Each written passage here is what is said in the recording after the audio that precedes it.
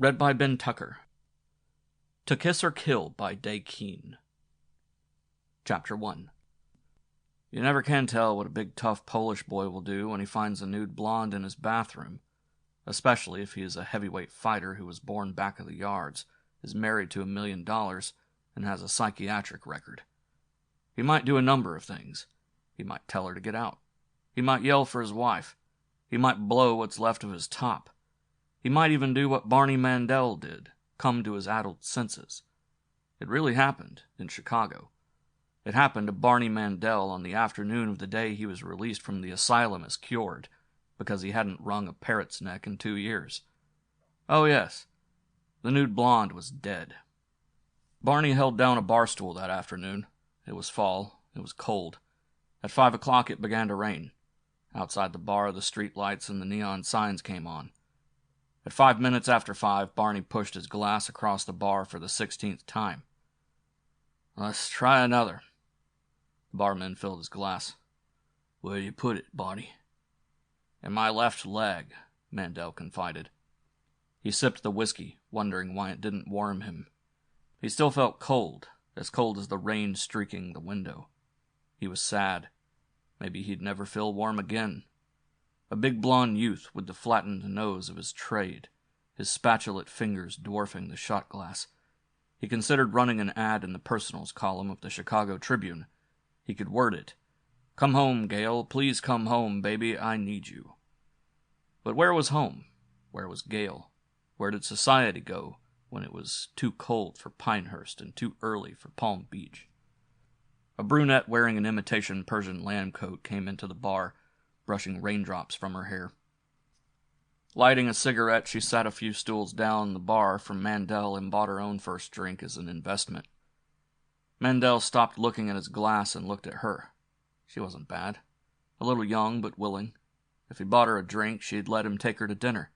She'd laugh with him and act the fool. She'd let him buy her a lot of drinks. She'd come to his hotel room. As long as his money held out, she wouldn't look at his heels. She wouldn't care if he was fresh out of a snake pit. The brunette saw him looking at her and smiled over the rim of her glass. Mandel tried to smile back and couldn't. The cold crept up to his lips. He doubted that waltzing the brunette out of the bar would be any more profitable than leaving with the little blonde had been. Before they reached his room, he had changed his mind. He didn't want a woman. He wanted Gail. Mandel rapped his glass on the wood again. Go again. The barman shook his head. Not in here. Why not? Because you've had plenty. Who says so? I do, the barman said. Mandel's shoulders bunched under his coat. He started to argue and changed his mind. It could be the barman was right. The chances were that the barman had never been in an asylum. Just as you say, he said. No hard feelings. Mandel shook his head. No hard feelings. He picked his change from the bar, stuffed it into his pocket, and walked, slightly unsteadily, over to where his $200 3-year-old topcoat was hanging against the wall. As he put it on, he heard the brunette ask the barman, Who's the good-looking wolf with the load? Barney Mandel, he told her. The guy Ezra Charles should have fought instead of Wolcott. Only Barney couldn't make it on account of he's been in a fishbowl for 2 years. They just left him out this morning. Oh, the brunette owed. She looked at Mandel with new respect. So he's the guy who married the Ebling money. Outside in the rain, Mandel stood in front of the bar looking at the marquees of the movie houses on Randolph Street. He could see Tyrone Power and Susan Hayward in Rawhide, or Bud Abbott and Lou Costello in Meet the Invisible Man, or The Thing. He could grab a cab and go out and see Ma. He could go to another bar. He could go to his hotel. He decided to go to his hotel on the chance that Gail had phoned or written. He walked west on Randolph Street, enjoying the rain on his face. On the corner of Dearborn Street, he paused to look furtively in the plate glass window of a restaurant. He hoped the psychiatrist was right. He didn't look crazy. He never had.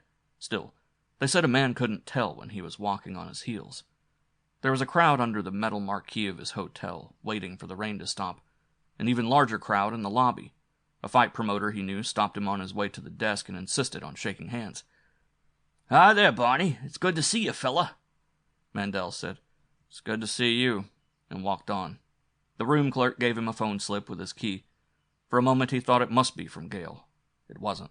A Mr. John Curtis had called and would call again, but he hadn't left his phone number. Mandel rode up in the elevator trying to place the name. He unlocked the door of the room and walked in. "It's about time, Mandel," the man sitting on the bed in the unlighted room said.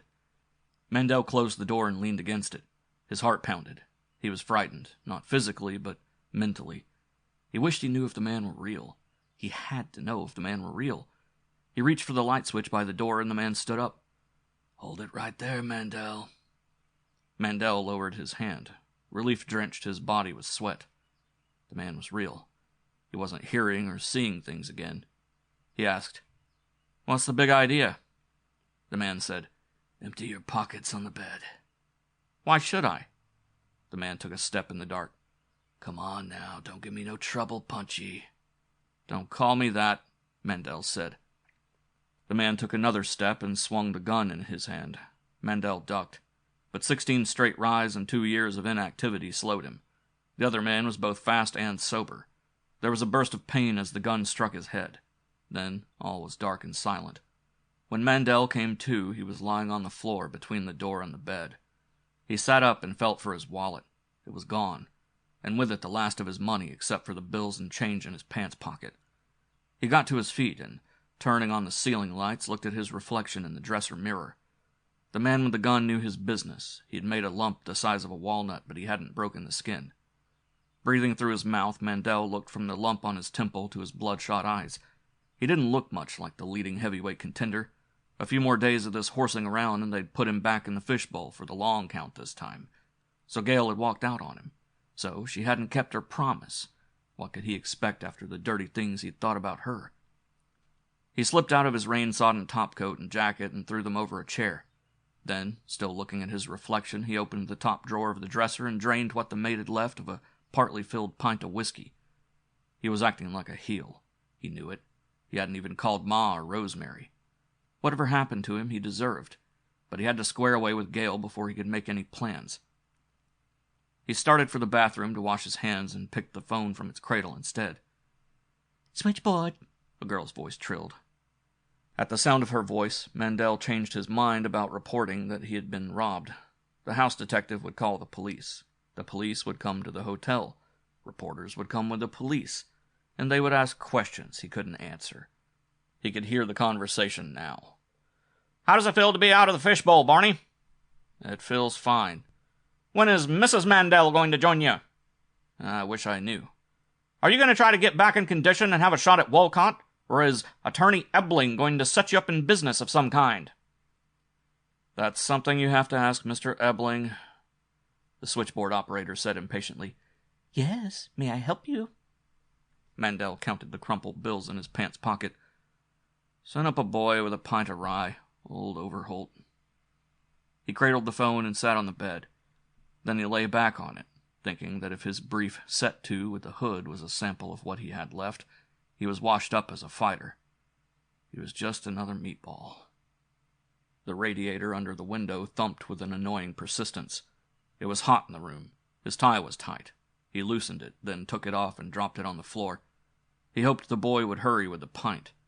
He wished he'd laid in a good stock of whiskey before he'd been robbed. He wished he had 500 of the thousands of dollars he'd thrown and given away when he'd been up there with the white lights beating down on him and the shouting of the fight mob in his ears. "Kill him, Barney! Knock him out of the ring! That's it! Oh, you great big beautiful Pollock!" His mouth was dry. He wanted a drink of water, but was suddenly too tired to walk into the bathroom and get one. He kicked off his shoes and curled his toes in his wet socks. It had been 2 years since he had had a woman. He wanted Gale so badly he could smell the perfume she used. But that was over too. Mandel loosened his belt a notch. Gale had only pretended to be in love with him. She had always had everything she had wanted, since she had been a little girl. And Gale had wanted him, before he'd blown his top and started walking on his heels. It hadn't been important that he had been born back of the yards, not with the sports pages whooping it up for him, not while he had an unbroken streak of 42 knockouts and had been breathing down Ezzard Charles's ebony neck. He had been sex in purple boxing trunks and a pair of 6-ounce gloves. Sir Barney of the squared ring, a punk from the wrong side of the tracks, made boudoir presentable by limelight. He began to sweat again. He sat up and took off his shirt. Where was the boy with the whiskey? How much did they think a man could take? He sat on the edge of the bed and held his face in his hands, thinking of what the psychiatrist had said when they had discharged him this morning. "You've been sick, Barney. You've been a very sick man. Well men don't see or hear the things you've seen and heard. Well men don't do the things you've done. You've lived too fast, too intensely. You've burned too many candles. You've taken too many punches. Now we're dismissing you as cured. But no more fights. No more excitement. No more late hours. The next time you come back here, you'll stay." He got up and paced the floor, wiping the sweat from the hair on his chest with his palms. Then he thought of taking a shower. He took off his pants and shorts and socks and padded barefooted into the bathroom. He was reaching for the shower faucet when he saw her. His mouth gaped open. His eyes bugged slightly. The doctors were wrong in assuming he was cured. The hallucinations were beginning again. He could swear there was a new girl in his bathroom. She was lying on her back on the tile, one leg straight, one white knee raised, her pink-tipped breasts pointing upward. More, she was the little blonde with whom he'd walked out of Johnny's bar that afternoon. And she was dead. Mandel backed as far from her as he could. His chest hurt as he tried to breathe. She couldn't be dead in his bathroom. He changed his mind once they were outside the bar. They hadn't come to his room, or had they? Sweat blinded him. He grabbed a towel from the rack and wiped his eyes. Then he forced himself to kneel on the tile beside the girl. He thrust a shaking hand forward, and his hand slapped down and froze on the girl's cold breast as someone rapped sharply on the hall door of his room. "Room service!" End of chapter 1.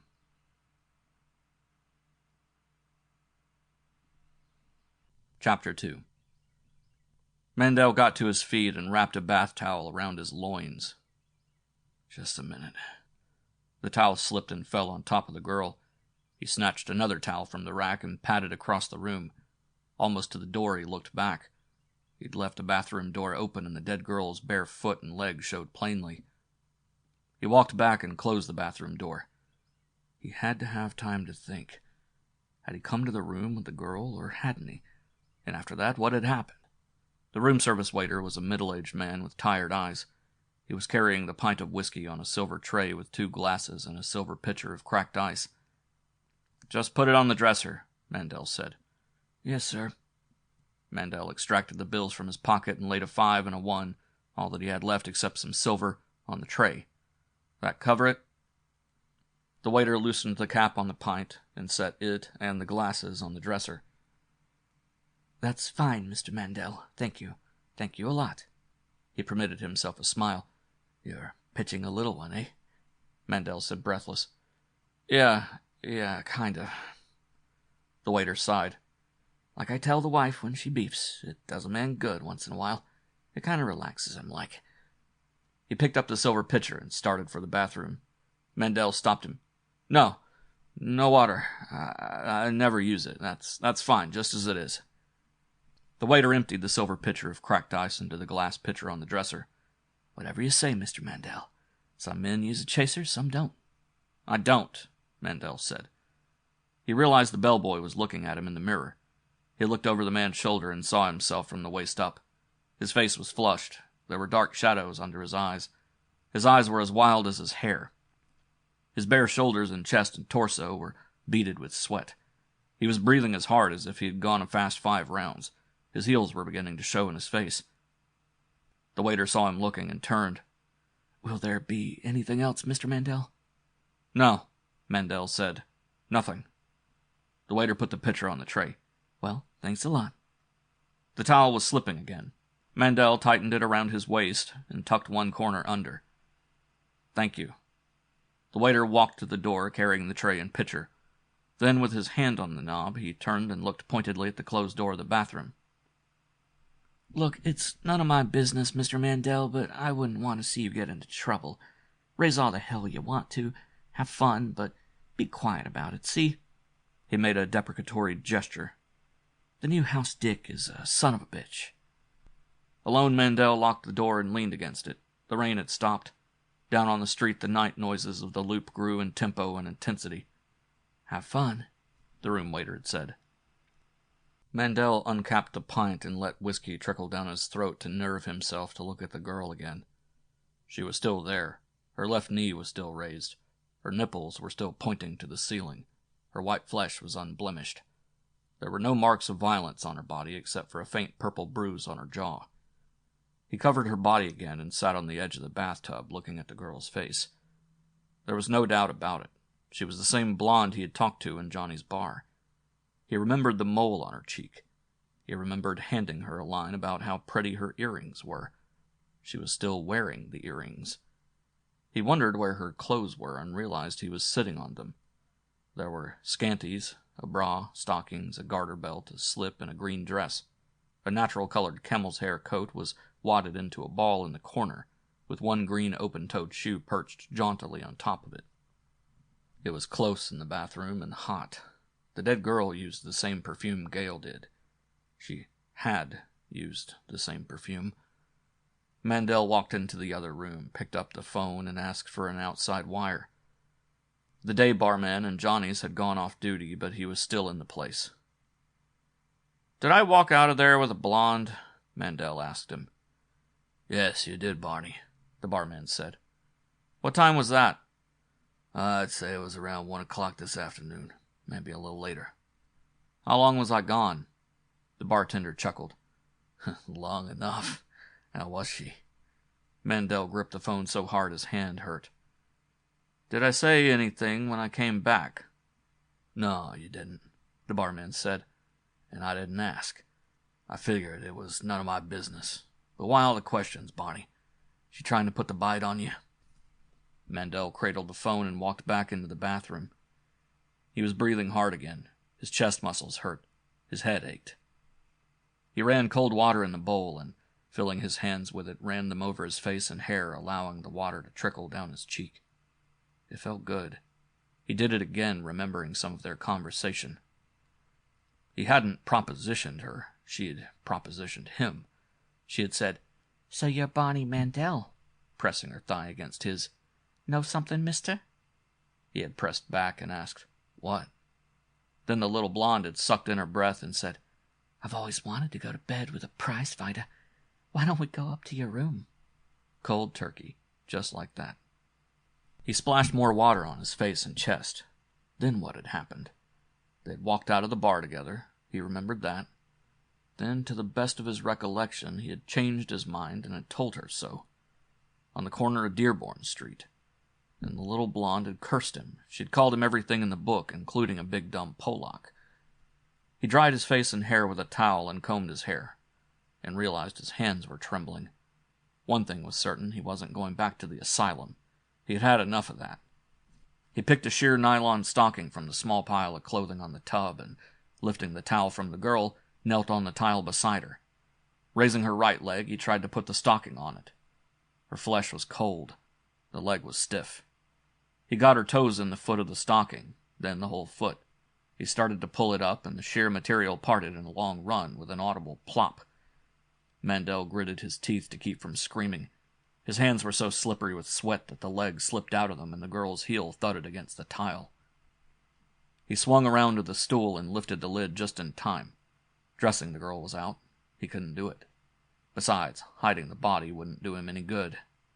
Once she was found, someone would remember seeing her enter the hotel.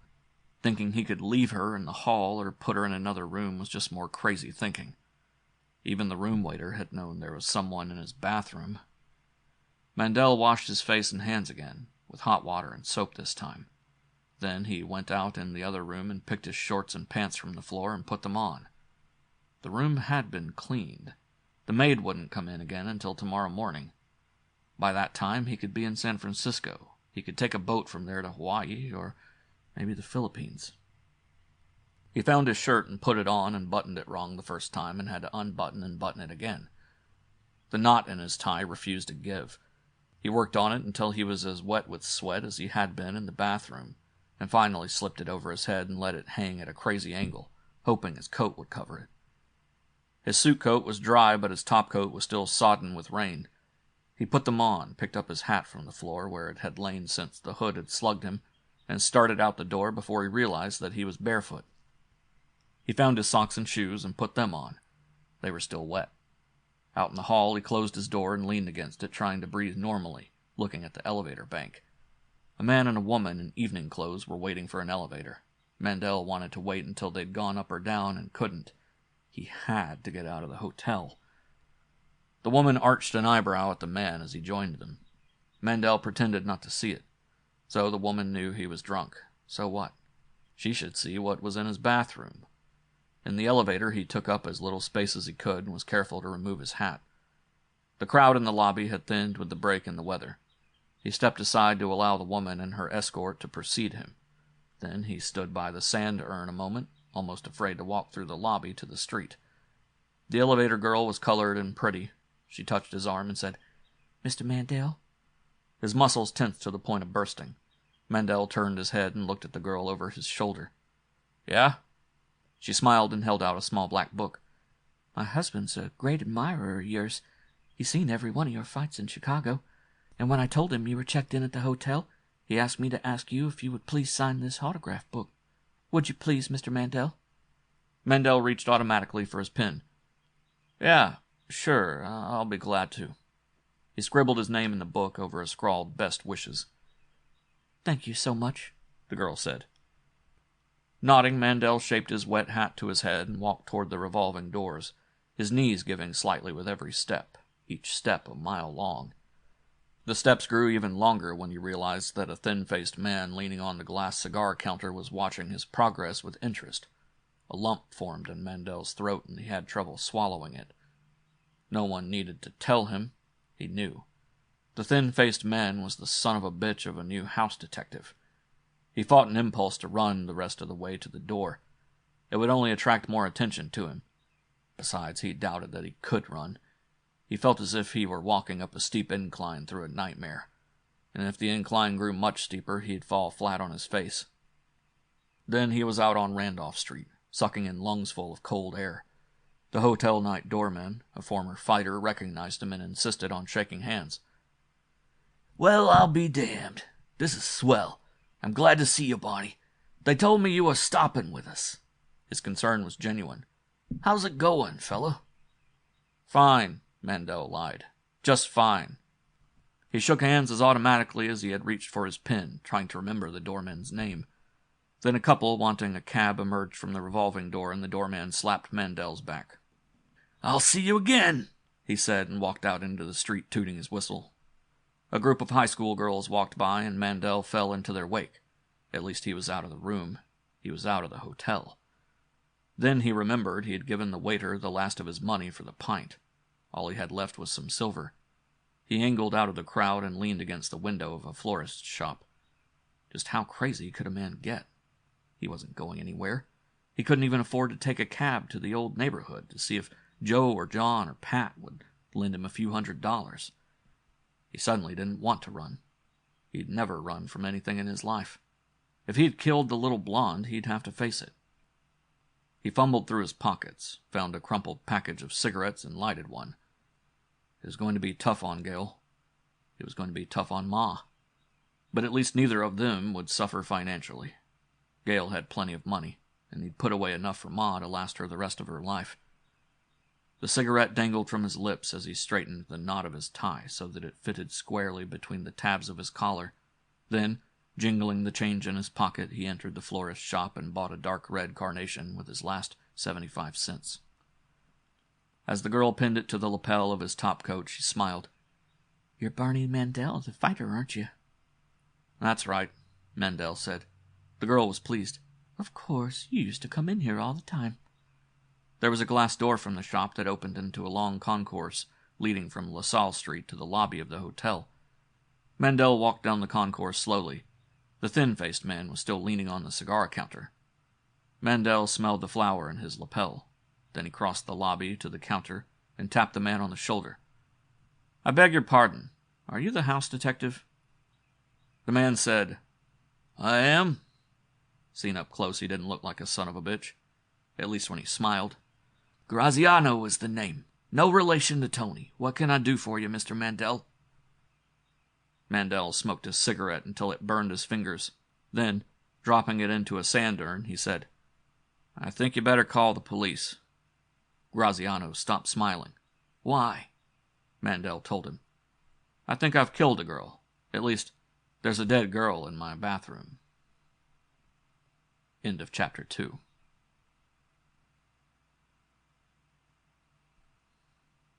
Chapter 3.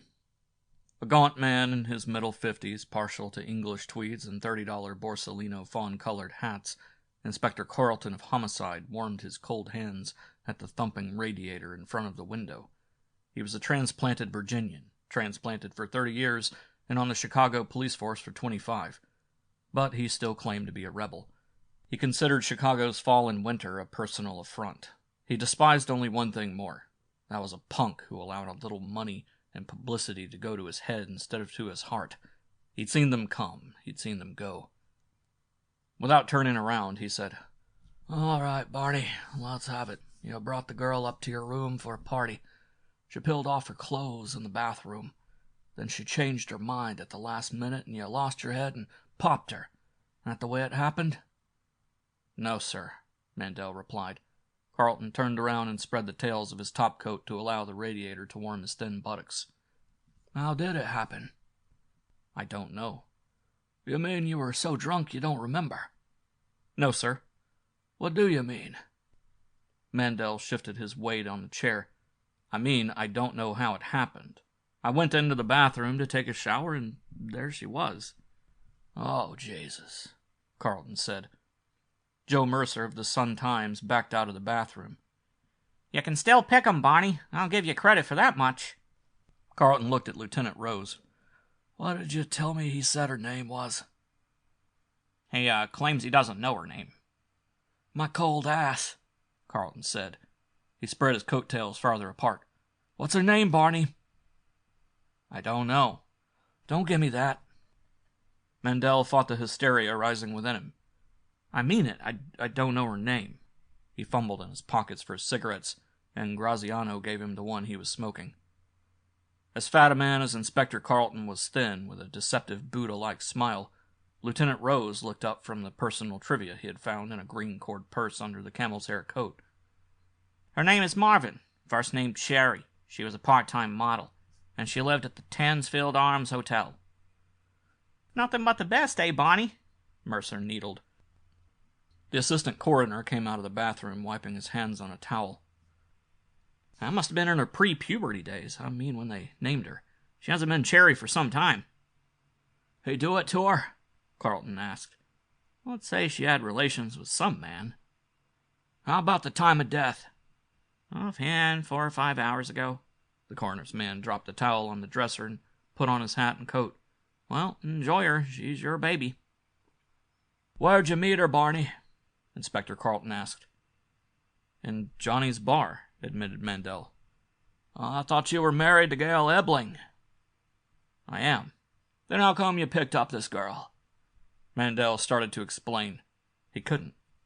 How can you explain hurt? How can you explain how you feel when, after you've been away from her for 2 years, your wife promises to be waiting in a certain hotel and isn't? "Well?" Carlton asked. Mandel looked at his hands. They were shaking so badly he could hardly hold the cigarette Graziano had given him. He got to his feet. "For God's sake, get this over. Take me down and lock me up. So I killed her. I don't remember it. I don't remember having anything to do with her." Joe Mercer grinned nastily. "I'll bet." Mandel looked at him hurt. "And you lay off me, Joe. I mean it. I walked out of Johnny's bar with her, yes. But as I remember it, I told her nothing doing on the corner of Dearborn Street." No one laughed. No one even smiled.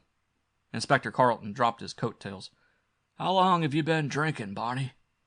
"Since the bars opened this morning." "Why?" "Because my wife wasn't here to meet me like she promised she would be." "Just got out of the sanitarium, didn't you, Barney?" "Yes, sir, this morning." "What'd they put you away for?" "They didn't. I had myself committed." "Why?" "Because I was hearing and seeing things." "Hearing and seeing what sort of things?" Mandel considered the question. He hadn't told anyone that except the psychiatrist that Gail's father had recommended and the doctors at the hospital. "I'd rather not say," he said. Inspector Carlton was a patient man. He let it go for the time being and looked at Graziano. "You see him come in with the girl, Jim?" Graziano said, "No, Mandel was alone every time I saw him. That doesn't mean anything, though. They seldom come in together.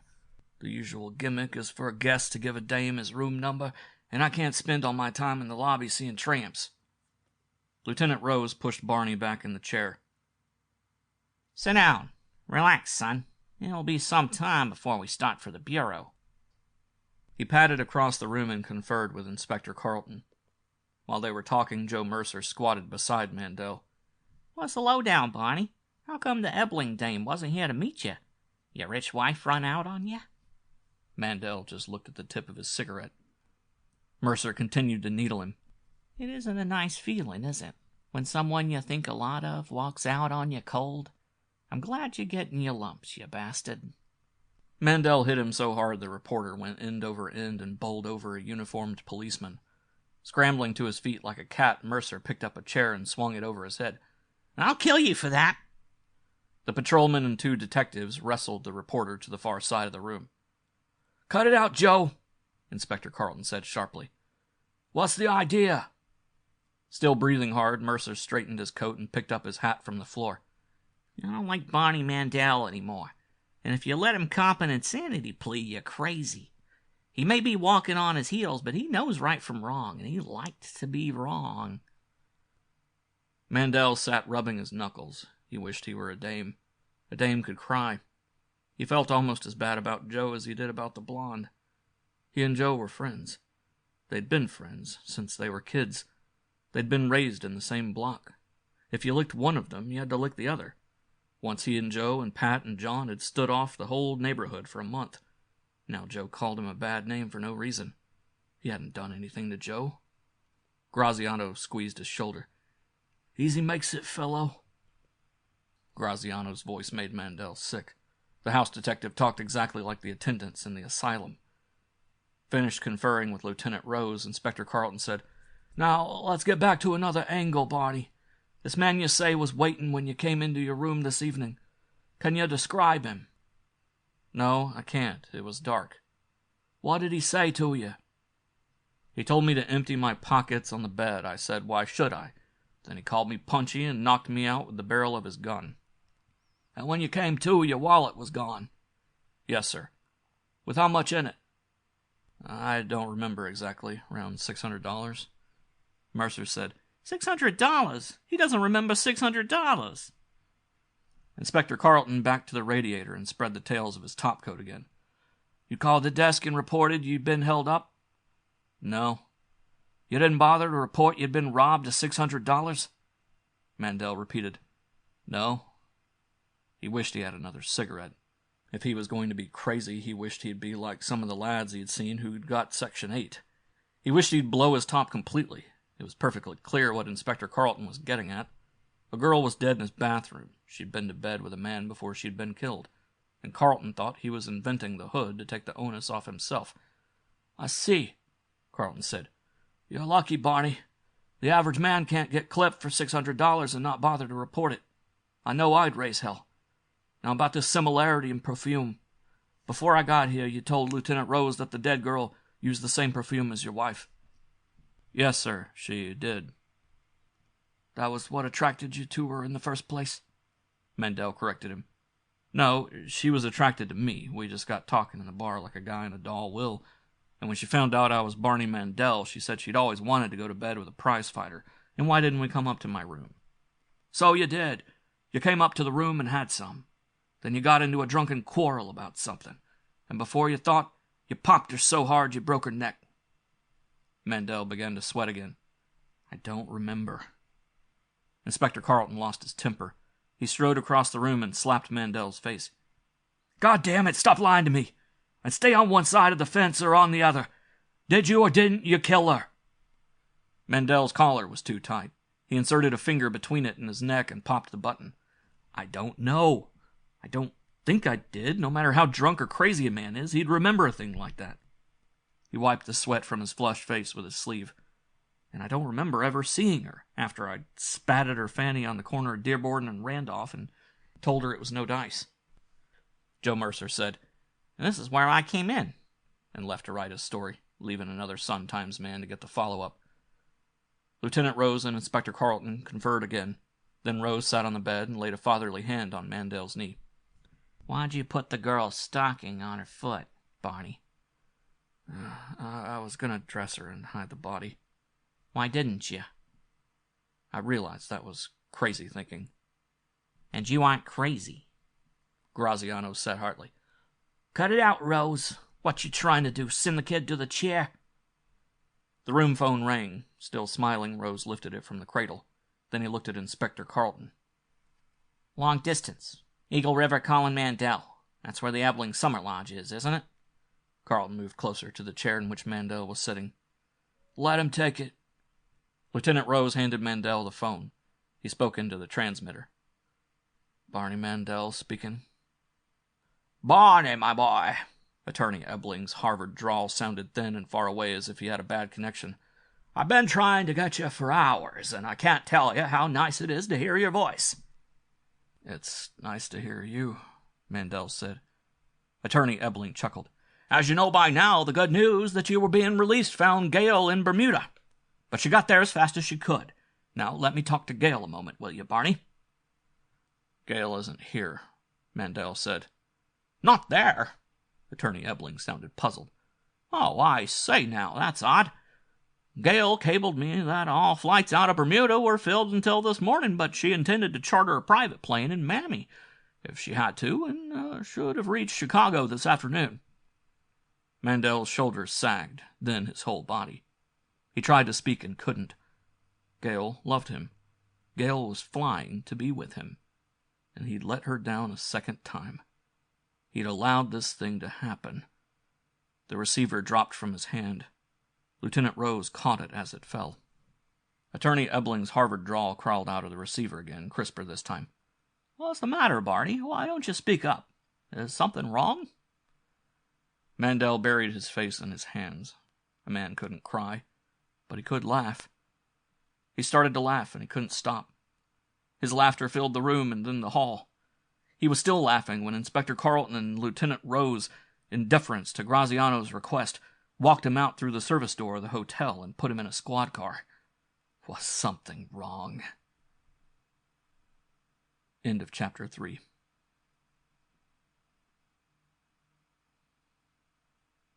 Chapter 4. Mandel felt emotionally drained. It was as if Attorney Ebbling's phone call and the knowledge that Gail was flying to meet him, was probably in Chicago right now, had pulled the stopper in the cask of muscular flesh that was his body. He felt as if his insides were gone, and all that was left was the shell. His cell in the detention block of detective headquarters was small, smaller than the cell he had had at the asylum before the doctors had decided he was harmless. It was late night or early morning, he couldn't tell which. After the desk sergeant had signed him in, Lieutenant Rose had taken his watch, his belt, his tie, and his shoelaces, for his own protection. He sat with his back against the screen mesh that formed the headboard of his bunk and read Joe Mercer's story in a 5-star final edition. The headline read, "Fighter held in murder of model after drunken hotel room spree." The story was as bad. In the reporter's opinion, he was a loud-mouthed, know-it-all wise guy who had allowed his ring ability and a fortunate marriage to a wealthy girl to go to his head. He was an ingrate with a swollen ego who thought he was above the law. "What's an ingrate?" Mandel asked a turnkey. The turnkey said, "I wouldn't know. Maybe it's something like an in-law." Mandel walked to the bars and asked him for a cigarette. The turnkey put one between his lips and lighted it. Mandel made sure it was lighted, then sat back on his bunk and picked up the paper again. For some reason, Joe had a knife in him. More, he was twisting it. If there was any justice in the world, Joe Mercer hoped he wouldn't be allowed to plead an insanity defense because of his 2-year incarceration in a mental hospital. He might be punchy, he might be walking on his heels, but he knew right from wrong. It was the reporter's opinion, under Joe's byline, that he had been legally sane when he had invited Cherry Marvin to his hotel for a party and killed her with a blow of the fist that had compiled 42 consecutive knockouts. Mandel asked the turnkey what he thought of the story. "Well, I'll tell you," the turnkey said. He scratched the fold of belly hanging over his belt. "I think Joe Mercer spread it on a little thick," he confided. "I know how it is with dames. I've had it happen to me. They tongue you to death in the cab. Then when they get up to the room and peel, they change their minds at the last minute. They want to go home to Mama." A sheen of sweat glistened on his fat face as he pressed it against the bars.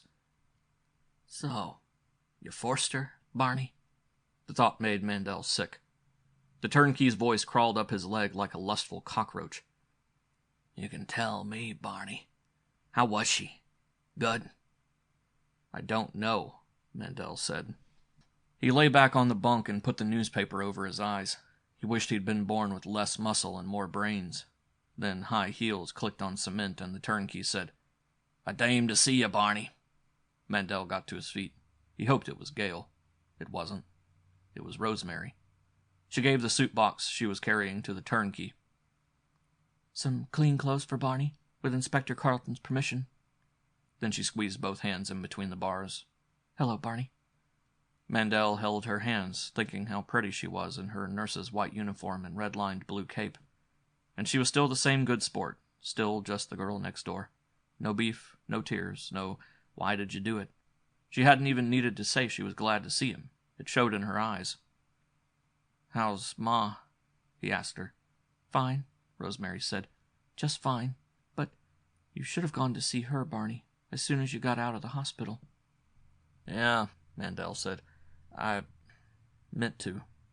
Then all this came up, but hospital is a $10 word for where they had me, kid. You and I both know what the joint was. I was as balmy as old man Giovanni used to get when he was looped. I guess I still am." "I don't believe it," Rosemary said. "I don't believe you killed that girl. I don't believe you're crazy. That's one of the reasons I'm here. Why did you ever let them commit you, Barney?" Mandel attempted to explain. "Because I took one punch too many, see? And it did something to my marbles. I was acting crazy and seeing and hearing things that didn't exist except in my mind." Rosemary gave him a cigarette and lighted it. "How, acting crazy?" Mandel sucked smoke into his lungs and exhaled slowly. "Hearing voices and bells in the middle of the night. Imagining hot water was running out of cold water taps." He laughed, self-conscious. "Thinking my razor was an ice cube and putting it in a tray in the refrigerator instead of the medicine cabinet. Then there was the parrot." Rosemary pressed her slim body against the bars. "What's this about a parrot?" Mandel explained. "Oh, that's when I knew I was turning dangerous, when I twisted the parrot's neck because I was sore at Gail." "And why were you sore at Gail?" Mandel debated telling her. Rosemary would understand. She was more than the girl next door. She was a registered nurse. She knew how sick minds could get. He said quietly, "Because, crazy as I was, I thought Gail was two-timing me. I imagined I caught her in bed naked with another guy. I imagined I slapped hell out of both of them. And it was all in my mind, see? Gail swore it even while I was slapping her around that night. Swore there'd been no other man. That it had only been the parrot I'd heard. Then when I woke up the next morning and found out that sometime during the night I'd twisted the parrot's neck, I knew it was time to do something about me. So I talked it over with Gail and her father and a high-priced brain doctor that Mr. Ebling suggested. And the four of us decided that I needed treatment." "What was the psychiatrist's name?" "Orrin Harris." "Do you remember the names of any other doctors at the asylum?" Mandel remembered 3 names. Rosemary wrote them down. While she was writing the last one, he asked her the time. She put her memo book back in her purse. 4:30. I came off a case at 11, and I've been 5 hours banging on doors." "How come they let you in to see me?" Rosemary's grin was elfin. "With the name Doyle? With an inspector for an uncle and 3 cousins and 2 brothers on the force?" She laughed into the crisply starched cuff of her uniform. "Ha! That for the brass?" Mandel squeezed one of the small hands gripping the bars that separated them. "You're a nice kid, Rosemary." She touched his face with the tips of the fingers of her other hand. First the scar tissue over his eyes, then his flattened nose. then his lips. "You're nice too, Barney." She pressed her breast against the back of the hand holding hers. "I don't care what John and Pat say. I don't care what Joe Mercer thinks. You're good. You're fine. You're sweet. But you're the dumbest man in Chicago." When she was gone, the turnkey opened the cell and gave Mandel the suit box. It contained a change of underwear and socks, a clean shirt, and one of the expensive suits he had left hanging in a closet of his mother's South Side cottage. "Put 'em on," the turnkey said. "They want you downstairs again." Mandel dressed, wondering why, as pretty and smart as she was, Rosemary had taken up nursing instead of getting married. Inspector Carlton's face was as cold as his buttocks. With the exception of State's Attorney Gilmore, Mandel didn't recognize any of the other men in the office. A soft-spoken man with hair the color of rusty iron seemed to be in charge. He indicated a chair.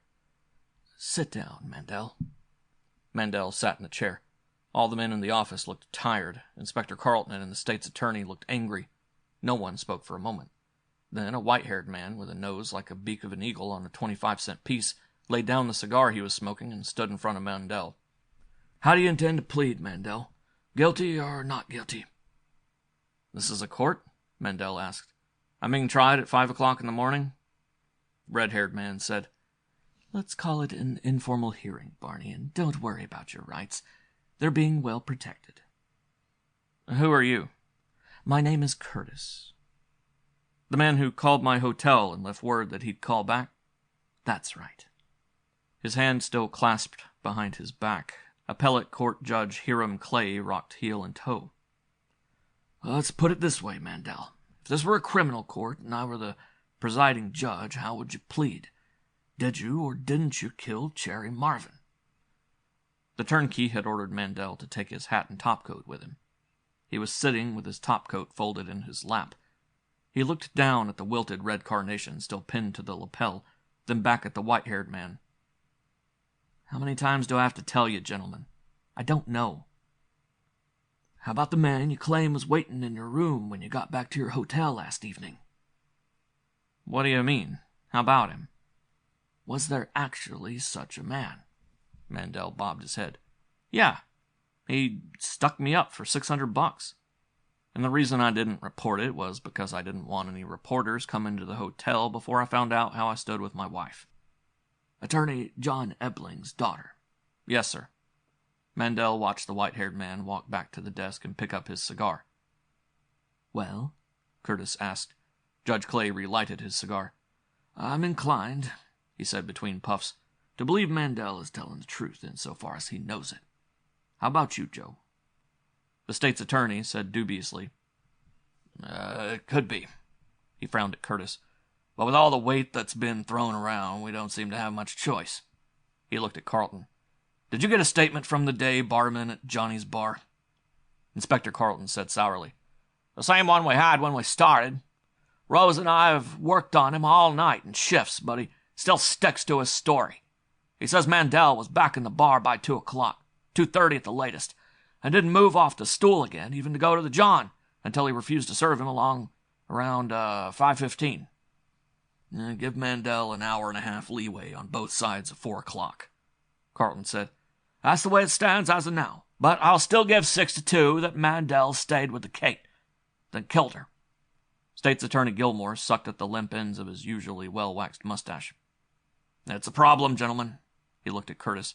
"I suppose we'll have to go along, but the newspapers are going to eat off our tails for admitting an alleged insane killer to bail."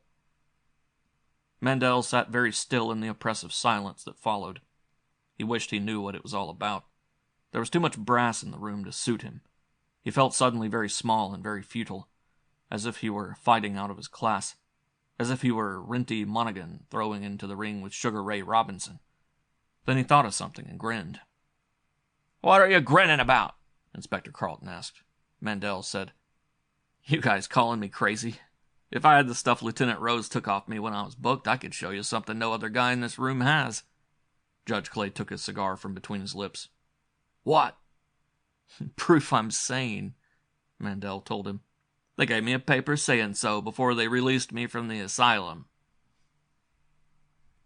End of chapter 4.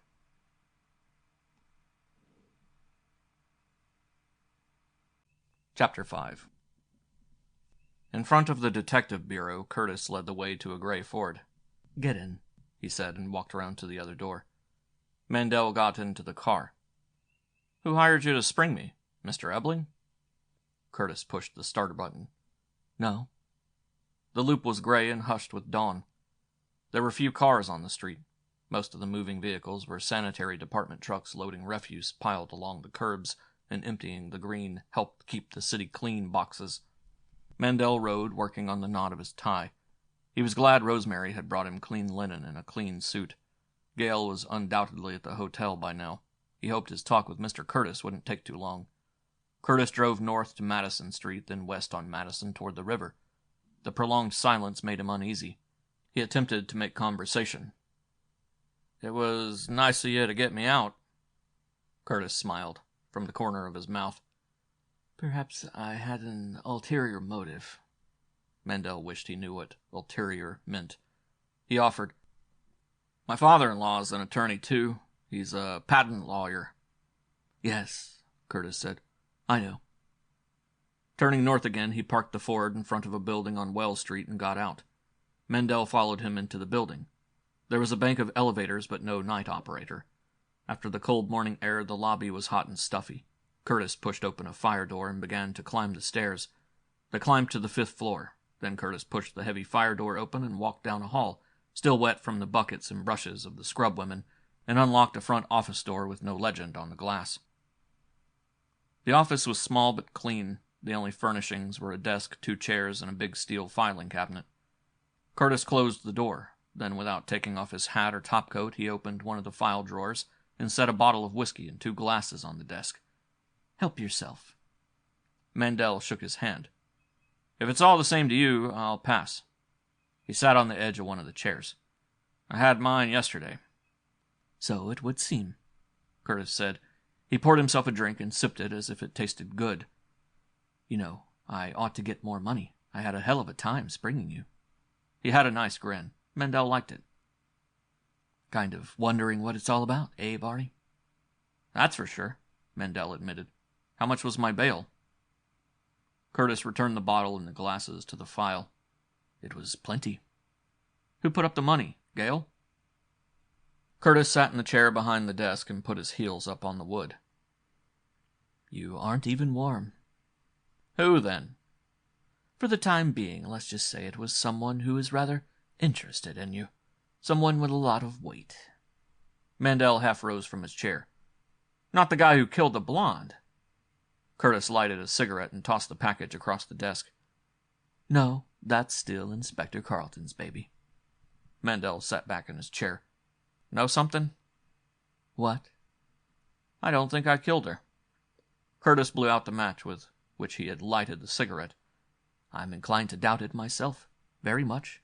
And in setting the time of death at 4 o'clock, the coroner's office eased the pressure on both of us considerably. He changed the subject abruptly. What was your father's name before he anglicized it, Barney? I beg your pardon? Your family's name wasn't always Mandel, was it? No, the old man changed it. When? When he first came to this country. Long before I was born. What was the family name in Poland? Mandel grinned. You couldn't even pronounce it. It was Menchatsky, but the old man simplified it, see? Like we say Poland instead of Rzeczpospolita Polska. I see. But it used to be Menchowski. I know. I've seen it on letters from Pa's brother. A brother named Vladimir. That's right. Curtis consulted a mental file. Born in Gdansk in 1897 and married to Sophie Bajela, a Czech, in 1922. He blew smoke at the ceiling. One-time professor of advanced physics at the University of Poland. Later taught at the Sorbonne. Emigrated to Sao Paulo, Brazil in 1943, where he opened his own consulting laboratory. Deceased as of September 14, 1947, a widower without issue. Mandel was apologetic. I didn't even know he was dead. We kind of lost track of him during the war. He leaned forward in his chair. But how come you know so much about my Uncle Vladimir? What's he got to do with springing me? Curtis snuffed his cigarette. We'll come to that. There was something vaguely familiar about the other man's voice. Then Mandel realized what it was. A weight. He'd felt the same weight before. Many times. Mostly, he'd felt it at night, lying sleepless long after lights out had sounded, or crouching alongside a half-track, listening to the heavy stuff in the distance, knowing that whatever happened to Barney Mandel was up to the eagle perched on his chest. "You're a Fed," he accused. Curtis smiled. "That's right." "FBI?" "No, Treasury Department." "What's the government want of me? I paid my tax." Curtis nodded. "A lot of tax, Barney, but this isn't exactly a tax matter." "Then what is it?" Curtis lighted a cigarette from the butt of the one he was smoking. "Right now, let's say we've been trying to contact you for some time." "I haven't been hiding." "No," Curtis agreed, "you haven't." He was amused. "Well, I'll be damned." "About what?" "We've known where you were all the time, but owing to some rather clever razzle-dazzle, we didn't realize who you were." Curtis shrugged. "There are, after all, some 3 million people of Polish extraction in this country, and it seems that your father didn't bother to legalize his change of name." "No, I don't think he did," Mandel said. It was hot in the small office. He wished Curtis would make his point and let him go to Gale. None of this seemed to have anything to do with the dead blonde. Curtis opened the drawer of his desk and took out a Polish-language paper printed in Chicago. "Ever read this, Barney?" Mandel shook his head. "No, I can't. I can talk it a little, but that's all." "I see," Curtis said. He put the paper back in the drawer. "How do you feel about this country, Barney?" Mandel smelled the wilted carnation on his lapel. It was still faintly fragrant. "How do you mean? How do I feel about this country? It's my country. I like it." Curtis nodded. "Yes, I think that can be assumed. Up until this late unpleasantness concerning Cherry Marvin, you've been a good citizen. You have an excellent war record. You never made better than PFC, but you earned an infantryman's combat badge, a bronze and silver star, 3 battle stars, and a Purple Heart. That right?" Mandel took a cigarette from the package on the desk, but instead of lighting it, he shredded it between his fingers. "That's right." "On your separation from the service, you resumed your ring career and did well. You fought all the men of your weight and compiled an impressive list of knockouts." "Not all the men of my weight," Mandel corrected him. "No," Curtis agreed. "You were angling for a go at the title when you had yourself committed to a mental institution. Mind telling me why, Barney?" "I'd rather not," Mandel said. His feeling of uneasiness returned. He realized he was breathing through his mouth. Beads of perspiration formed on the hairs of the back of his hands. He wiped his hands on his trousers. "Look, how come you guys know so much about me? How come you bailed me out? What's the gizmo? What's this all about?" Curtis pushed back his chair and stood up. He walked to the dawn-dulled window. An L train was passing. He watched it into the next station before he spoke. "About a lot of money, Barney." "That's for me," Mandel said. Turning, Curtis sat on the sill and looked at Mandel thoughtfully. "And about something even more important than money." Mandel wasn't impressed. "Don't give me that crap. There's nothing more important than money. I know. I was born back of the yards. My old man didn't make much. After he died, it got worse. I went hungry when I was a kid. I saw my mother go hungry. I saw her go without a warm coat all one winter. Go without a lot of things. That's why I got into the fight game. So I got my brains beat in. So what? It's the only quick money business open to a guy who's none too bright to begin with, but is bright enough to want to stay on the right side of the law. No, don't give me that. There's nothing more important than money." Curtis laid the cigarette on the sill and stood up. "I hope—" He spoke the 2 words and stopped. Mandel heard the door behind him open. He had a blurred impression of Mr. Curtis's right hand disappearing under his coat lapel. Then the ceiling light went out, and Curtis was shouting, "Down! Hit the floor, Barney!" Mandel flung himself forward. The floor was wood and oiled. There was a familiar whine over his head, and a splinter pierced his cheek as he tried to make himself small. Another bullet slapped into the desk. Still another thudded into flesh. 4 more shots followed in quick succession, bracketing Mandel's head. He mashed his head into the wood, helpless. Then the man in the doorway was gone. There was a sound of running feet in the hall. The heavy door into the firewell slammed. Mandel got to his feet, snorting to clear his nose. In throwing himself forward, he'd scraped his leg on the desk. He limped to the door and looked out. Where the man had stood, there was a bright spot of blood on the freshly washed tile, and another spot farther down the hall. "You hit him," he told Curtis. "I thought I heard him grunt." He switched on the ceiling light. Then he turned to see how it was with Curtis. The federal man was sitting on the floor with his back against the filing case. Both hands were laced over his chest. His agonized eyes were fastened on Mandel's face. When he saw Mandel looking at him, his lips moved with great deliberation, as if he were imparting something very important, but only a faint hissing sound came out. As Mandel watched, his hands dropped away from his stomach, and he fell on his side and lay still. End of Chapter 5.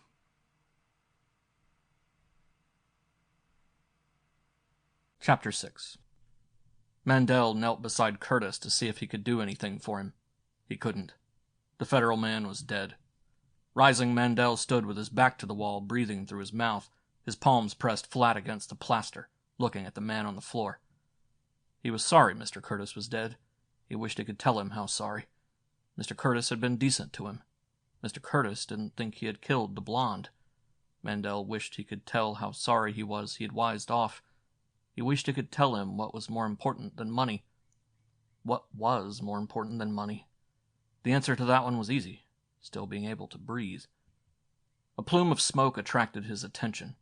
The cigarette Curtis had laid on the sill was still burning. Mandel tried to pick it up and put it in the tray on the desk. All that was left was ashes and coal. They crumbled in his fingers. The crumbling of the cigarette unnerved him. He gasped. More an expulsion of air than a word, and stood rubbing his burned fingers together, his whole body trembling, knowing he should call the police. Afraid. He should call the police. He should tell them what had happened. But would the police believe him? He would say, "Mr. Curtis and I were talking, then a man opened the door, turned out the light, and shot him." The police would say, "Is that so? Who was the man? What did he look like? Why did he shoot Mr. Curtis?" He'd have to say, "I don't know. My back was to the door. I didn't see the guy." Then they would look at him as though he were crazy. They would revoke his bail and hold him as a material witness without even giving him time to see Gale. Mandel began to sweat again. The police might even think he had killed Curtis. Inspector Carlton thought he was a killer. The last thing Carlton had said was, "I still give 6-1 that Mandel stayed with the Kate than killed her." Morning began to brighten the window. The periods of silence between the rumblings of the L trains lessened as the schedule of the day was speeded up to serve the early morning rush. There was a whirring sound somewhere in the building. Out in the hall, metal doors opened and closed as the bang of elevators went into operation. It wasn't fair. Mandel wiped sweat from his cheeks with the back of his hand. Unearned sweat was a sign of weakness. Mandel clung to the thought. That was it. He wasn't sick anymore. He was just weak. The doctors had given him a paper that said he was cured. His fingers still shaking, he picked Curtis's package of cigarettes from the desk, lighted one, and laid the package back. The smoke tasted hot and raw. So, Mr. Curtis was dead. He was sorry. But no matter who was dead, a man had a right to see his wife, especially when he hadn't seen her in 2 years, and she had flown all the way from Bermuda to be with him. There was a phone book on the file case. He looked up the number of his hotel and called it. "I beg your pardon," he said when the girl at the hotel switchboard answered. "But could you tell me if a Mrs. Barney Mandel is registered?" "Just a moment, sir." As Mandel waited, a drop of sweat dripped from his forehead onto the mouthpiece of the phone. He wiped it off on his coat, gripping the phone so hard his hand ached. The girl at the hotel switchboard came back on the wire. "Yes, she is, sir. Do you wish me to ring Mrs. Mandel's suite?" Mandel thought a moment. "No," he said, and hung up. His grin was so tight it hurt his lips. Do you wish me to ring Mrs. Mandel's suite? Her room wasn't big enough for Gale. Gale had taken a suite. That was Gale. Thinking of her was a physical pain. Gale was at the hotel. Gale was waiting for him. His hat had fallen from his head when he had flung himself on the floor. He picked it up and put it on. Let the police find Mr. Curtis. He compromised. He would call and report the shooting from the hotel after he had seen Gale. His head turned to avoid seeing Curtis. He opened the hall door with breathless urgency. The spot of blood in front of the door was turning brown. There was no one in the hall. He closed the door securely behind him, stepped over the spot on the tile, and walked toward the elevator bank. Halfway to it, he realized he was walking on his toes, and forced himself to walk normally. He had nothing to fear. Nothing at all, Mandel assured himself. He hadn't killed Mr. Curtis. The police couldn't prove he had. The worst they could do would be to bawl him out for failing to report the shooting. His tight grin faded slowly. Bawl him out and revoke his bail. The bail Mr. Curtis had posted. But not before he saw Gale. Nothing could stop him from seeing Gale. He reached for the bell and drew back his arm as he saw his sleeve.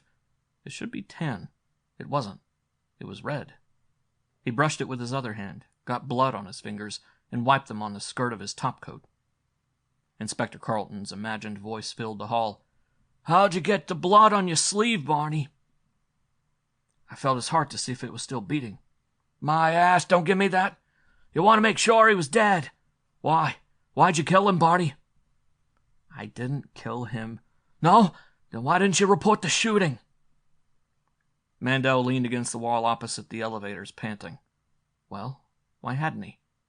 Because he was afraid. Because he wanted to see Gale. Because he wanted her so bad that he'd blow his top if he didn't have her. For the long count this time. But a man didn't tell the police a thing like that about his wife. It wasn't nice. Mandel walked back to the door with no legend on the glass. Now he was uncertain again. This was what he got for running. The police knew he had left with Mr. Curtis. They would find his fingerprints in the office, on the desk, the chair, the file case, the phone, the pack of cigarettes, the matches, on Mr. Curtis. He turned the knob of the door. It was locked. When he had closed it, the spring lock had latched. Then how had the killer opened it? That was one of the first questions Inspector Carlton would ask. Breathing through his mouth again, Mandel took off his topcoat and tried to fold it so the blood wouldn't show. He was only partly successful. If he folded it so the sleeve was hidden, the stain where he had wiped his hand showed. He solved his problem by folding the coat inside out. Then he didn't know what to do with his hand. There was still some blood on his fingers and nothing on which to wipe them. He jammed his hand into his suit coat pocket as one of the metal doors in the bank of elevators opened and an old man limped down the hall. His nose and cheeks were red with cold. As he reached Mandel, he drew off one of his gloves and inserted a key in the lock of the door across from Mr. Curtis's office. He turned and nodded pleasantly. "Cold this morning, eh?" Mandel forced himself to speak. "Yeah, it sure is. Cold." The office door closed behind the man. Mandel stood where he was a moment longer, then walked down the hall to the steel door opening on the firewell. He was in too deep now to turn back. When Mr. Curtis's body was found, the police would question the tenants in the neighboring offices, and the man across the hall would say, "Why, yes, I saw a man standing there in front of the door. A big blond man with a slightly flattened nose. He was standing with his hand in his right coat pocket. Yes, he could have been holding the gun." On the fourth-floor landing, Mandel paused, remembering that the killer had fled down the firewell. He walked on more slowly. He had nothing to fear from the killer. Or had he? He looked at the expensive watch he had bought after his fight with Gus Lesnovich. The man had been gone for 10 minutes. He opened the fire door into the foyer. A uniformed starter was changing a name in the directory on the wall. He nodded when he saw Mandel. "Good morning." "Good morning," Mandel answered. He started to take his hand out of his pocket and remembered just in time. "Say, I wonder if you'd tell me something." "What?" the starter asked. "Did a guy come out of the fire door a few minutes ago?" The starter continued to insert white letters in the black directory. "How many minutes ago?" "Say, 10. The starter shook his head. "I wouldn't know, mister. Just this minute came on duty." He really looked at Mandel for the first time. "You a tenant of this building?" Mandel shook his head. "No." He was sorry he had stopped to talk to the starter. Now he'd aroused the man's suspicions. The man was looking at him, puzzled. "Say, just a minute, fellow," he said. Mandel didn't want a scene. He didn't want to be stopped. He wouldn't be stopped. Not before he had seen Gale. He backed away from the man, then walked rapidly to the door. The starter walked down the foyer after him.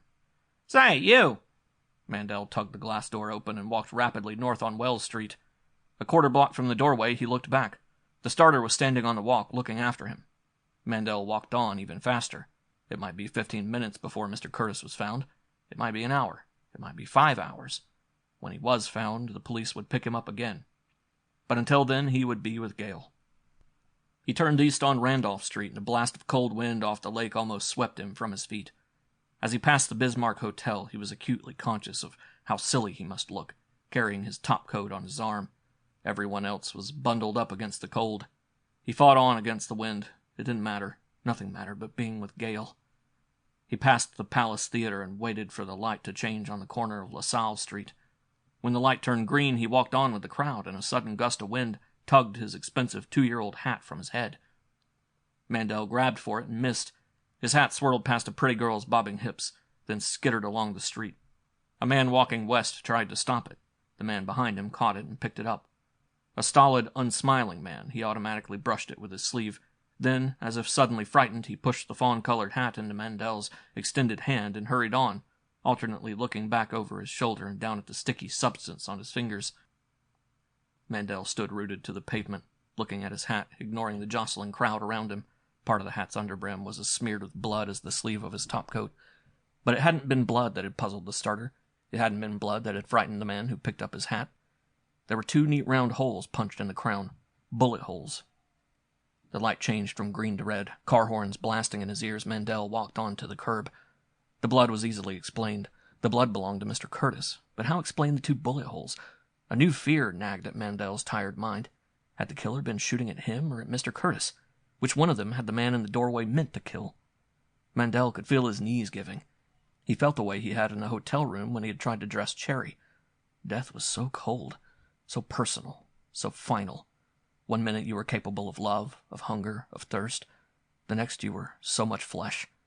He forced his way out of the crowd of early office-bound workers and leaned against the icy gray marble of the city hall. At whom had the man been shooting? Outside of Mr. Curtis's, shouting, "Down! Hit the floor, Barney!" No words had been spoken. There had been only the click of the light switch and the burst of shots. But the 2 shots that had punched holes through the crown of his hat hadn't been fired at Mr. Curtis. Mr. Curtis had been standing in front of the window near the file case on the far side of the room. Mandel looked across the street at the windows of his hotel, the hotel where Gale was waiting, back of one of the closed windows, probably in bed, stretching like a sleepy kitten, or bathing after her trip, powdering her white body, perfuming the pits of her arms, making herself even more desirable for him. He felt suddenly drained and cheated. He couldn't go to Gale. When Gale saw the blood on his topcoat and the bullet in his hat, she would ask more questions than the police. He closed his eyes and tried to see Oliver and couldn't. All he could see were her lips, moving red lips, asking questions. "But who was the man, Barney? Why should he shoot at you? What had you done to him?" Mandel pressed his back against the cold marble for support. His closed eyes felt hot and gritty, his lips twisted as if he were about to cry. When he couldn't answer Gale's questions, he would be in wrong again with her. The same worried look would come into her eyes. She wouldn't let him take her in his arms. She wouldn't let him kiss her. She wouldn't go to bed with him. She'd be afraid to. Gale would think the old trouble had returned. She'd think he was still walking on his heels. Mandel beat back with his clenched fists against the marble. It wasn't fair. Such things shouldn't happen to a man. End of chapter 6.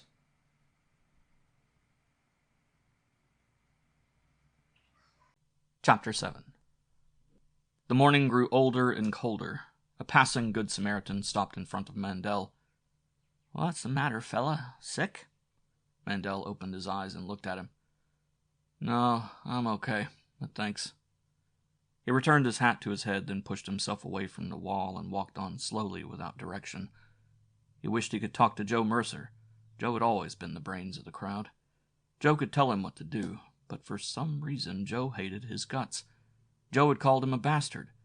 Joe was glad he was getting his lumps. The light at Clark Street was red.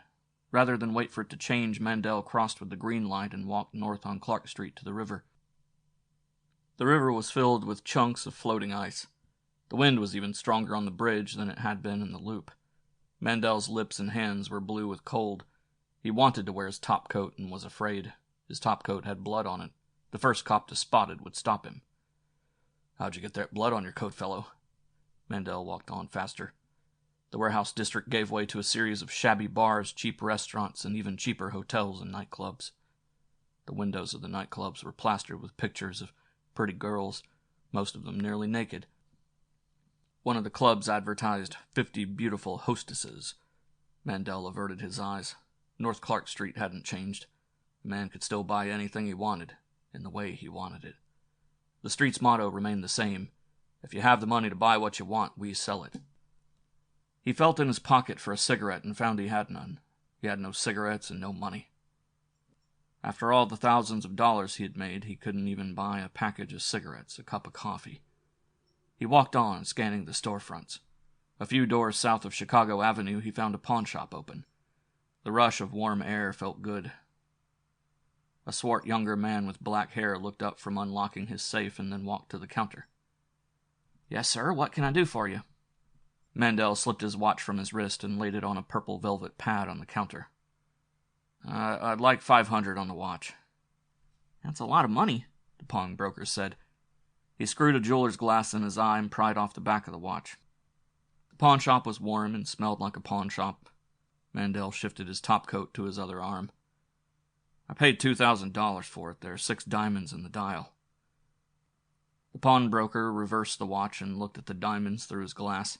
Then he took the glass out of his eye, pressed the back on the watch, and laid it on the pad. "I can't go for $500, mister, but I can let you have it for $300. I'll take it," Mandel said. The pawnbroker filled out a ticket and gave Mandel a card to sign while he got the money from the safe. Out on Clark Street again, Mandel bought a package of cigarettes in a drugstore, then stood on the corner of Chicago Avenue, debating what to do. He could eat breakfast, he could get drunk, he could check into a hotel and have the bellboy get him a woman. He could do all 3. The more he tried not to think about it, the more Mandel wanted a woman. Desire tied hard knots in his groin. It ached worse than it had the time that punk in the armory had fouled him. But getting drunk would get him nowhere. It wouldn't bring Cherry Marvin or Mr. Curtis back to life. And he didn't want just any woman. He wanted his wife. He wanted Gail. If he had wanted any woman, he could have had Cherry Marvin. It might have been better if he had taken her. The little blonde might still be alive. It all went to prove something. Mandel wished he were bright enough to know what. Flipping his cigarette into the street, he thrust 2 fingers into his mouth and whistled down a cruising cab. "Wentworth and 38th, he told the driver. "I'll tell you where from there." As he settled his bulk against the leather upholstery, he added, "And somewhere along the line, I want to buy a box of candy and some flowers." "Right," the driver said. He knew his celebrities. "Say, you're Barney Mandel, aren't you?" Mandel rode, holding his topcoat on his lap. "That's right. They let you out of jail, huh?" "So it would seem." A cold wind with a feeling of rain or sleet in it turned the corner with the cab. Nothing had changed. The old 1-story frame and red brick houses looked a little shabbier, that was all. Kelly's bar was still on the corner. Old man Feinstein's tailor shop was still crowded in between the pool room and Giovanni's ice cream parlor. Heppelmeyer's grocery was still across the street from his mother's house. You could still smell the yards without having to strain your lungs. Mandel's dull eyes brightened slightly. It was always good to come home. Perhaps Ma was right. After his first big fight with $35,000 burning holes in his pockets, he had wanted Ma to move into an apartment hotel on Lakeshore Drive, but the old lady had been adamant in her refusal to leave the old neighborhood that she loved. "All my life I've lived here, Barney," she told him. "Your 2 brothers who died were born here. Pa passed away in the front room. Why should I move from where I've lived all my life? Who would I talk to? What would I talk about? Here I know Clara Kelly and Rose Feinstein, and Bessie Heppelmeyer and Rosemary. Good times we've had together. Bad times we've shared what we had." The old lady had settled the question of moving once and for all. "Besides, up on Lakeshore Drive, how should I know even who's having a baby?" Mandel picked up the box of candy and the roses from the seat beside him. All Ma had let him do was to have the old house painted, buy her a new washing machine, and stuff the parlor with a radio phonograph and a television set, both expensive. "A fight boxer, my Barney is," Ma told everyone who would listen. "So strong he doesn't know his own strength. Champion of the world yet is my Barney going to be." Well, that was one dream that was over. The driver parked in front of the house. "That'll be $365. Mandel gave him a $5 bill and climbed the sagging stairs. Before he could use his key, Rosemary opened the door. "I hoped you'd come, Barney," she smiled. "Ma read the morning paper. She knows you've been released on bail, and every time a produce truck stops in front of Heppelmeyer's, she runs to the window to look certain it's you." Mandel stood dwarfing the small hall, his topcoat draped over one arm, holding the flowers and candy he had bought. "Where is Ma?" Rosemary said. "In the kitchen, getting you a big breakfast. She was so certain you would come." Rosemary laid her hand on Mandel's arm, the smile fading from her lips. "But for God's sake, don't go next door. Pat swears he'll beat your brains in." The sick feeling returned to Mandel's stomach. The brief glow he had experienced faded. Why? Why should Pat want to beat my brains in? "You don't know?" No. A small woman with bird-bright eyes hurried down the hall. Ma Mandel had heard their voices. She was wiping her floured hands on her apron. "Barney, my boy," she looked at Rosemary reproachfully.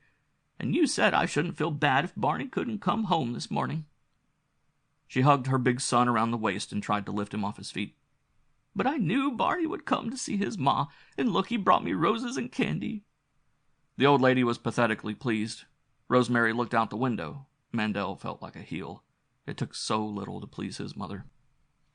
She dabbed her eyes with a corner of her clean white apron, laughing and crying at the same time. "But here I am, making like an old fool. And you must be hungry, Barney. Such a big man to feed." Clutching the roses and the 5-pound box of candy to her shriveled bosom, Ma Mandel hurried back down the hall toward the kitchen. "Breakfast is almost ready, Barney. Come, by the table sit. It will be just like old times." It was hot in the small hall. The old house creaked in the wind. Rosemary said, "She had breakfast ready for you yesterday morning, too." Mandel walked into the shabby parlor off the hall and laid his topcoat and hat on the sofa. All right, take it out. So I should have come to see the old lady yesterday. How much of a heel can a guy feel and still go on breathing?" Rosemary followed him into the parlor and sat on the arm of a chair, swinging one nylon-sheathed leg. "You ought to know. Who put up your bail?" Mandel lighted a cigarette and blew smoke at the teardropped crystal chandelier. "A guy named Curtis." "Who's he?" Mandel tried to tell her. He tried to tell her what had happened in the office and couldn't. Instead, he ran his hands over his face and just stood looking at her.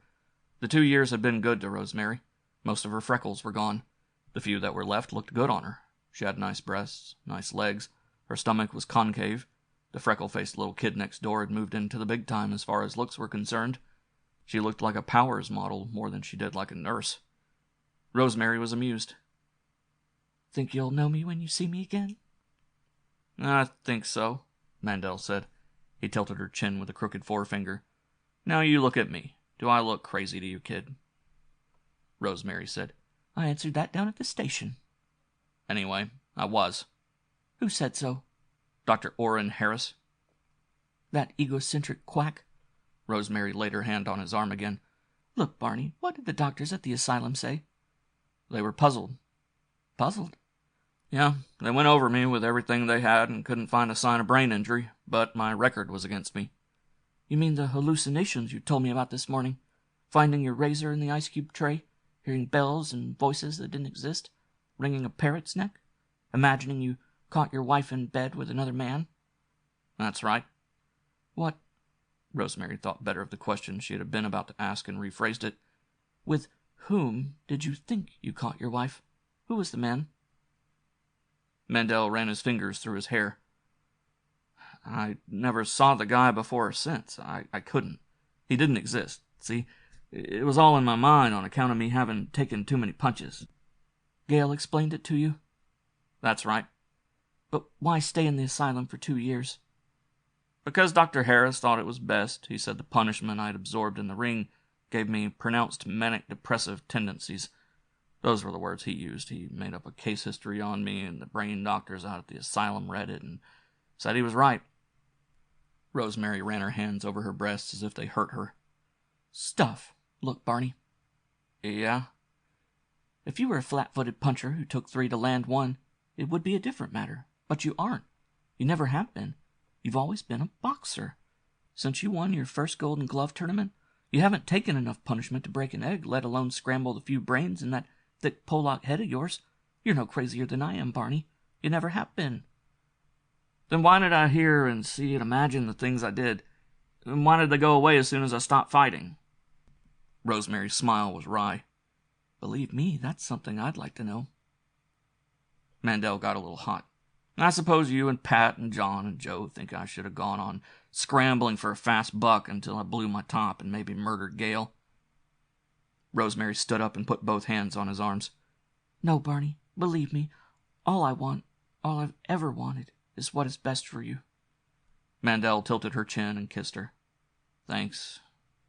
Rosemary surprised him by returning his kiss. For a moment her body was soft against his. Then her clawing fingers dug into his back. Her lips were feverishly insistent. A low moan welled up in her throat. She thrust forward. Her eager tongue was aflame. Mandel pulled her to him fiercely. Rosemary responded as fiercely, and they rocked back and forth in perfect rhythm, time losing all meaning, until, on the urgent verge of ecstasy, Rosemary twisted free of his hands and began to cry. His chest laboring, Mandel cautioned. Easy, kid. I'm sorry. Don't get sore. I didn't mean anything. Yes, Rosemary panted. I know. That's the hell of it. She wiped away tears with the back of one hand. If it means anything to you, I'd take off my dress and you could have me. On the floor. You could have me on the corner of 38th and Wentworth. Or State and Madison, for that matter. Her breathing became a torment of choked sobs. But it wouldn't mean a thing. I'd just be one more girl in the life of the famous Barney Mandel. Mandel was shocked. Rosemary! Sobbing even louder, she continued. You'd still be in love with that society bitch you married. Rosemary slapped his face hard. God damn you, Barney Mandel! She groped her way to the front door and slammed it behind her. Mandel stood looking at the closed door, patting his cheek with his handkerchief. Life was too complicated. End of Chapter 7.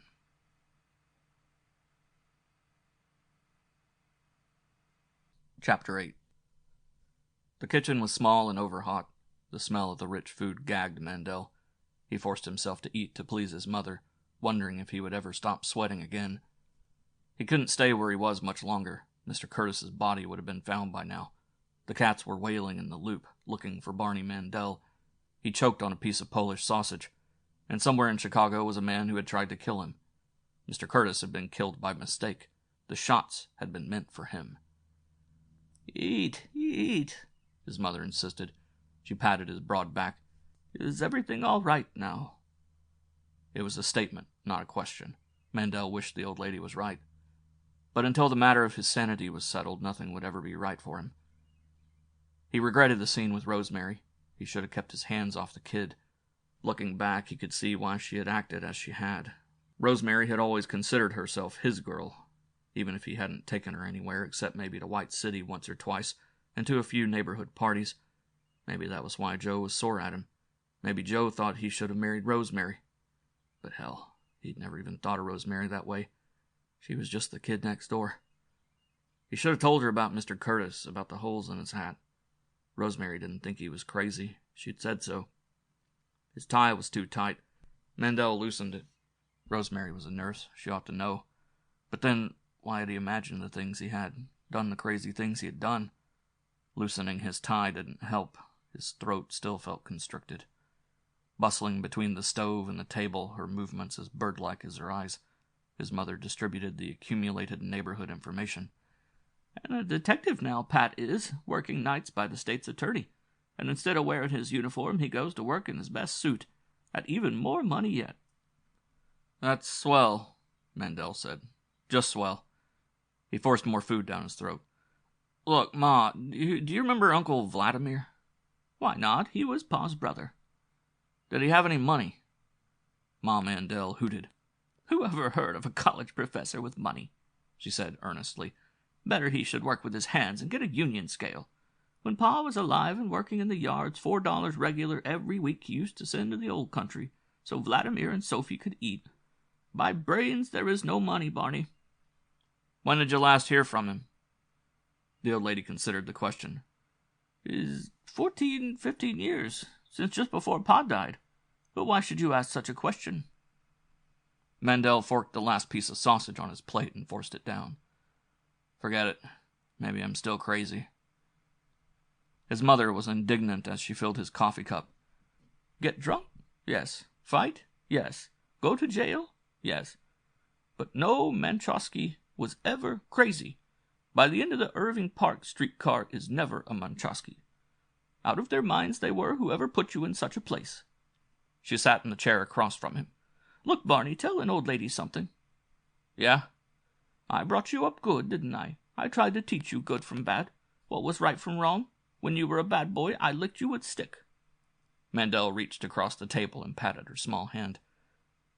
You beat the hell out of me, Ma. His mother fondled the big spatulate fingers on her hand. For your own good. Now about this bad thing in the paper, Barney, about what they say you did to that girl. It isn't so, is it, Barney? You weren't bad with her, were you? You didn't hit her? Mandel said soberly, I'm positive I didn't, Ma. I was drunk, but not that drunk. Besides, drunk or sober, I wouldn't ever hit a girl. His mother patted his hand. See, just like I told Bessie Heppelmeyer. I believe you, Barney. She released his hand. Now, better you should go to your wife. It was nice of you to come see me. But your wife will be waiting, too. Mandel lighted a cigarette. Yeah, of course. Sure, Ma. He got to his feet. He couldn't go to Gail, but he could go next door and try to make his peace with Rosemary. He could talk to Pat.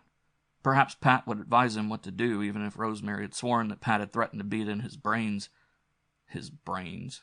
That was a laugh. His mother followed him down the hall and watched him fold his topcoat over his arm.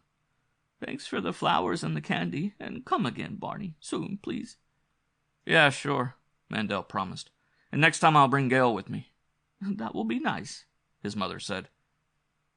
Mandel knew he was lying. So did she. His mother and Gail had never met. He doubted that they ever would. Gail and his mother had nothing in common but their sex. To bring Gail here back to the yards would only embarrass them both. The wind seemed colder. Mandel stood on the porch a moment, then walked down the narrow areaway between his mother's cottage and the next house.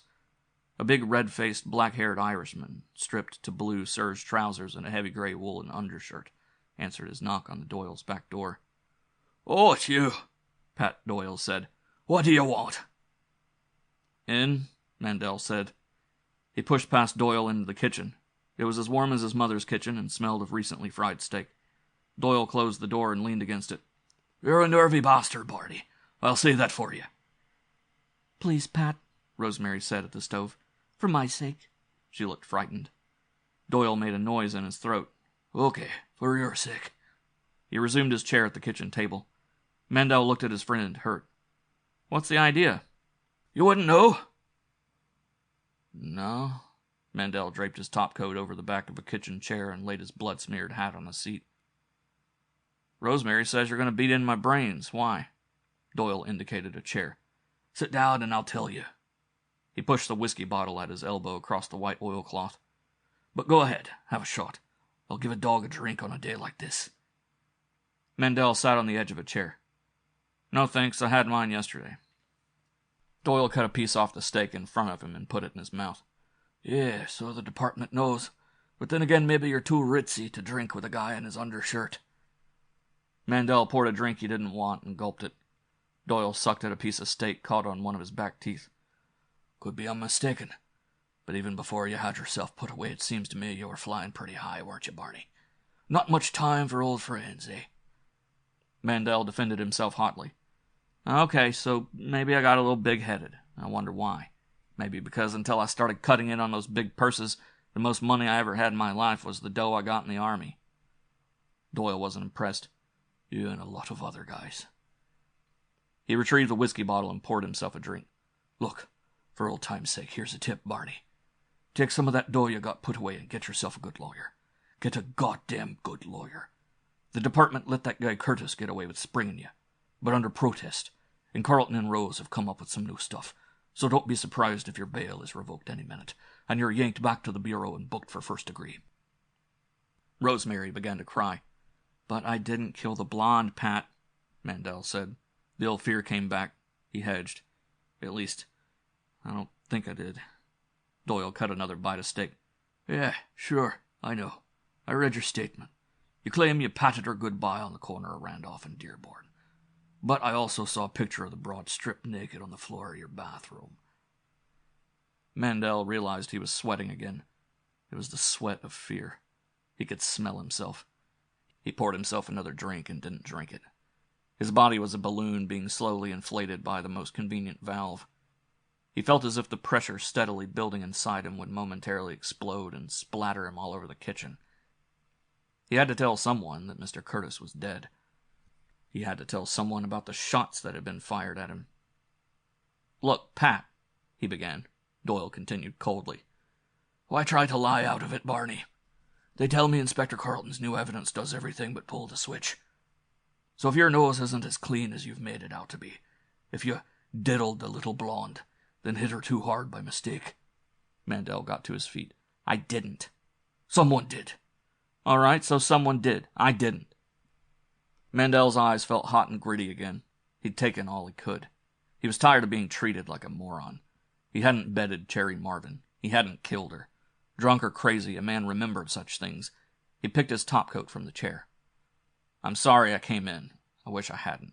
I thought you and I were friends. What's eating you, Pat? You jealous? You sore because a guy from the neighborhood got a few good breaks and married a girl whose old man happens to have a little money?" Doyle's face got even redder. Mandel shaped his hat to his head. "To hell with all of you, excepting Ma and Rosemary. You all make me sick, including Joe Mercer. I didn't do a thing to you guys, but you treat me like I was dirt. You call me names. I'm a loudmouth. I'm a wise guy. I'm a know-it-all from back of the yards who let a little ring ability and a fortunate marriage go to my head, not to my heart. That's a lot of crap, and you know it. Why shouldn't I have a good opinion of myself? I'm right up there with the top guys in my line. I've made a lot of dough with my fists. This topcoat cost $200. This suit cost me $150. I paid $30 for my shoes." Doyle gripped his whiskey glass so hard his knuckles turned white. "That's right. Also, once upon a time, a long, long time ago, you gave your ma a $900 radio phonograph combination and a $1,600 television set. But for the last 2 years, your old lady's been living on home relief, and what us neighbors have chipped in." "I beg your pardon?" Mandel said. Doyle stood up and faced him. "You heard me. For the last 2 years, your old lady has been living on home relief, and what us neighbors could make her take. And why? Because you're yellow, Barney. Because when the first really big problem in your life came along, you turned chicken." "How do you mean?"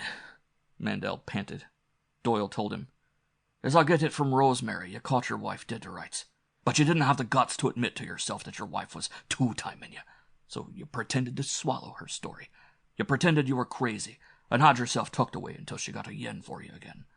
And then you couldn't wait. You had to pick up a Randolph Street harlot to prove to yourself that you were still a man." "That's a lie, a dirty lie," Mandel said. He swung a half-hearted right at Doyle's head.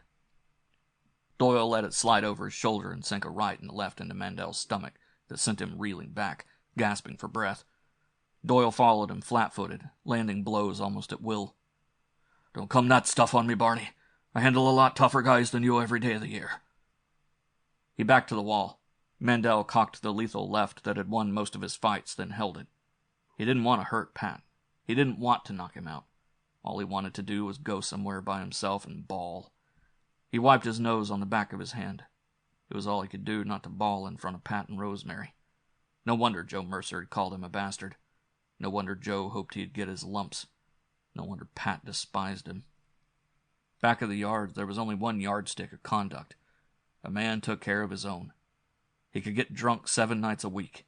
He could bet on the horses or shoot craps or play poker. He could raise hell and fight and get his face beat in. He could lie with a woman or in the drunk tank all day Sunday at the precinct station. His appetites and morals were his own business. But he showed up for work Monday morning, if he had to show up on crutches. He could earn it, or beg it, or steal it, but he saw to it that there was food on the table, and he didn't blow his paycheck until the rent and gas bill were paid. Doyle cuffed him lightly. "Now get out of here, Barney, and don't ever come back. We aren't friends anymore." Pat looked across the kitchen at his sister. "And that goes for you too, Rosemary. If I catch you walking the floor nights or bawling about Barney anymore, I'll smack you too." "Okay," Mandel said. "I'll go." He turned down the brim of his hat so the bloodstain wouldn't show.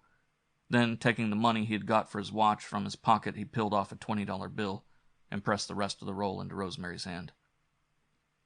It was a difficult apology to frame. "Look, kid," Mandel said finally, "about what happened before. Let's just say it could mean something. It could mean a lot. A lot more than I'll ever have coming. Because you're good and you're nice. You're the swellest kid I've ever known." Doyle pushed closer to them, suspicious. "What the hell is he talking about?" Rosemary looked at her brother, then back at Mandel. The corners of her mouth turned down. "What's the money for, Barney?" Mandel closed her fingers around the bills. "Please, Rosemary, for old time's sake." His smile was too quick and tight and twisted. It gave him the appearance of crying. "Give it to Ma, will you, kid? Tell her I forgot to drop it off, and thank everybody for me for being so good to her while kind of forgot." Pat looked at him thoughtfully. Rosemary caught at his arm as he started for the door. "No, Barney, wait." Her lower lip quivered. "There's something very wrong here." Mandel used his middle finger to flick a tear away from under one of her eyes. Careful, or Pat will smack you too, remember?" Then he was out in the cold again, alone, leaning against the wind, walking aimlessly through the streets of the old neighborhood. Mandel hoped he wouldn't meet anyone he knew. He had never felt so ashamed. He must be out of his mind. He must be crazy. He couldn't treat Ma like that. He couldn't shame her so. To the best of his recollection, he hadn't. He tried to think back 2 years.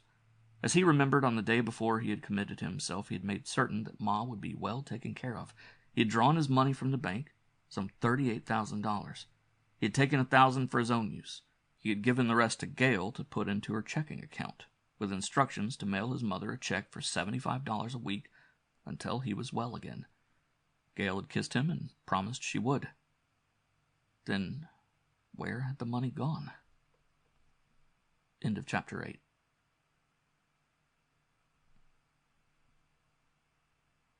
Chapter 9. Before he had gone 3 blocks, the cold grew so intense that Mandel was forced to put on his topcoat. He tried to hide the blood on his sleeve by closing his fingers on the cuff and thrusting his clenched hand as deeply as it would go into the big slash pocket. It hid most of the blood on the sleeve, but he couldn't hide the smear on the skirt where he had wiped his hand. He gave up trying to wipe off either stain and walked south on Wentworth, studying the faces of the people whom he passed. He tried to be afraid and couldn't. He forced himself to be honest with Barney Mandel. He was running again, so he couldn't prove he hadn't killed Mr. Curtis. The police couldn't prove he had. Nor was it likely that the killer would make a second attempt on his life on a crowded business street. What really mattered was Pat's opinion of Gail and the fact that his mother had been living on charity for 2 years. Mandel realized that despite the cold he was panting. Pat's cruel words put springs in his heels, and they were all lies. Pat had no right to say things like that about Gail. That was a back-of-the-yards cop talking about a girl he'd never met. A girl who lived in a stratum of society about which he knew nothing. There were good girls back of the yards. There were good girls in Evanston and Lake Forest. But to the guys who hung out at Kelly's, all society girls were animated mattresses, eager to be pounded, while their own wives two-timed them right and left, and up and down. They shot off their mouths and said what was the country coming to because some debutante had her picture in the paper wearing a low-cut evening gown that showed the round of her breasts, while at home their own wives took off their 49-cent pants from Grant's or Cress's and paid the milkman and the iceman and the landlord so they could save enough from their meager household allowance for a new permanent wave or a dress shopping orgy at Klein's or Goldblatt's. Gail was good, he knew. He wanted her plenty bad on their first date. He'd tried to make her. Gail had wanted him. It had been like that with them from the start. But while Gail had let him play around and kiss her, she was a good girl. She hadn't let him do it until after they were married. Mandel wiped his cheeks with his sleeve. Then they had done plenty. He tried not to breathe so hard. It was attracting attention to him. It could be that Gail had forgotten the purpose for which he had entrusted the money to her. Money meant little to her. She had always had plenty of it. She didn't know what it meant to go hungry. She didn't know what a tremendous accomplishment just paying rent and the gas bill could be. Gail had never picked up coal along the Beltline tracks or gone junking for movie money. The cold made his sinus ache. Mandel pressed his broken nose with the back of one hand and tried to clear it. Then it could be he hadn't given Gale any money, that he only imagined he had drawn it from the bank, just like he had imagined he had caught Gale with another man. There was a saloon on the next corner. Mandel went in. The thing to do was get this mental business settled. If he had given Gale money for his mother, he was sane.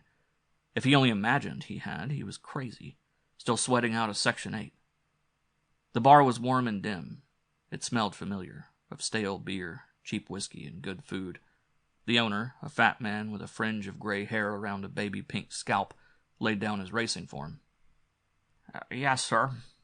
Mandel ordered a shot of rye to break the 20, then used the phone booth to call Gale before he lost his nerve. Her phone rang for a long time. When she answered, her voice was small, like that of a little girl awakened from a sound sleep. Yes, Mrs. Mandel speaking.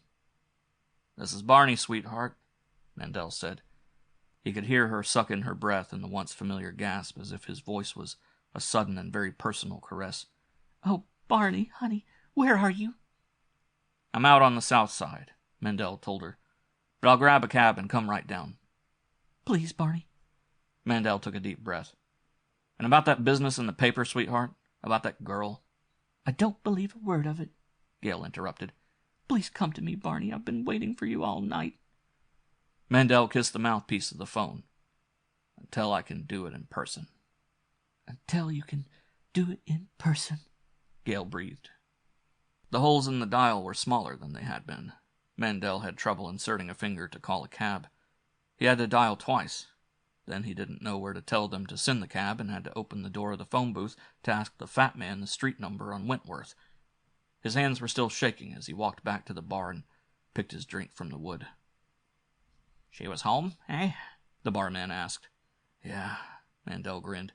"She was home. Buy herself a drink." "Thanks," the barman said.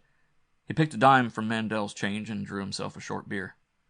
Mandel scooped his change from the bar and walked outside to wait for the cab. He no longer felt the cold. Everything was going to be all right. Gale would make it right. Gale still loved him. Gale had been waiting for him all night. He would be with her in 10 minutes. A tardy schoolboy passed the saloon. He glanced idly at Mandel, did a double take, and turned back. "Hey, you're Barney Mandel, ain't you, mister?" "That's right," Mandel grinned. "Gee," the boy said.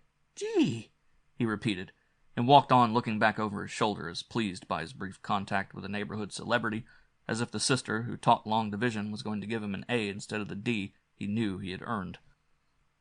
Mandel smiled after the boy's back expansively. He felt fine. He'd never felt better. He felt the way he had the night he had won his first Golden Gloves. Gale would explain things to him. Everything would be all right.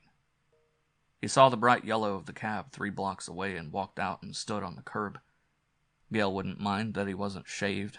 Gale wanted him as badly as he wanted her. He could tell from her voice. The palms of his hands began to sweat. Anticipation was a roaring in his ears. He wiped his hands on the skirt of his coat and looked up, incuriously, as the wheels of a black Ford squealed in a tight U-turn and pulled into the curb just in front of the cab he'd called. Then he saw it was a police car. Both doors of the car opened. 2 uniformed men got out. The officer on the curb had his gun in his hand, his words accompanied by little puffs of vapor. He said, "Say, you're Barney Mandel, aren't you, fellow?" "No," Mandel lied. "I'm not." He wouldn't be delayed in going to Gale. He couldn't be delayed. Gale was waiting for him. He glanced back over his shoulder, seeking an avenue of escape. "My name's Majinek. Frank Majinek." The other officer came around the front of the car. "Don't try to come that on us. You're a Mandel, all right. I seen you fight Gus Lesnovich." He pushed his cap to the back of his head. "Jesus, every cop in Chicago's looking for you. And here you are, standing just as cool as can be on the curb waiting for a cab." He looked at the driver of the yellow. "Don't pull your flag, hacker. You're on a milk run." His partner opened the door of the prowl car. "Come on, get in, Barney." "No," Mandel said. "I can't." "Why not?" "My wife is waiting for me." "His wife is waiting for him," the officer holding the door informed his partner. As big a man as Mandel, the other officer wet his lips nervously. "Look, be a good fella. Don't give us no trouble now, Barney. Go on. Get in the car. Mandel backed a step. He didn't want to be a good fellow. He felt cheated. No. The officer drew a sap from his pocket, but stood hesitant to use it. It was bad enough to arrest any Polak, let alone a crazy heavyweight prizefighter. A man never could tell what a big dumb Polak would do. One thing was for sure, they could take a lot of pounding, and do a lot of damage while they were being pounded. He repeated, "Get into that car." Mandel shook his head. No. He glanced over his shoulder again. The corners of his mouth turned down. He couldn't even run for it. A curious crowd had gathered, hemming him in. As he looked, a fat housewife clutching a limp string shopping bag asked the woman next to her, "Who is he?" "Barney Mandel," the woman told her. "You know, the one in the morning paper who did it to that girl in the hotel and killed her." The first woman was shocked. "And such a nice-looking boy." The officer with the sap drew a big breath. "Okay, you're asking for it, Barney." He took a quick step forward, and his shoulder muscles rippled as he swung the sap. Mandel rolled without moving his feet and took the blow on his upper arm. Before the officer could recover his balance, he twisted the sap from his fingers and tossed it over the prowl car. The officer used his fist as a club and did better. Mandel knocked him back with a short right. Then he cocked his left hand in frozen pain, approximating ecstasy, as the officer standing behind him chopped at the back of his head with the barrel of his gun. "Son of a bitch," the officer panted. He set himself flat-footed and chopped with the barrel of the gun again. "Goddamn Polak son of a bitch!" Mandel saw the sidewalk rushing up to meet him. He tried to break his fall. He couldn't. He felt an impact, new fresh pain. Then a light bulb exploded on his face, and he was panting naked down a long, dark, cold hall lined with closed doors, behind one of which Gale was calling, "Please come to me, Barney.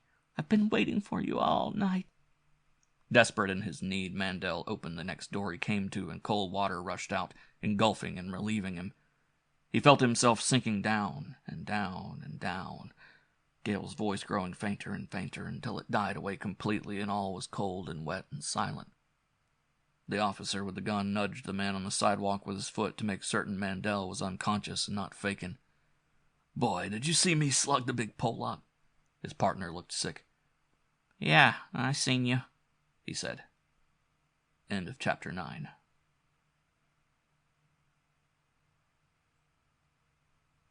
Chapter 10. There was the same sour smell of caged men.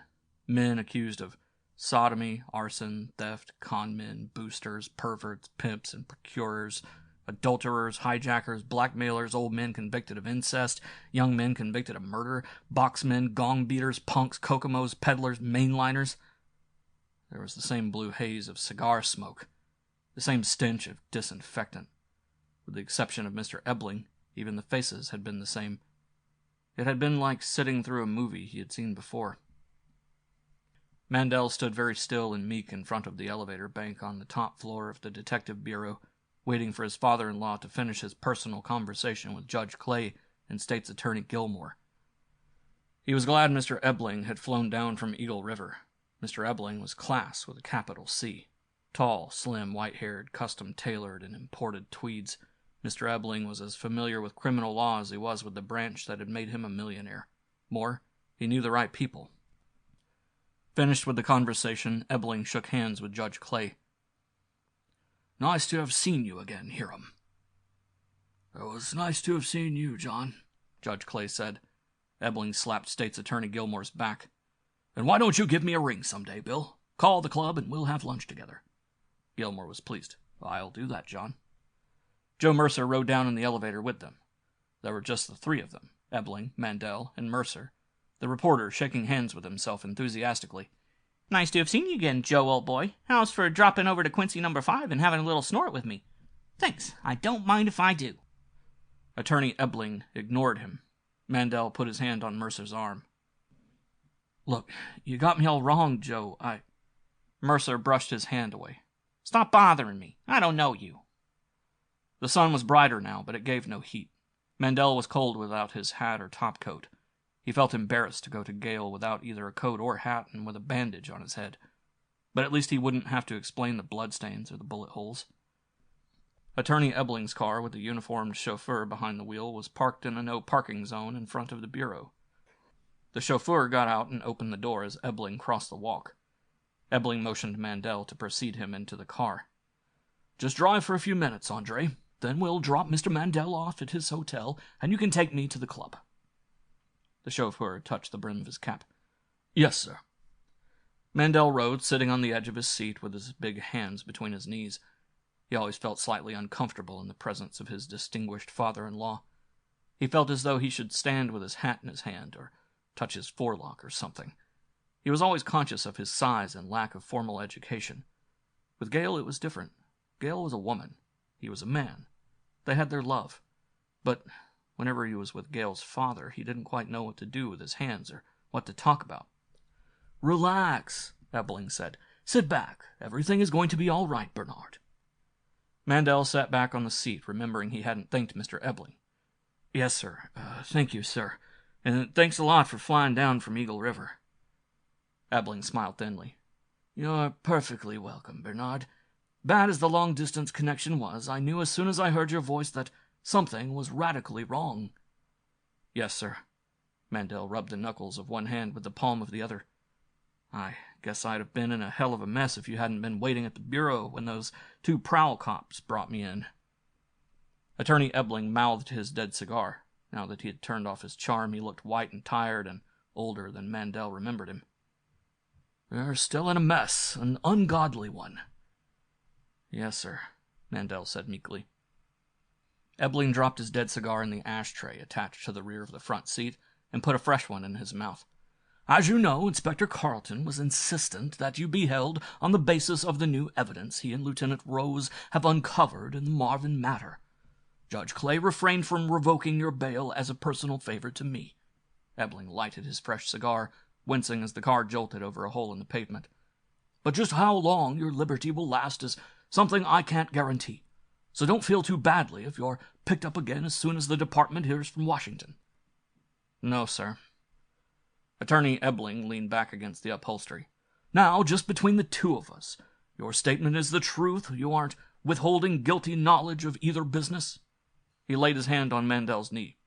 "And I'm speaking as your lawyer now, Bernard, not as your father-in-law." "Yes, sir," Mandel said. "I understand, and as far as I know, I've told the truth. You had nothing to do with Cherry Marvin. I talked to her in Johnny's bar." "But you didn't take her to your hotel room and have sexual intercourse with her?" "No, sir." "You're telling me the truth now, Bernard?" "Yes, sir." "She was both nude and dead when you found her?" "Yes, sir." Attorney Ebling closed his eyes and blew smoke at the ceiling of the car. "I saw the pictures of her. Not a very pretty sight." Mandel realized he was cracking his knuckles and folded his hands in his lap. "No, sir. Finding her naked like that in my bathroom scared me half to death." Ebling opened his eyes. "Why should it?" Mandel said earnestly, "Because I thought maybe I was still walking on my heels, see? I thought maybe I'd done it to her, then hit her like Inspector Carleton said, and I didn't remember it because I was still crazy." Ebling nodded in understanding. "I see.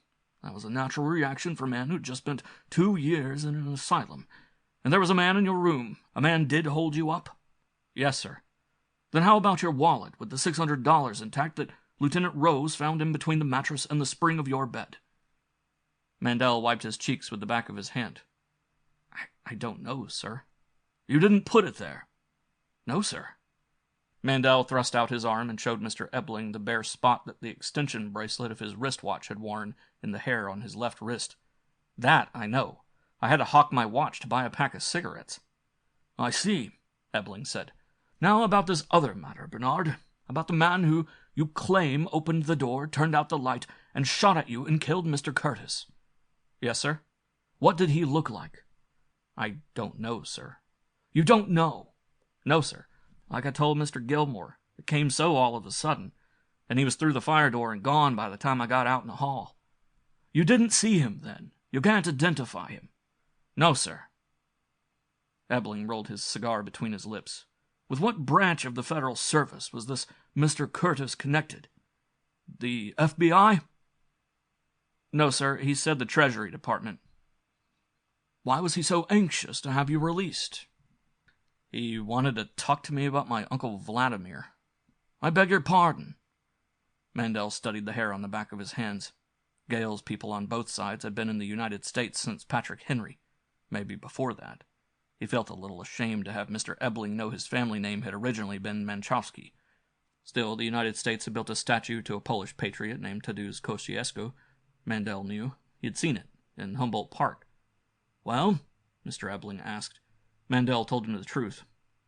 "It didn't make sense while he was talking. It still doesn't, sir. But Mr. Curtis knew all about my Uncle Vladimir, and he was very pleased when I told him that my father had changed our name from Manchowski to Mandel. He said they'd been trying to contact me for some time, that they'd known where I was all the time, but there was some mix-up and they hadn't realized who I was. Then he came right out and said it was about a lot of money and about something even more important." "Did he say what the something was?" "No, sir." "Is your uncle wealthy?" "No, sir. He's dead." Ebling was a bit impatient with him. "Was he wealthy?" Mandel shook his head. "I doubt it. I doubt it very much, sir, because I asked my mother about him, and she said my father used to send him $4 every week so he and his wife could eat." Attorney Ebling passed the fingertips of a well-cared-for hand over his eyes. "It would seem that patent law has its points," he sighed. "Now, just 2 more questions, Bernard. Then I'll let you go to Gale. Did this Mr. Curtis tell you anything that, in your opinion, might cause someone to want to shoot him or you?" "No, sir." "Did he tell you anything we might tell the police that would help them apprehend the man who killed him?" "No, sir." Attorney Ebling spoke into the speaking tube. "You may drive to Mr. Mandel's hotel now, Andre." Andre nodded. "Yes, sir." Ebling looked at the tip of his cigar as though it tasted slightly acrid. "About this mental business, Bernard?" "Yes, sir." "That's all cleared away?" Mandel hesitated. He wanted to be perfectly truthful with Mr. Ebling. "I think so, sir. There have been times in the last 24 hours when I doubted it, but—" He had to take a stand. He took it. "No, it's cleared away." "Fine," Mr. Ebling said softly. "Fine." He patted Mandel's knee. "But no more fights now, Bernard." "No, sir," Mandel promised. "No more fights. Not even if some smart promoter should try to match you with Lewis or Charles as a build-up to a fight with Wolcott." "No, sir." Ebling continued earnestly. "I want you and Gale to be happy. I want my son-in-law to have all his—" The attorney hesitated. "What's the idiom?" "All his marbles?" Mandel suggested. Attorney Ebling laughed. "That's it. That's the exact vernacular phrase of which I was thinking." Mandel realized the car had stopped. They were at the hotel. The doorman was opening the door for him. Ebling continued. "And don't worry about the money angle, Bernard." "No, sir." "I've plenty for all of us until you find yourself in some other field of endeavor." "Yes, sir." "And you will. You're young. You're smart. Gale loves you." "Yes, sir." Mandel stepped out on the walk. In parting, Ebling added, "Tell Gale we'll probably hold a family conference later in the day. Most likely in Lake Forest." "Yes, sir," Mandel said. He closed the door. He watched the big car purr from the curb and slip into the stream of traffic pouring west on Randolph Street. Mr. Ebling meant well. Mandel tried to feel pleased. He couldn't. What other field of endeavor? All he knew how to do was fight. He felt cheated. He hadn't fought on street corners and swallowed leather and cheap fight clubs all over Chicago and East Chicago and South Chicago and Gary to wind up working for less than a week than his wife spent on gloves. He was glad Mr. Ebling hadn't suggested going up to Gale's suite with him. Subconsciously, Mandel spat on the walk. So he was just a big dumb Pollock. If he had to say yes, sir, just once more, he felt that it would gag him. End of chapter 10.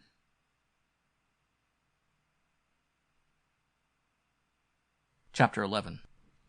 A group of departing guests, waiting with their luggage under the marquee, looked at him curiously. Mandel took a deep breath and walked into the hotel, acutely conscious that he had no hat or topcoat. He hoped Inspector Carleton enjoyed whatever Carleton intended to do with him. He'd washed up as best he could at the bureau, but he was embarrassed to be going to Gale with a blood-stained bandage around his head and blood splattered on the suit and on the collar of the shirt that Rosemary had brought him, plus a few bumps and bruises and a 24-hour beard. Mandel fingered the stubble on his jaw, then touched the back of his head. His head was sensitive to his touch. The little prowl car cop had really leaned on the steel. He'd swung like a belt-line Gandy dancer trying to sink a spike. Mandel's face felt hot as he thought of what had happened, Anyway, his sense of urgency was gone. Maybe, along with the rest of his grief, he was turning into one of those guys he had heard about. Guys who were queer for pain. Mandel hoped not. It would be a hell of a weakness for a fighter. He made a mental correction.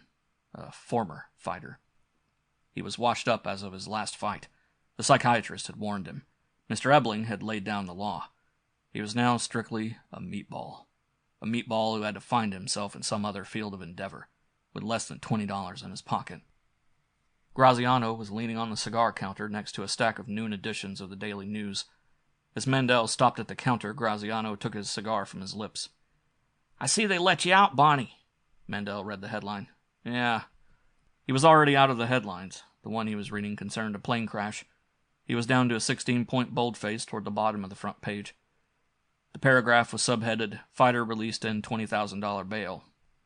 The paragraph gave Cherry Marvin's name and address, and the fact that he had been arrested in a Loop Hotel by Inspector Carlton of the Homicide Detail on suspicion of homicide. For further details, the reader was asked to turn to Fighter on page 3. Mandel gave the girl behind the counter a $50 for the paper and a package of cigarettes.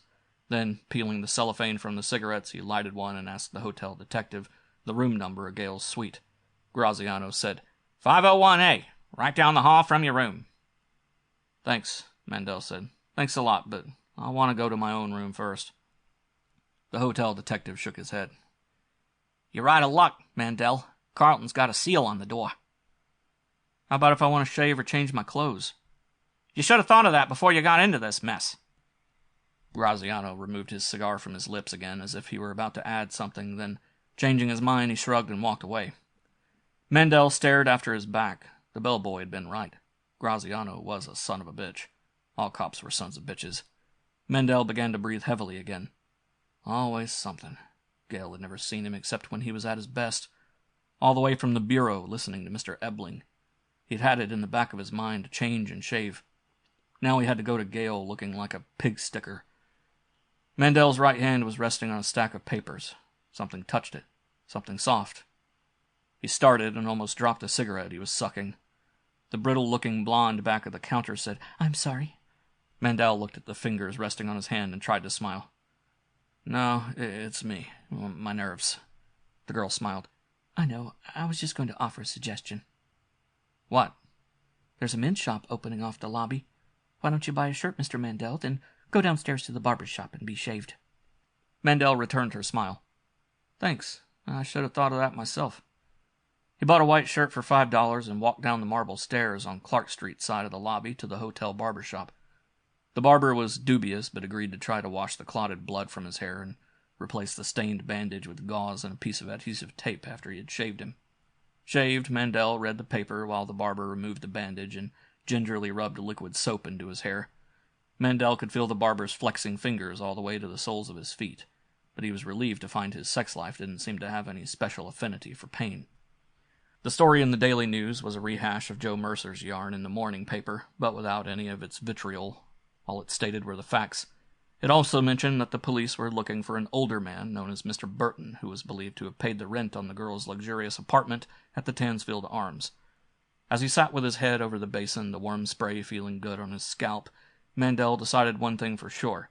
The dead blonde had been several cuts above the average Randolph Street bar girl. It was understandable why she should want to sleep with a prizefighter.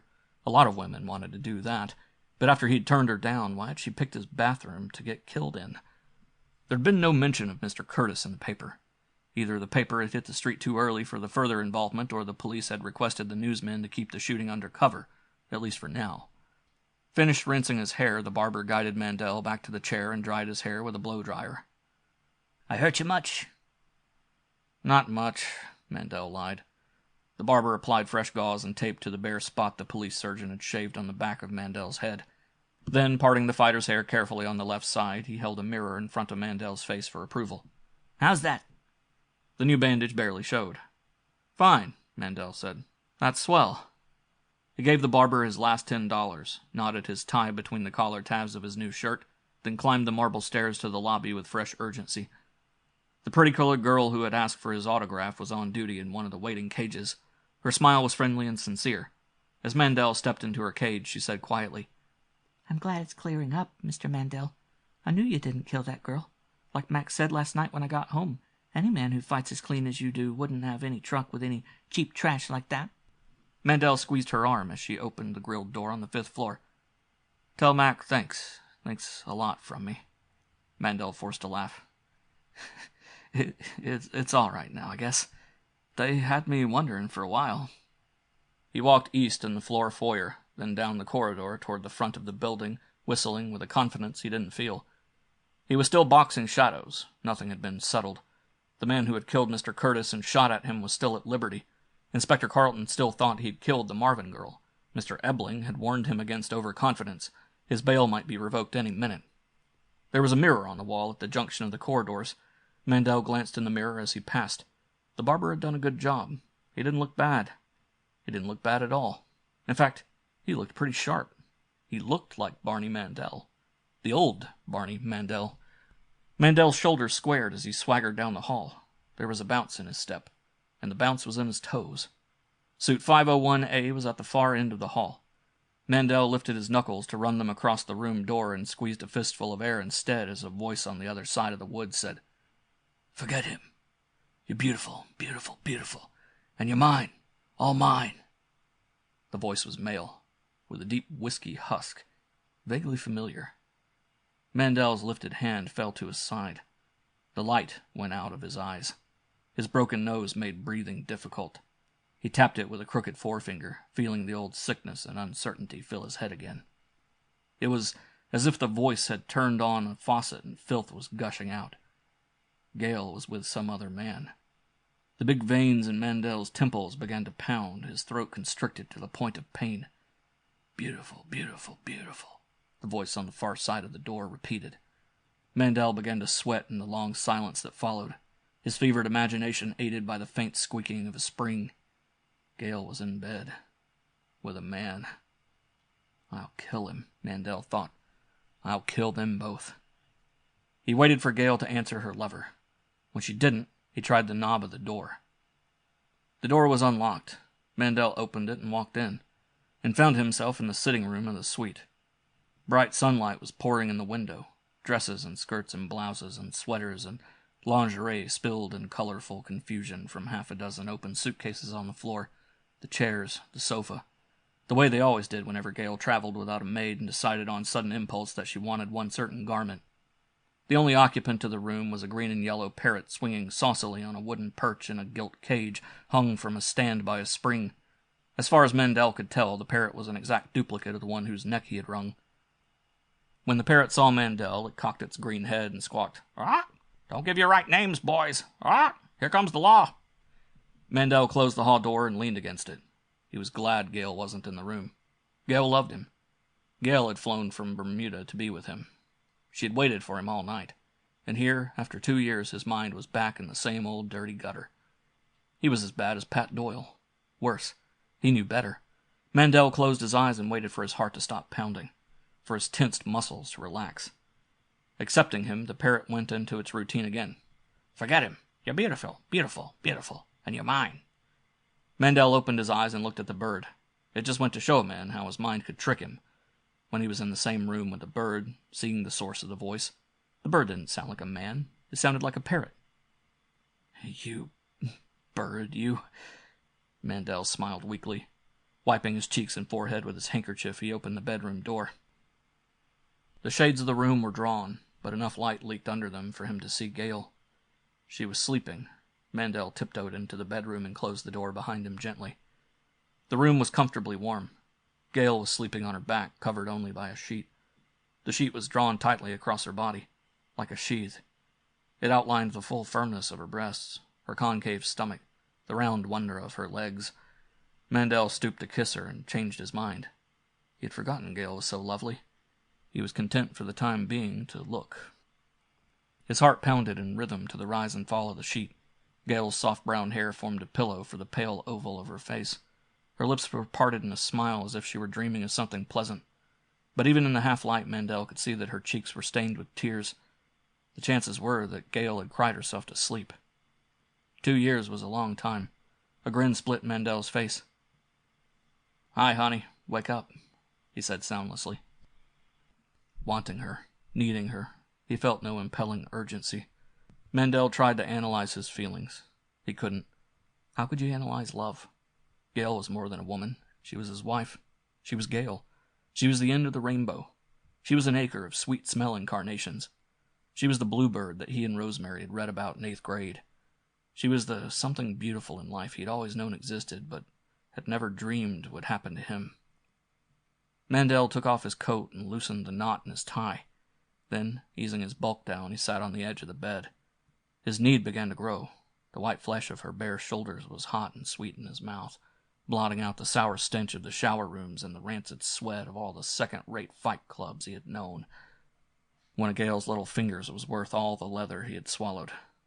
Still, there was the matter of Gail not sending the money to his mother as she had promised she would. She had had his letter and plenty of time to meet him. She might have come to see him at least once. "Why didn't you, baby?" Mandel asked, not blaming her, just asking. Gail stirred like a sleepy kitten. The sheet was too warm. Without opening her eyes, she pushed it down to her waist, making small, sleepy animal noises in her throat. Then, wriggling out from under the sheet entirely, she lay nude. Mandel touched her. "Gail, darling, baby." She sat up, gasping. "Barney!" Gail strained her body against his, then pushed him away from her. "No." "No what, baby?" Mandel asked. Gail's pink-tipped breast thrust forward as her hands met at the back of her head, pressing her hair together, lifting it away from the back of her neck, then releasing it. Her eyes were sullen, her lower lip thrust out. She looked like a spoiled little girl wearing her mother's body. "Where have you been? You called 2 hours ago and said you were coming right down." "Sure," Mandel said soothingly, "but—" Gail squeezed her hair again. "I waited and waited and waited." Mandel protested. "But, darling, if you'll only let me explain." He took her in his arms again. Gail beat at him with her small fists. Flouncing across the bed, she sat with her back to the wall, her legs extended, her hands folded in her lap. "No, don't touch me. I don't want you to." "But, baby—" "I don't love you any more." Gail's lower lip quivered. She began to cry. "I fly all the way from Bermuda to be with you, and what happens?" She was shouting at him now. "First you get in a nasty mess with some woman. Then you lie to me and leave me alone for hours." Mandel tried to explain. "But, sweetheart—" Her bare feet were inches from his hand. He tried to pat one of them, and Gail kicked his hand away. "No, don't touch me. I don't want you to ever touch me again." End of chapter 11.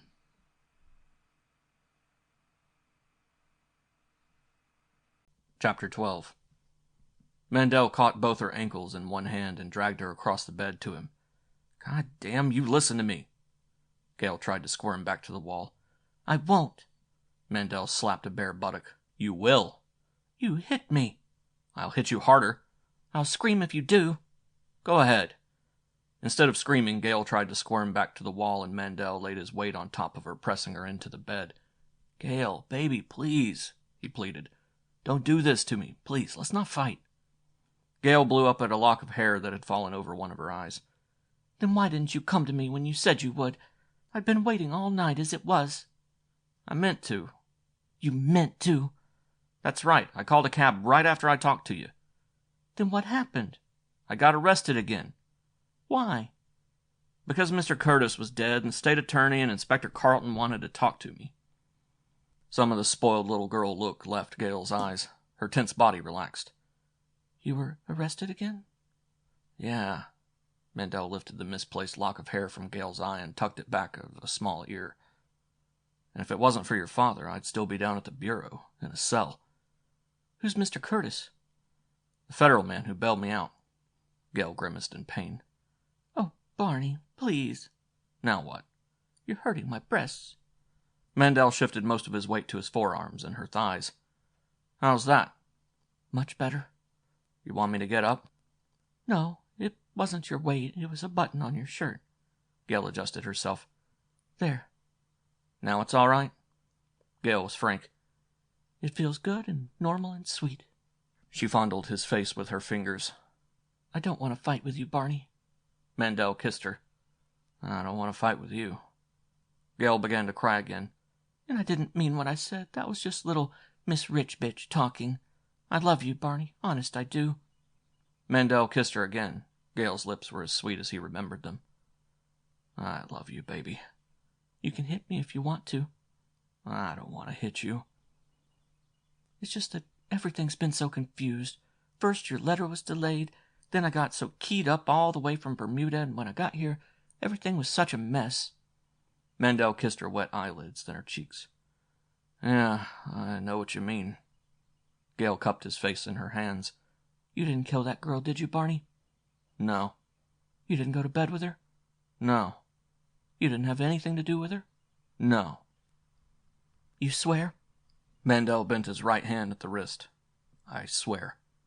Gail searched his eyes. And the other trouble? Yeah? It's all gone? It won't ever come back? The doctors gave me a paper saying I was cured. I'm glad. But you might have come to see me, baby. Gail pressed her lips to his. I wanted to. You don't know how badly I wanted to. But Dr. Harris said it wouldn't be wise. He said sex played a large part in your trouble, and that seeing me and not being able to have me would only upset you and prolong the treatment. Mandel buried his face in the fragrance of Gail's hair. He had known all the time that if he could get to Gail, she could explain everything. His letter saying he was being released had been delayed. That was why Gail hadn't been waiting. And Gail had wanted to come see him. He started to ask her about the money he had given her for his mother. Before he could, Gail lifted his face and looked into his eyes again. You're telling me the truth now, Barney? About what? You know, the trouble. I've a good reason for wanting to know. It won't come back? The doctors say not. Not if I stop fighting. Then you're going to stop fighting. You know why? You don't want me sent away again. Partly that. Partly something else. What? Gail's upper lip curled away from her teeth. Her body pressed upward against Mandel's weight. Her breathing became labored. I want a baby, Barney. I want you to give me a baby. Please give me a baby, Barney. Mandel rolled over on his side and looked at her. You mean that? I wouldn't have said it if I hadn't. Mandel started to roll back. Gail stopped him. No, not with your clothes on, Barney. Mandel's thick fingers fumbled with the buttons on his shirt.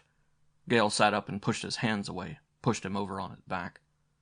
No, let me, Barney, please. She loosened his tie and dropped it on the floor. Her fingers felt like little white mice with hot feet racing across his chest. I'm a bad girl, aren't I? Gail panted. You're my wife, Mandel said thickly. He heard his shoes drop on the floor. Then he was as naked as Gail, and Gail was sitting beside him, leaning over him, her long brown hair forming a curtain for their love. There was a great roaring in Mandel's ears. His head felt light. The smell of Gail's perfume gagged him. It made him think of the dead little blonde. It made him think of Mr. Curtis sitting with his back to the filing cabinet, holding his life in his chest with his hands, dying without saying a word, thinking he was shouting. Then from a great distance away, Pat sneered. Because you are a chicken. Because you didn't have the guts to admit your wife was two-timing you. Oh, Mandel panted. That isn't so. He realized he was standing beside the bed, with Gail supporting him, blood trickling between her breasts, blood smearing the two of them. Gail was shouting. What's the matter, Barney? You're bleeding. The back of your head's all bloody. Oh, Barney, darling, what is it? Mandel caught at the low headboard of the bed to steady himself. Most of the vertigo had passed, but his knees still felt as if they were hinged with foam rubber. Cop hit me, he said thickly. He slugged me with the barrel of his gun. I'll be all right in just a minute. You can stand? I think so. Gail went into the sitting room, pawed through 3 of the bags, and returned with a silver flask. Unscrewing the cap, she held it to Mandel's lips. You want me to phone the desk and have them send up a doctor, Barney? Mandel shook his head. No, please. I'll be all right. He tilted the flask. It was rum, extra proof. He could taste it all the way down, sweet and burning, spreading a glow through his body. Gail smiled up at him anxiously. Feel better? The rum made Mandel's eyes water, but cleared his head. He squeezed Gail's upper arm. I'm sorry, kid. I dreamed of this for 2 years, and I make an ass of myself. You couldn't help the trouble? No, I couldn't help the trouble. Gail put her arm around his waist. Now, come on into the bathroom and let me look at your head. Mandel walked to the bathroom with her, still carrying the flask. "I even got blood on you," he said contritely. "It will wash off," Gail said. She lowered the lid of the stool. "Sit there." Mandel sat on the stool. Gail ran warm water in the bowl. Then, wetting a clean washcloth, she wiped off the surface blood. "How does it look?" Mandel asked. Gail laughed. "Like you've been slugged. But it isn't bad, really, Barney. You just got too excited, I guess." "Yeah, I guess so." Gail patted his cheek. "You leave it to Mama. I'll fix." She disappeared into the sitting room again and returned tearing 2-inch strips off the bottom of a white cotton slip. Gail's breasts brushed his arm, his back from time to time as she worked. Mandel was conscious of her nearness. It was all he could do to keep from taking her in his arms. Gail washed the wound again. Then, laying a sterile, absorbent pad over the break in the skin, she wound the strips of white cotton around it. "No argument now, mister. This one's going right around your head. Whoever put that other fool thing on?" Mandel grinned sheepishly. Barber." "You wanted to be pretty for me?" "That's right." Gail sniffed. "I thought so. Well, this will hold on for now, but on our way to Lake Forest, we're going to stop at a doctor's and have the job done right." "You're the doctor." Finished, Gail fastened the strips of cotton with 2 gold safety pins and stepped back to admire her work. "There now, you look like a Hindu." "A Polak Hindu," Mandel grinned. He took another drink and felt fine. "It was just my not having any sleep and being keyed up and you being so sweet, I guess." She turned on the water in the shower and adjusted the hot and cold flow to suit her. "A fine father I picked for my baby.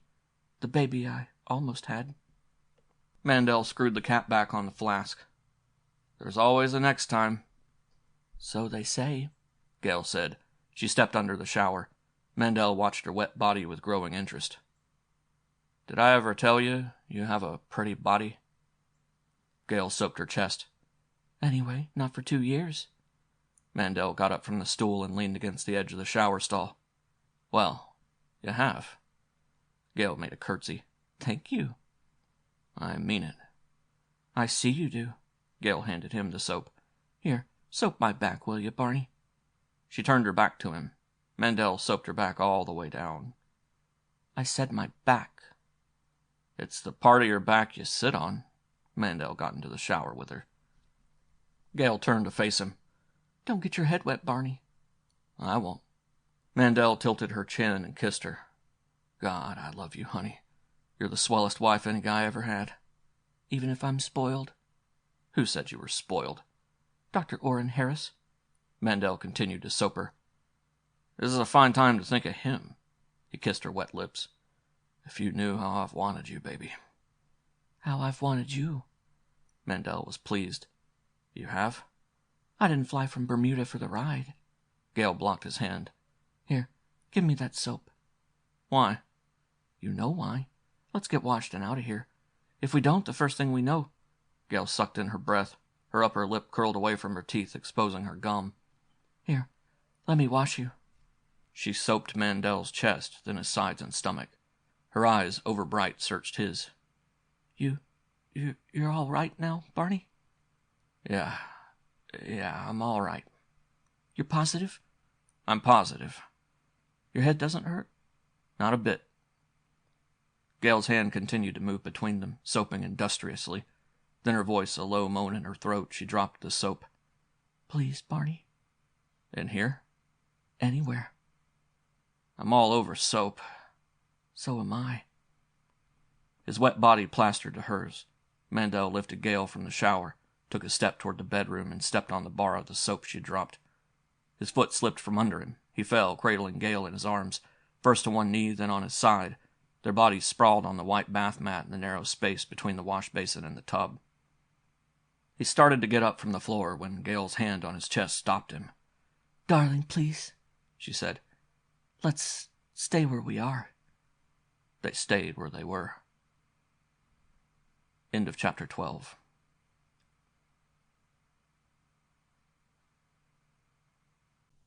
Chapter 13. The weather continued cold. From time to time, bundled up passers-by paused to look, amused at the little group under the hotel marquee. Mandel felt like a fool without either a topcoat or hat, with a petticoat bandage around his head, holding a birdcage in one hand as he held the door of the car for Gail, while Andre superintended the loading of her luggage. "Arr!" the parrot squawked. "Don't give your right name, boys. Arr! Here comes the law." Smart to the point of lacquered brittleness and natural mink, a silk velvet crescent perched on the back of her head. Gail paused, half in, half out of the car, to ask Andre, "Just what did Father say?" The chauffeur touched the brim of his cap. "I'm to come back for him, Mrs. Mandel, as soon as I drive you and Mr. Mandel to Lake Forest." "I see," Gail said. She got into the car. Mandel handed in the cage. "How come you bought another parrot?" "I like parrots." "So I see." Mandel started to follow Gail into the car and noticed that Graziano was watching them from the warm side of the plate glass doors. He made a gesture of mock respect. "And to hell with you, too." "What did you say?" Gail asked. "Oh, I wasn't talking to you," Mandel said. He got into the car and slammed the door. He felt as if he'd been run through a pink velvet-lined sausage grinder, to a point almost beyond endurance. Gail was like that. Everything went with Gail, and Gail went for everything. When he finished a session with Gail, he felt completely drained, emotionally and physically. Still, she left him aching, vaguely unsatisfied, wanting. Gail's voice was small. "You don't need to be so cross with me." Mandel patted her fur-covered knees. "I didn't mean to be cross with you, honey. I'm just nervous, jumpy." "Why?" God almighty, why? That was a hell of a question to ask. Mandel passed his hand over his mouth. "Just because," he said, and let it go at that. It was warm in the car. It smelled good. It smelled of money. It smelled of Gail wrapped in mink. There was a lingering fragrance of Mr. Ebling's dollar cigars. As Andre turned north on Outer Drive, Mandel tried to relax. He couldn't. He thought it would be different once he had got to Gail. It wasn't. Nothing had changed. There was still a lump in his throat. He was back riding the same pink horse on the same dreary carousel. Going round and round.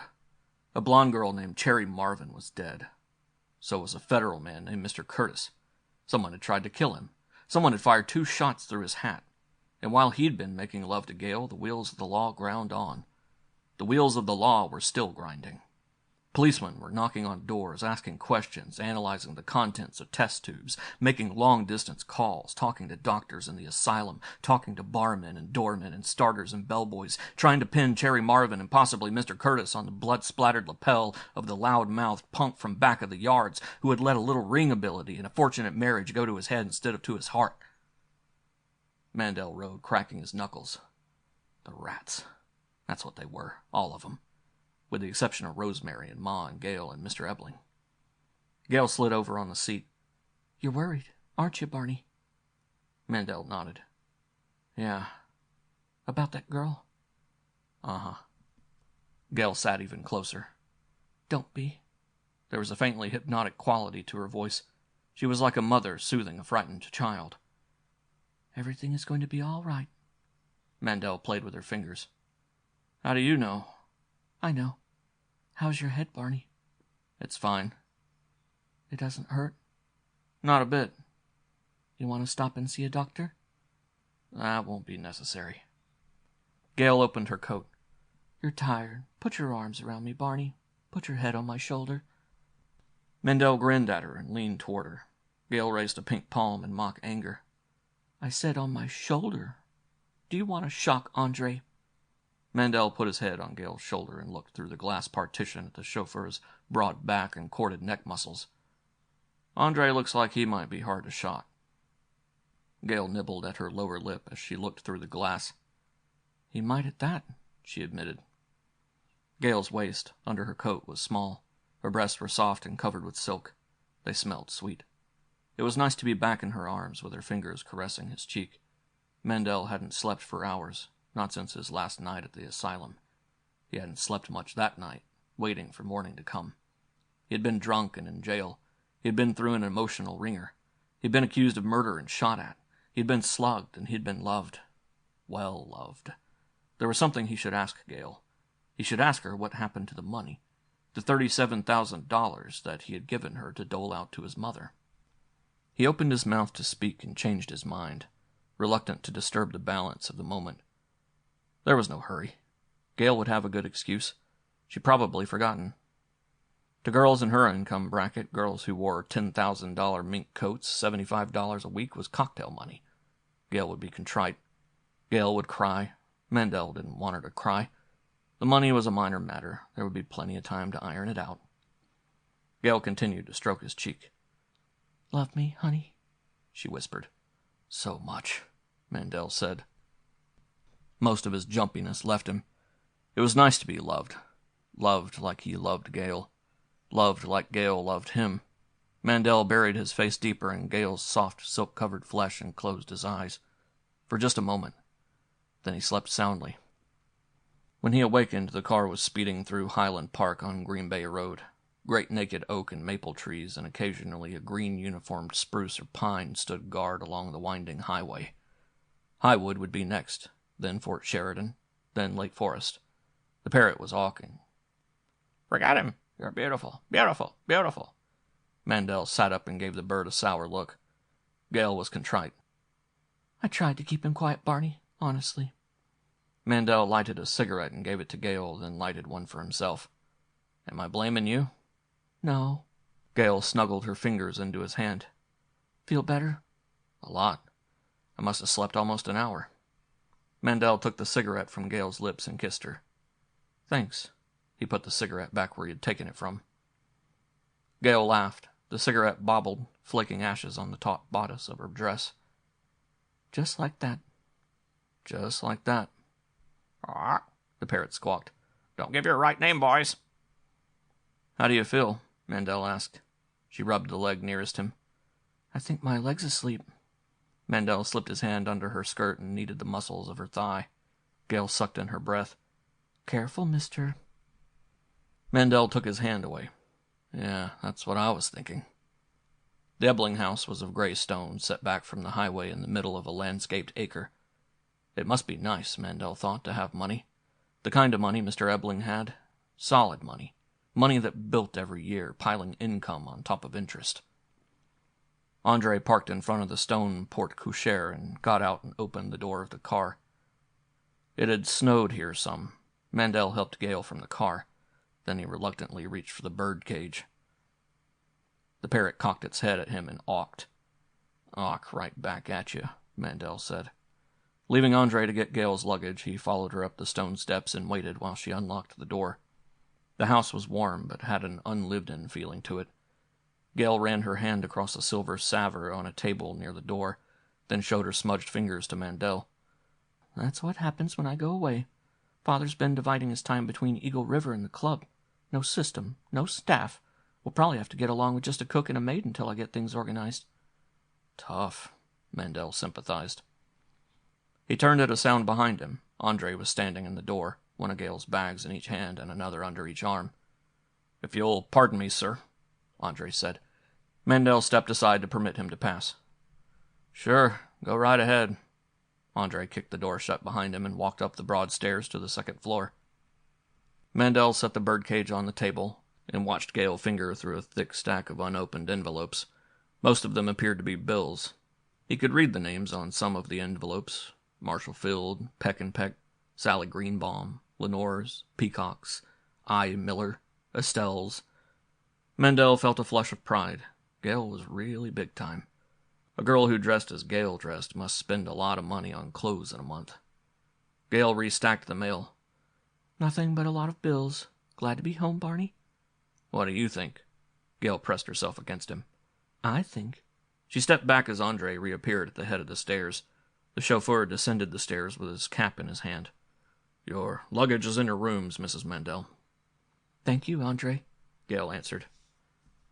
Andre continued to the front door and turned. "I will return before 5 with Mr. Ebling. He said for me to tell you he is bringing a cook and a maid with him. But until that time, you and Mr. Mandel will be without attendance. Is there anything I can do before I go?" Gale shook her head. "Nothing, Andre. Thank you." She slipped out of her coat and tossed it and her hat carelessly on a chair. "How about a drink, Barney?" "That I could go for," Mandel said. Gale disappeared into Ebling's study in search of a decanter. As he waited, some of Mandel's uneasiness returned. The Lake Forest house, as always, awed him. It made him feel illiterate, inarticulate, and uncouth. It made him feel like a big Pollock prize fighter. Mandel lighted a cigar from the stub of the one he was smoking and sucked it to a red glow. What if Gale did have a baby? How would he support it? How was he going to support her? The doctors had warned him to stop fighting. He had promised Gale and Mr. Ebling he would. Mr. Ebling had told him not to worry. "And don't worry about the money angle, Bernard. I've plenty for all of us until you find yourself in some other field of endeavor," he had said this afternoon. Okay, he'd bite. What other field of endeavor? Mandel fingered the change in his pocket. He had enough money to last him the rest of his life, if he died in the next 5 minutes. Gale returned with 2 highball glasses quarter-filled with rye. "Why so sober, honey?" Mandel took one of the glasses. "Just thinking." Gale sipped her drink. "To us." Mandel drained his glass and set it on the silver tray. "Look, baby, remember the day before I had myself committed?" Gale pouted. "You didn't say to us." "To us," Mandel said. Gale pressed herself against him. "Know something, sweetheart? "What?" This drink is making me feel funny." "How?" "You know how." Gale set her glass on the tray and loosened his tie. "You know how I mean." "Again? So soon?" "We're married." "I know, but, darling, just a minute first. Think back." Gale cupped his face in her hands and ran her tongue experimentally along Mandel's upper lip. She whispered, "Carry me upstairs, Barney, please, and you undress me this time." Mandel picked her up and cradled her against his chest. "You ought to be spanked." "You can do that, too." "Maybe I will."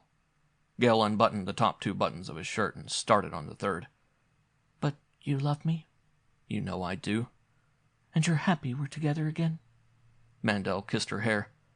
"I'm fighting Walcott for 60% of the gate. Oh, yeah, and I've just knocked out Charles and Lewis." Gale began to work on still another button. "Silly. Your fighting days are over." Mandel carried her across the hall and started up the stairs. "So, what do I do now?" Gale thought a moment. "Love me?" "That's the best offer I've had. But we can't do that all the time." "We can try. Remember, I haven't seen you in 2 years." "That's right." Mandel tightened his arms around her. "But about that other, baby. What I started to talk to you about before." Gale finished unbuttoning his shirt. "What other?" "The money I drew out of the bank. The 37 grand I gave you and asked you to mail my mother 75 a week. And you said..." Gale ran a hot little palm over his bare chest. "I'm glad you don't wear undershirts, Barney. You're so solid and hairy and he-manish." Mandel felt as if he were shouting, "Will you listen to me?" "I'm listening." It was an effort to talk. "And you said you promised." Mandel stopped talking and looked down at the back of Gale's head, feeling her soft lips moving on his chest. Gale wasn't paying the least attention to what he was saying. She looked up at him. "Do you like it when I do that, Barney?" Mandel's broken nose gave him trouble. "Yeah, sure, but..." Gale's voice had the same hypnotic quality that had filled it in the car. "Let me down, please." Mandel opened his arms and Gale sprawled on the top stair, leaning on her elbows, the disordered hem of her skirt halfway up her white thighs, her upper lip curled away from her teeth. "Now, Barney." Mandel stood with his back to the wall, his perspiring palms pressed flatly against the expensive wood paneling. "You mean right here on the stairs?" "Why not? We're alone. We're married." "I know, but..." Gale's voice reached out and caressed him. "Don't you want me? Don't you love me?" "For God's sake, baby," Mandel protested. Then the pound of his heart filled his ears. Gale's arms were about him and her mouth was pressed to his, and together they bumped down the padded stairs. Conscious effort and natural momentum became one with an ecstasy almost too intense to endure. Mandel thought, "When we reach the bottom stair, I'll die." And it was something like death, only different in that, in dying, he died to live again, to want, to satisfy, and to be satisfied. End of chapter 13.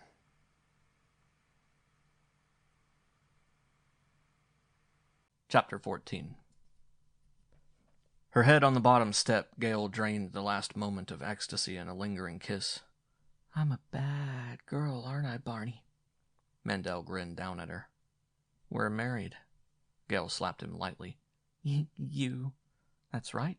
Make fun of me. She justified herself. It's been 2 years. Since we left the hotel? Gale stroked his face. Stop teasing me, Barney, please. Mandel kissed her. Okay. And get up. You're hurting me. I didn't hear you complain coming down the stairs. Gale pushed up at his chest. Please, Barney. Mandel knelt on the floor and froze in a position of listening as the door chimes tinkled musically. Now, who could that be? Gale scrambled to her feet, pawing at her dress. Let me get upstairs. Mandel watched her go up the stairs. Then, buttoning his shirt, he walked to the door and opened it. There was a Chicago squad car in the drive, with the collars of their coats turned up against the icy wind blowing off the lake.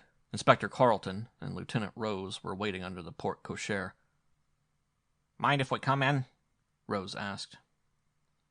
Well, of course he doesn't, Carleton said. He brushed past Mandel and stood admiring the beamed entrance hall. Quite a house you married, Barney. The parrot in the cage on the table cocked its head. Don't give your right name, boys. Here comes the law. Lieutenant Rose's smile was as bland and Buddha-like as Mandel remembered it. That's right. He closed the door behind him. We didn't interrupt anything, I trust. Mandel was indignant. Of course not. Inspector Carleton said. Then wipe the lipstick off your chin and pull your tie out from under your ear. The peasants might get the wrong idea. He walked into the big living room opening off the hall and unerringly to a concealed radiator. Turning his back to the radiator, Carleton spread the tails of his topcoat. Yeah, quite a house. Mandel followed Carleton into the living room. What do you guys want? Now there's a fair question, Rose said. How would you like to come back to Chicago with us, Barney? Carleton asked. You got a warrant for me? Carleton sighed. No, he admitted. It wouldn't do any good out here if we did. We couldn't serve it. Lieutenant Rose reproached him. Why tell him that, Inspector? It's part of standard police procedure to ignore such trifles as jurisdiction. I know. I watched all the crime programs on television. Mandel said. Okay, have fun. I'm laughing. Has my bail been revoked? Carleton spread the tails of his topcoat still farther apart. I'm sorry to say, no. Then get out. Lieutenant Rose sat on the arm of an easy chair. Is that being hospitable, Barney? I don't feel hospitable. After we drive all the way out here to see you, through the cold... Rose took a package of cigarettes from his pocket and offered the package to Mandel. Cigarette? Thanks. I'll smoke my own if you don't mind. Rose put a cigarette to his lips and the package in his pocket. No, of course not. Why should I mind? His voice sounded as if he kept it soaked in olive oil whenever it wasn't in use. He used the expensive lighter on the table beside the chair to light a cigarette. Yes, as Inspector Carleton said, very nice. Rose blew smoke at the lighter. You married quite a house, Barney, and into quite a family. Rose returned the lighter to the table. You'd be surprised if you knew how much drag your father-in-law has. He knows everybody in Chicago. Mandel refused to be baited. What do you fellows want? Inspector Carleton took a familiar-looking wallet from his pocket. This is your wallet, isn't it, Barney? You know it is. You identify it? I did that down at the station. Carleton thumbed through the thick sheaf of bills in the wallet. $600. That's a lot of money, Barney. A man could go a long way on $600. He could also buy a lot of quail. At $5 a jump, he could get over the hump 120 times. Carleton returned the wallet to his pocket. But of course, that wouldn't interest a man who likes his wrapped in mink. Tell me, Barney, is there a difference? You foul-minded bastard. Mandel threw a roundhouse right at Carleton's jaw. The inspector ducked and, coming up, applied the palm of his hand to Mandel's elbow. Impelled by his own momentum, Mandel turned completely around and crashed into a knee-high coffee table. Rose shook his head sadly. Your timing's all off, Mandel. It's a good thing you married money. Otherwise, you might get into the ring again. Some cream puff would hurt you. Mandel stood panting, having trouble with his nose. Carlton lighted a cigar. Now about this lad who stuck you up. What about him? What did he look like? I've told you, I don't know. You must have been pretty close to him. I was, but it was dark in the room. I'd just come in out of the light. Was he a big man or a little man? I'd say he was about my size. A big man, then? Yeah. What did he say to you? We've been through that. Let's go through it again. He said it was about time I showed up. He called you by name? He did. Then what happened? Then he told me to empty my pockets on the bed, and when I said, why should I, he said, don't give me no trouble, Punchy, and I said, don't call me that, and then I made a pass at him, and he slugged me. Lieutenant Rose snuffed his cigarette. You remember that quite well, don't you, Barney? I was there. But you haven't any idea why, after sticking you up, he should hide your wallet between the box spring and the mattress of your bed? No. Carlton blew smoke at the ceiling. That's what I like about this business. A man runs into the goddamnedest things. Now, about Cherry Marvin, Barney. How many times did you do it to her? I didn't do it to her. I didn't do anything to her. You didn't go to bed with her and you didn't hit her? No. You're positive? I'm positive. How come you're so positive now and yesterday evening you weren't so sure? I quoted you. For God's sake, take me down and get this over. So I killed her. I don't remember. I don't remember having anything to do with her. End of quote. Lieutenant Rose picked up the lighter, flicked it, and looked through the flame at Mandel. That's what you said. How come you were so uncertain then, and now you're so positive you didn't have anything to do with her? Mandel fumbled his cigarettes from his pocket and lighted one.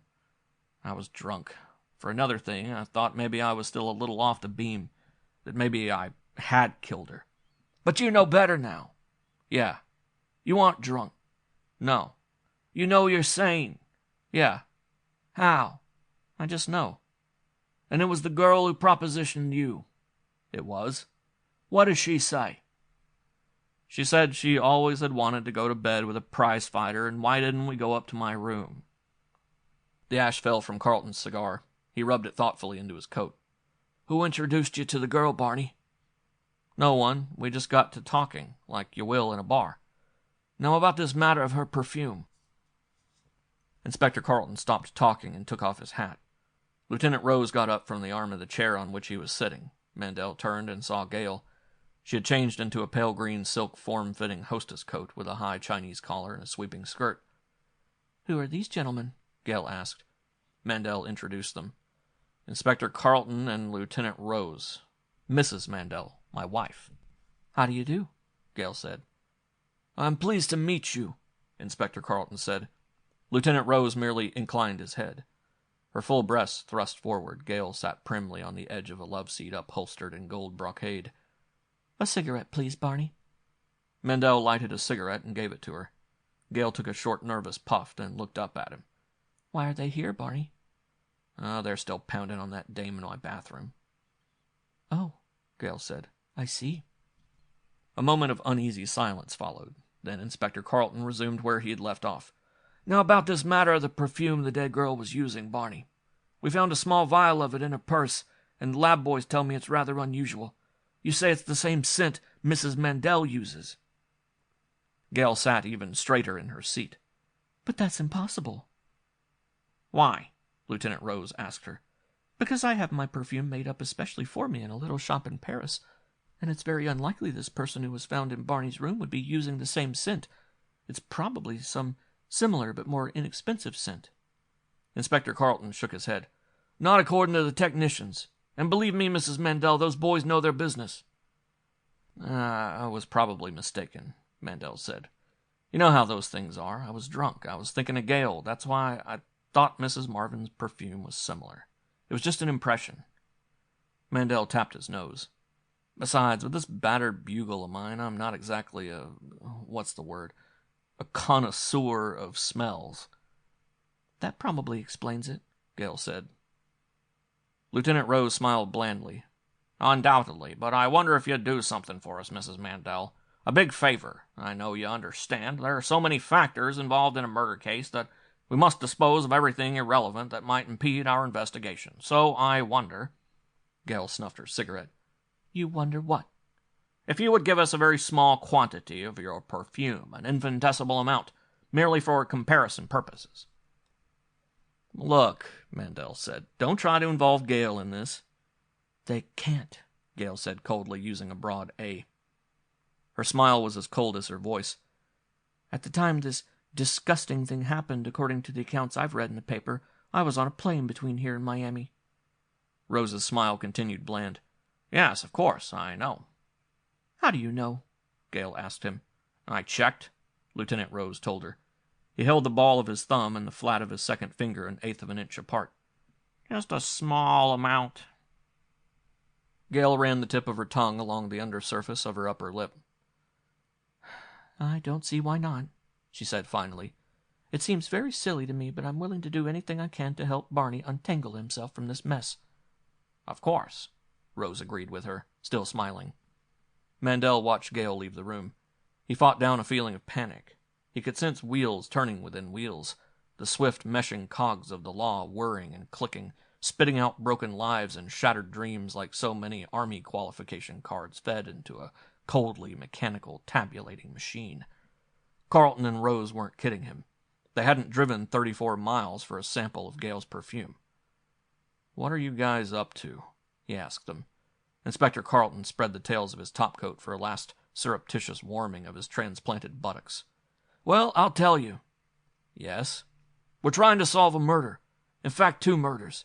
You see, it's our job. Lieutenant Rose and myself are paid a small salary by the city of Chicago to maintain a certain population norm. When heavy-hung punks like you get tangled up with a bottle and a dame, it causes a variance in the graph and—" "Shut up," Mandel said. He felt an impelling urge to be vulgar. He wanted to yell and shout and kick things. He was tired of listening to people talk. He was tired of talking. He wanted to set himself flat-footed and uncork the old Sunday punch, the punch that always brought the fight fans to their feet shrieking. Mandel tapped his nose with his finger. "I'm beginning to think you guys couldn't find where the water goes when you pull the chain." "I'm not certain," Lieutenant Rose said, "but I think it goes down the drain." Rose sounded a little sad.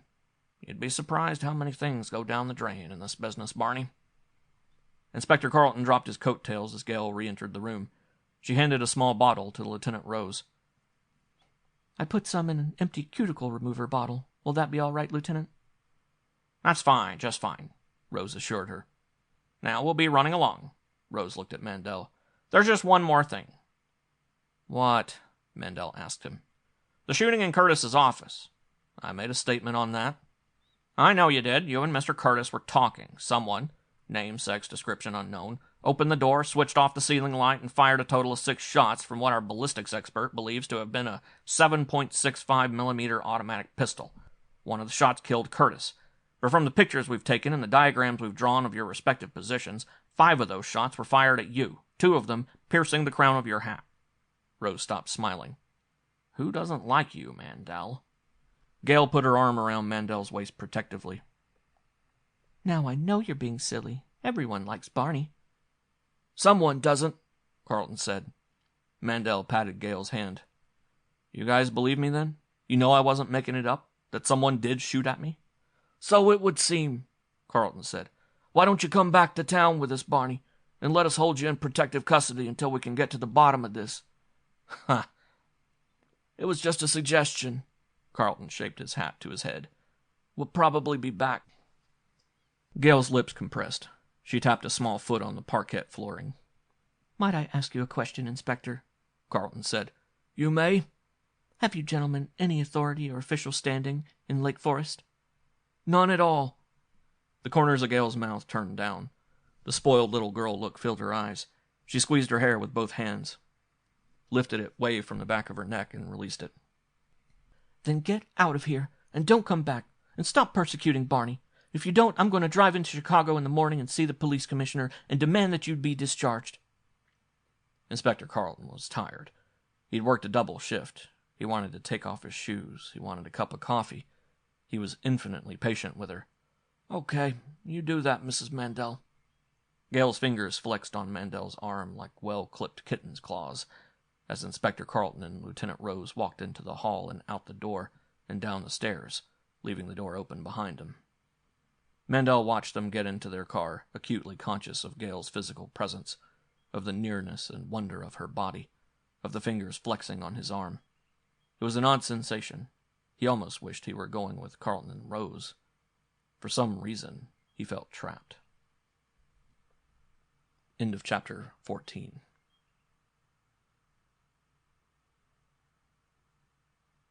Chapter 15. It reminded Mandel of meals he and his mother had eaten, on the grass out at St. Boniface. The first year after his father had died, when they hadn't quite got used to their loss, when they'd still wanted to be near Pa, but hadn't been able to talk about much of anything. The grass had been long that year, so was the grass under him now, only this grass was wool and oriental. Mandel could feel the deep pile around his ankles, tickling them through his black silk socks. "Salt?" Gale asked him. "Thank you," Mandel said. He used it and offered it to Mr. Ebling. He shook his head. "Thank you. No, Bernard." The dining room was long and beamed and paneled, filled with slinking shadows trying to escape the red and yellow fingers of flame reaching out from the log-burning fireplace. The only other light was the yellow glow of the candles reflecting off the silver table service. Mr. Ebling's voice droned on, about nothing. To be polite, Mandel tried to listen. He heard instead the creak of a distant door and the thump of his heart.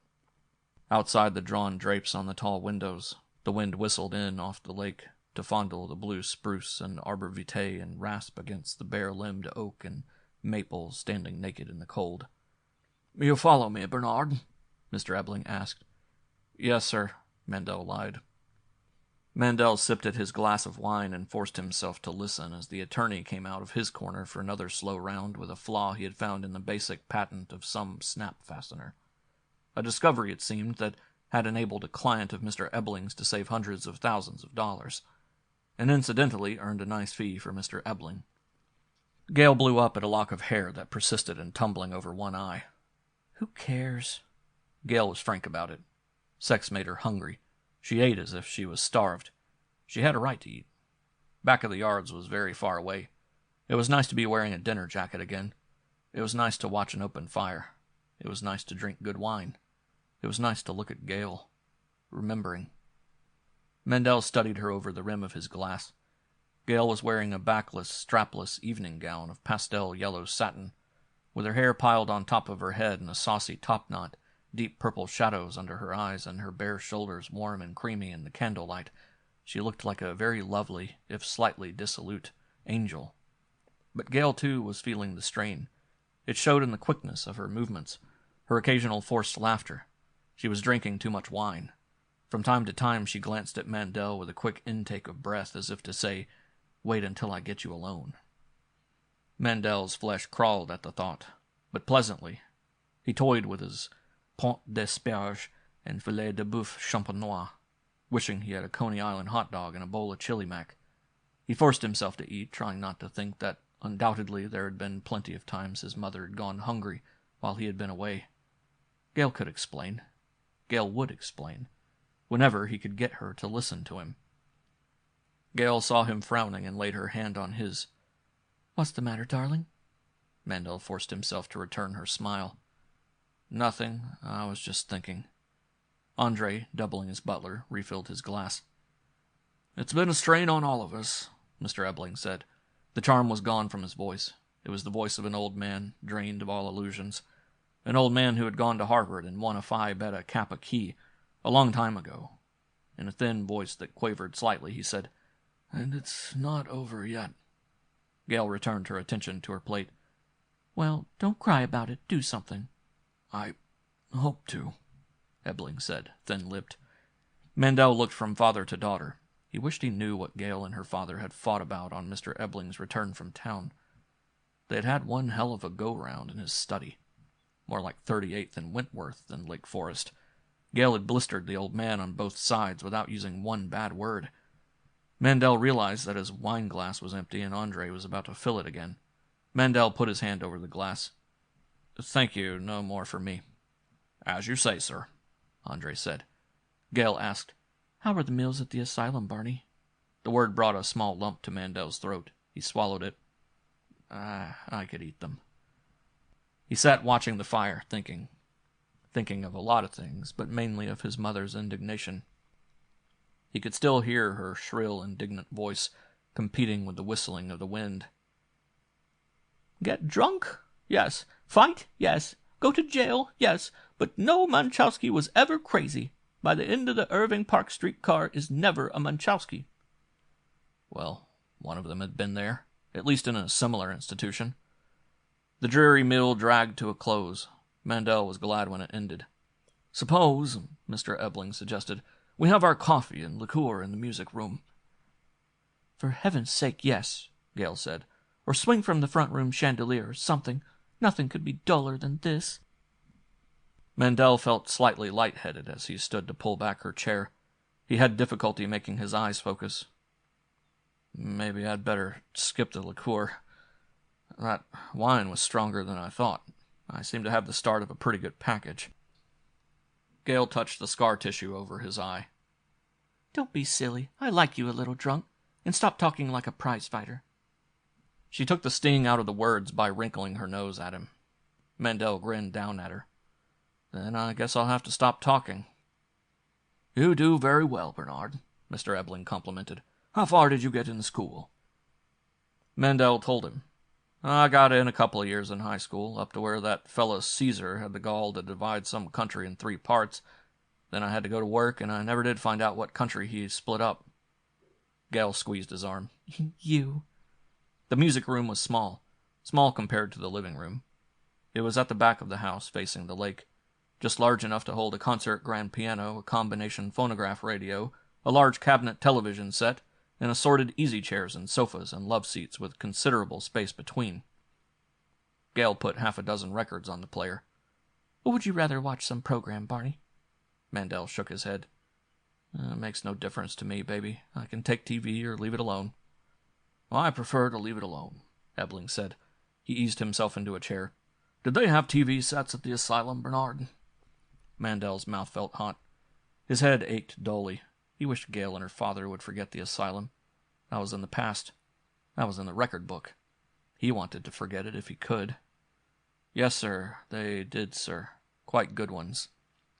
He sat in a low easy chair, and Gale promptly sat in his lap. On a set for us, Andre. And don't forget, Mr. Mandel likes strong coffee. No, Mrs. Mandel, Andre said. Mandel watched Andre fill 2 liqueur glasses and put them on the end table. Then Andre served a stiff scotch to Ebling. Mandel decided that Andre made a better chauffeur than butler. As large a man as himself, Andre looked muscle-bound in his modified tails. Ebling nodded his head as if in time to music. I've always liked Tchaikovsky, especially his 4th, 5th, and Pathétique symphonies. Was he Russian or Polish, Gale?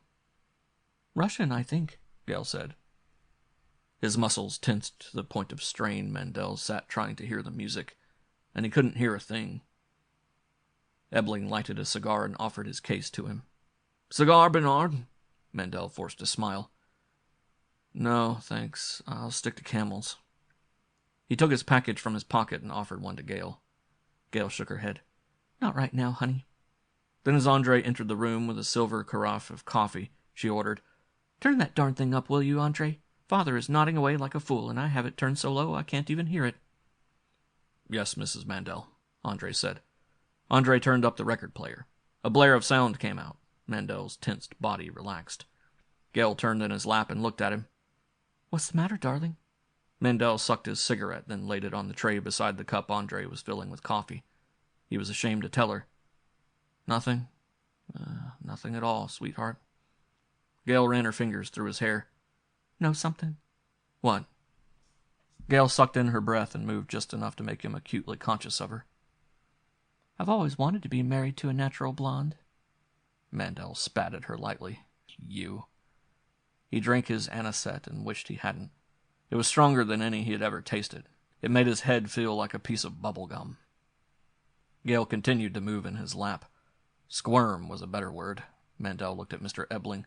Ebling wasn't looking at them. He was still nodding to the music. Mandel felt sorry for the old man.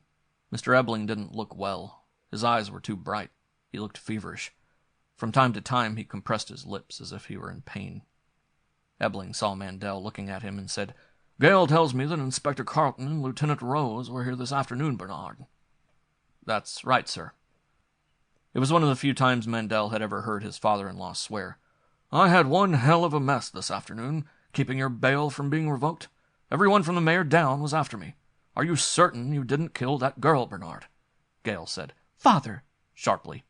I'm positive, Mandel said. He reached for the cigarette he had lighted, and suddenly he wasn't positive of anything. The whole black mental morass was back again. Mr. Ebling had offered him a cigar. Mandel remembered distinctly, or thought he remembered, refusing it. He had said he'd stick to Camels, yet the cigarette he thought he'd been smoking had turned into a lighted cigar. Mandel picked up the cigar gingerly and looked at it. Ebling's flat old voice droned on. I don't mean to doubt Bernard, Gale. You'd better not, Gale said fiercely. Don't talk to me in that tone of voice. I'll talk to you any way I want. Mandel felt sick.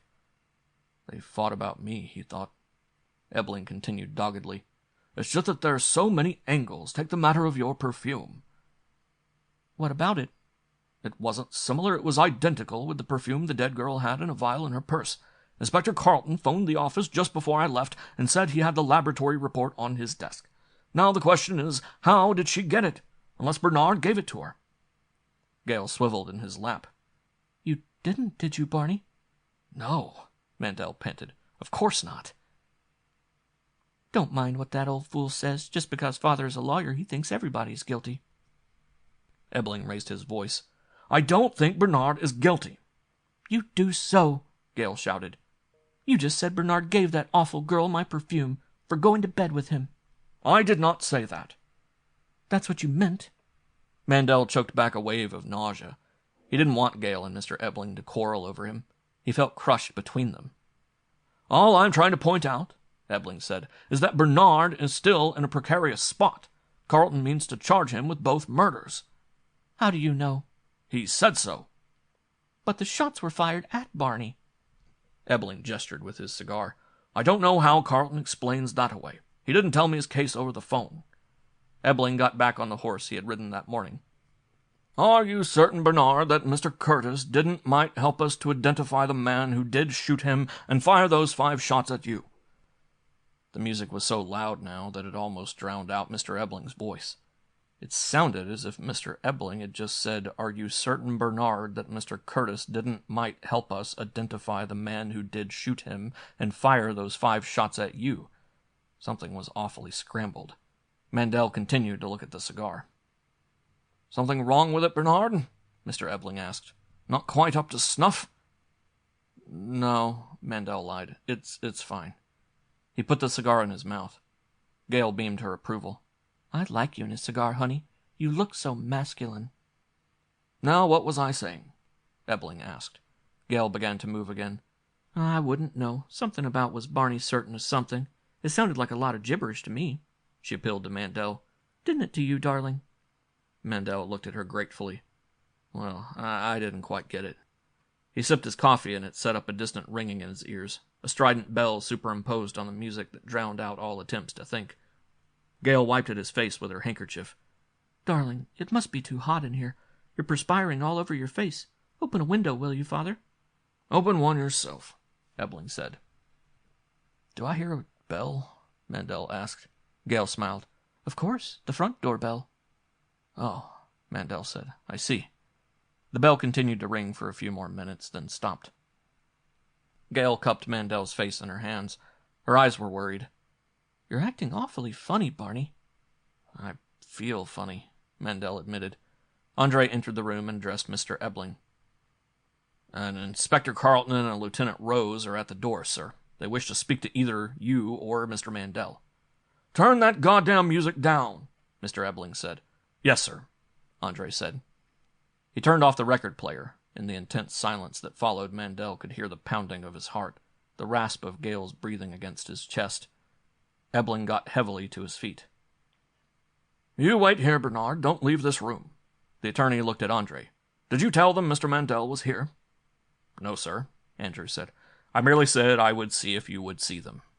Good. If they should question you, you haven't seen Mr. Mandel. Understand, Andre?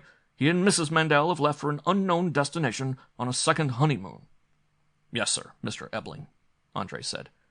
Ebling looked at Mandel. "You and Gale wait here, Bernard. Don't either of you leave the room. Leave this to me." "Yes, sir," Mandel gasped.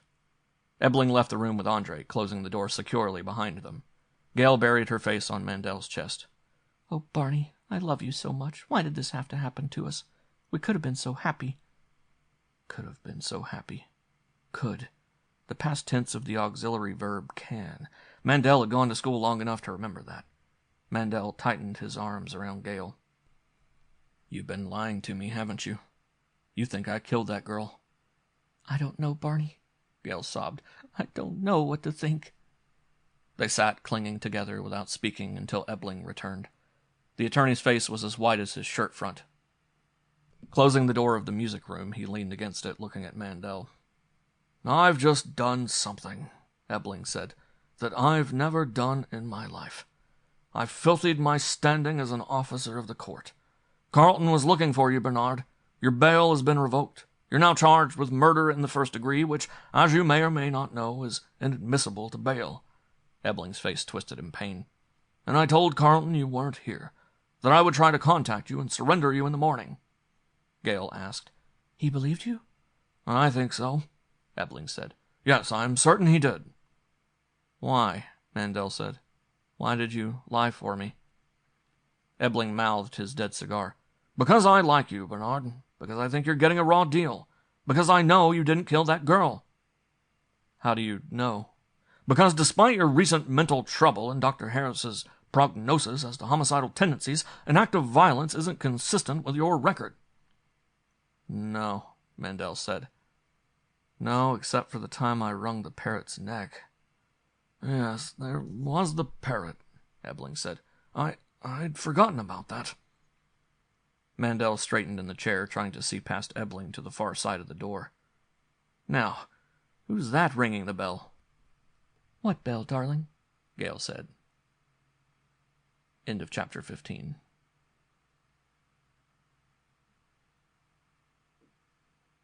Chapter 16. Their suite of rooms was the same as it had been before Mandel had gone away. There was a big bedroom, dressing room, and a bath. With the oversized bed, the silk hangings on the wall, and the green and yellow parrot in an ornate cage, it looked like a movie set. Mandel sat on the edge of the bed, smoking the cigar he had thought was a cigarette, wondering. He wondered if a man's mind could slip a cog once in a while, like a broken tooth in a differential, without the whole thing being ruined. "Forget him," the parrot awked. "You're beautiful, beautiful, beautiful, and you're mine, all mine." "I can do without that bird," he told Gale. Gale covered the cage with a black cloth. "I'm sorry, Barney." She was contrite and eager to please him. I shouldn't have bought another bird after what happened." "Go ahead, say it," Mandel said.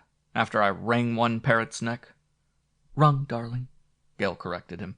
She added hastily, "Not that it makes any difference." "No," Mandel agreed with her. "Not that it makes any difference." He watched Gale slip out of her evening dress, letting it lie where it fell. That was like Gale. Gale was like that. It made a difference when you had money. "Get undressed, please, Barney," Gale begged him. "You know what Father said. You've got to get some sleep. Tomorrow's going to be a long day." "Yes," Mandel agreed. "A long day." He got up from the bed and hung his dinner jacket in the closet. "Was your father able to get Dr. Harris?" "Not yet." Gale took the pins out of her hair and began to brush it. "But he's going to keep on trying until he does. He wants Dr. Harris to be with us when we go down to the bureau." "So he told me," Mandel said. He hung his pants neatly on a hanger and, opening a chest of drawers, took out a pair of heavy silk pajamas. He had paid $50 for them, to be pretty for Gale. How many years ago? Mandel tried to remember. He couldn't. His head felt as if it would split at any moment. "But it won't do any good. If Carlton's made up his mind to lock me up, I'm cooked." Gale stopped brushing her hair. "You mustn't talk like that, Barney." Mandel unlaced his shoes and took off his shirt. "How am I supposed to talk? What am I supposed to do? Yell hooray? I just get out of the fishbowl, then all this happens, and they throw me in a cell." "You're bitter." "Could be." Mandel sat back in the chair and massaged his bare chest. Gale pleaded with him. "But you mustn't be bitter, Barney. If you didn't kill that girl, you haven't a thing to worry about." That's right. Mandel snuffed the cigar and lighted a cigarette, wondering just how a man told his wife he thought he was still crazy. Gale continued. Father's an excellent lawyer, and you know the influence he has. Please now, Barney, don't worry. I'll try not to. Gale lifted her lips to be kissed. Promise? Mandel kissed her. I promise. Gale smiled. Okay. Just because you're so nice and because this is your first night home, I'll make a big concession. You can have the first shower. Gale resumed brushing her hair. But don't be long about it. Mandel hadn't figured on taking a shower. It was a good idea. Cold water might help his head. Might help him get to sleep. He stripped off his socks and shorts and padded into the bathroom. The shower was in a separate stall, with a frosted glass with tall pussy willows and a long-necked bird etched in the glass. He turned on the cold water faucet and started to step in, just as Gale called something that he couldn't hear because of the rush of water. Mandel walked back to the door of the bathroom. I didn't catch that, honey. Gale wrinkled her nose at him. Go take your shower. I merely said I love you. I love you too, Mandel told her. He walked back to the shower and stepped in. He almost scalded himself. The tap he had turned on read cold, but the water was coming out steaming. Mandel turned it off. The old familiar lump of ice began to form in his stomach. Thinking hot water was cold and cold water was hot had been one of his former hallucinations. Mandel stood regarding the shower for a long moment. This was as good a way as any of proving if the doctors at the asylum had been wrong in discharging him. He dried what little water he had got on him and was pretending to wash his teeth when Gale padded into the bathroom and turned on the water in the shower. No monkey business now, she said. No monkey business, Mandel agreed. He stood by ready to warn her. It wasn't necessary. Gale turned on the cold water tap and it apparently emitted cold water for her. Gale saw him looking at her and splashed a handful at him. It was cold.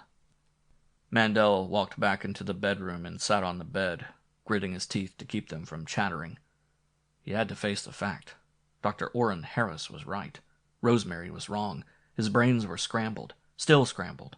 He'd taken one punch too many. He was back hearing bells, having things happen to him. He didn't have enough marbles to distinguish hot from cold. It opened a new and frightening field of thought. Possibly, Inspector Carlton was right. Maybe he'd killed the little blonde. Insane men didn't know what they'd done. Mandel sat boxing his nerves, and he lost as the parrot opened up on him. Don't give him your right name, boys. Here comes the law. Mandel looked up at the bird. The cover was off the cage, and he had seen Gale cover the bird. It was more than he could take. Getting to his feet, Mandel batted the cage with a hard right, then snapped the spring and sent the cage spinning out of the stand. The parrot awking and squawking, the cage caromed off the bedroom wall and banked into Gale's dressing table, scattering her perfume bottles and cosmetics with a great shattering of glass. Leaving wet imprints with her bare feet, water glistening on her body, Gale ran in from the bathroom, shouting, "Barney!"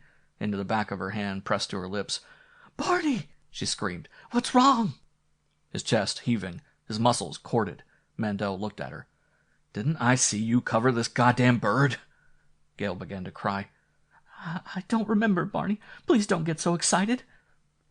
She ran around, eager to please him, picking up the cage, hanging it back in the stand. I'll cover it up right now. She found the black cover and hung it over the cage, crying so hard she could hardly talk. I knew I shouldn't have that bird in here. It made you think of that other awful time. I'm sorry, Barney. The parrot awked a few times and was still. Mandel sat back on the bed, holding his head in his hands. Gale took a decanter of whiskey from a table and poured a stiff drink in a water glass. Here, please drink this, Barney. Mandel drank it to please her. Gale put the decanter and glass on the table, then sat down on the bed beside him, looking very small and frightened. You're all right now, Barney? Mandel shook his head. No, I don't think so, kid.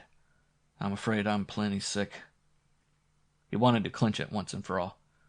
Look, remember when I went away before, Gale? The day before I had myself committed? Gale said. Yes, with a catch in her voice. How much did I give you to dole out to my mother once a week? Gale looked at him, puzzled. I don't understand what you mean, Barney. Her eyes filled with tears. I asked you at the time if you wanted me to send your mother a weekly check, but you said it wasn't necessary, as you had provided for her. I told you that. You did? I didn't give you 37 grand and ask you to send Ma $75 a week while I was tucked away? No. Mandel fought the whiskey roaring in his head. Okay, that tears it. Tears what? Everything. I'm crazy as hell. I have been for 2 years. The doctors were wrong in discharging me. I belong in a padded cell. Mandel rubbed rather than patted her cheeks. And you'd better grab a plane in the morning and get back to Bermuda. Anywhere away from me. But why, Barney? Because I'm poison. Both you and your father have been swell to me, and I don't want you to get in any deeper. Deeper in what? This mess I'm in. Your father shouldn't have lied to Inspector Carlton. He should have let Carlton take me. So I'm crazy. They won't burn me. All they'll do is lock me up in some other asylum. One with good, strong bars. No, Gail sobbed. No, I'd rather see you dead than locked up in such a place. You hear me? I'd rather see you dead. Yeah, I hear you, Mandel said. Did you kill that girl? I don't know. Mandel lighted another cigarette and sucked at it fiercely. I'm beginning to wonder. In the light of what's happened this evening, it's very possible I did. Gail caught his arm. What are you doing, Barney? Where do you think you're going? Mandel told her. Down to give myself up. He reached for his shorts, and Gail tore them out of his hands. No! Gail wadded the shorts into a ball and tossed them back in the bed. You're not going anywhere in this condition, Barney. We've got to talk this out. What's there to talk out? I won't be any saner in the morning. You don't know that you're insane now. I'll pass for a reasonable facsimile. Gail snuggled a wet cheek into the mat of hair on his chest. Please, Barney, for my sake. Mandel wrapped his arms around her and his overwrought nerves gave way. He began to cry. Deep-rooted sobs tore out of his belly. Sobs with the living, quivering nerves still clinging to them. Sobs that shook his whole body. Oh, baby, I didn't mean for it to be this way. I know you didn't, Barney. Mandel continued to sob. Sure, so I've made mistakes. I've always tried to do what was right. I know you have, Gail soothed him. I tried to fight clean. I broke when the referee told me. I minded my own business. I took care of Ma. Gail's fingers caressed his wet cheek. I know. Mandel had trouble with his broken nose. He tapped it. I wanted that dame in the bar. The little blonde they say I killed. I wanted her something awful. But I told her no, 'cause it wasn't the right thing to do, 'cause I didn't want any woman but you. Gail pushed him back on the bed. Lie back. Rest, Barney. We'll work this out some way. How? I don't know. Gail poured another stiff drink and held it to his lips. Drink this and try to relax. I'm going to turn out the light. Then I'm going to lie down beside you and just hold you. Gail took the flame-seared cigarette from his fingers. You want another cigarette, Barney? Yes, please. Gail lighted a cigarette and put it between his lips. Then she turned out the light and lay down on the bed beside him, soft and small and warm in the crook of his arm, stroking his cheek with her fingers, running them through his hair. Feel better, Barney? Yeah, a little, Mandel said. He lay on his back in the dark, blowing smoke at the ceiling. It had been a nice dream while it lasted. Back of the yards boy makes good. Barney Mandel, son of Bernie and Marta Mandel, nephew of Vladimir Munchowski, fights his way to the top of the heap and marries a society heiress, who is as pretty as she is rich, and they live happily ever after. That was a laugh. If he wasn't convicted of murder and sentenced to be executed, the law would tuck him away for life, in an asylum. He had it coming. He'd let Gail and her father down. He'd allowed his mother to go hungry. He'd been a bad friend to Rosemary and Pat and John. He was all that Joe Mercer had called him. He had acted like a heel to everyone who had been decent to him. Gail's fingers left his face and caressed the hair on his chest. Her voice was small in the dark. Why don't you take me, Barney? Maybe it would help you. No, Mandel said. Please. He didn't want Gail. He didn't want anything. All he wanted to do was die. End of chapter 16.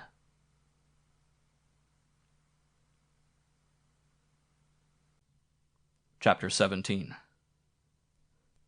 Beating a rapid tattoo on Jersey Joe's face with his left glove, Mandel sank a punishing right to Walcott's ribs, then danced back out of the way of the other man's experienced fists and began to box again. I'm going to be pretty good, he thought. He cleared his nose and bored in again, carrying the fight to Walcott. Then he realized he was dreaming, and even as dreams go, it was screwball. Mandel tried to rouse himself and couldn't, despite the fact that there were 6 inches of snow in the ring and that more snow was sizzling and melting as it drifted down on the big white lights. He was fighting for the title in an open-air bout at Comiskey Park, with Inspector Carlton acting as timekeeper and Lieutenant Rose as one of the judges. "How am I doing?" he asked Rose. Rose shook his head. "I'm not supposed to tell you." Mandel threw his left and missed. Then, his face filled with leather as Jersey Joe took the lead in the infighting, he clenched and looked out at the crowd. Ma, Rosemary, Pat, John, Mr. and Mrs. Heppelmeyer, Mr. and Mrs. Feinstein, all the gang from Kelly's bar, all the old neighbors, even Joe Mercer, were sitting in ringside seats yelling, "That's it! Kill him, Barney! Knock him out of the ring! Oh, you great big beautiful Pollock!" Mandel was proud, and Joe was yelling the loudest. After all the bad things Joe had written about him, it made Mandel feel fine. He pushed Wolcott away, bounced him back off the ropes, and came in throwing leather, only to have the referee interpose her nude body between them and whisper, "I've always wanted to go to bed with a prize fighter. Why don't we go up to your room?" As she opened her mouth, a bluebottle fly flew out. Mandel turned away, gagging. It was almost impossible to breathe. His mouthpiece was choking him. He tried to pry it out of his mouth and knew fresh pain as he slapped his face with metal. He rolled on his side, gasping, and the parrot began to peck at his consciousness. Don't give your right names, boys. Here comes the law." Mandel opened his eyes. He was lying on the floor of the bedroom. The metal he had slapped his face with was a pistol. He was fully dressed. His coat was even buttoned. He sat up and called, "Gale?" Then Mandel saw Mr. Ebling. Gale's father was lying on the floor a few feet from the bedroom door. One black sleeve and white hand were outstretched, pointing ahead of him, as if Mr. Ebling had been reaching for the knob of the door when he had fallen. Mandel got to his feet, then carrying his head very carefully, he walked into the bathroom, where he was violently sick for a long time. When he could, he walked back and looked at Mr. Ebling. Ebling's shirt was sodden with clotted blood. He had been dead at least an hour. They were alone in the room. He'd come to with the gun in his hand. It seemed obvious that he had killed him. Why, Mandel didn't know.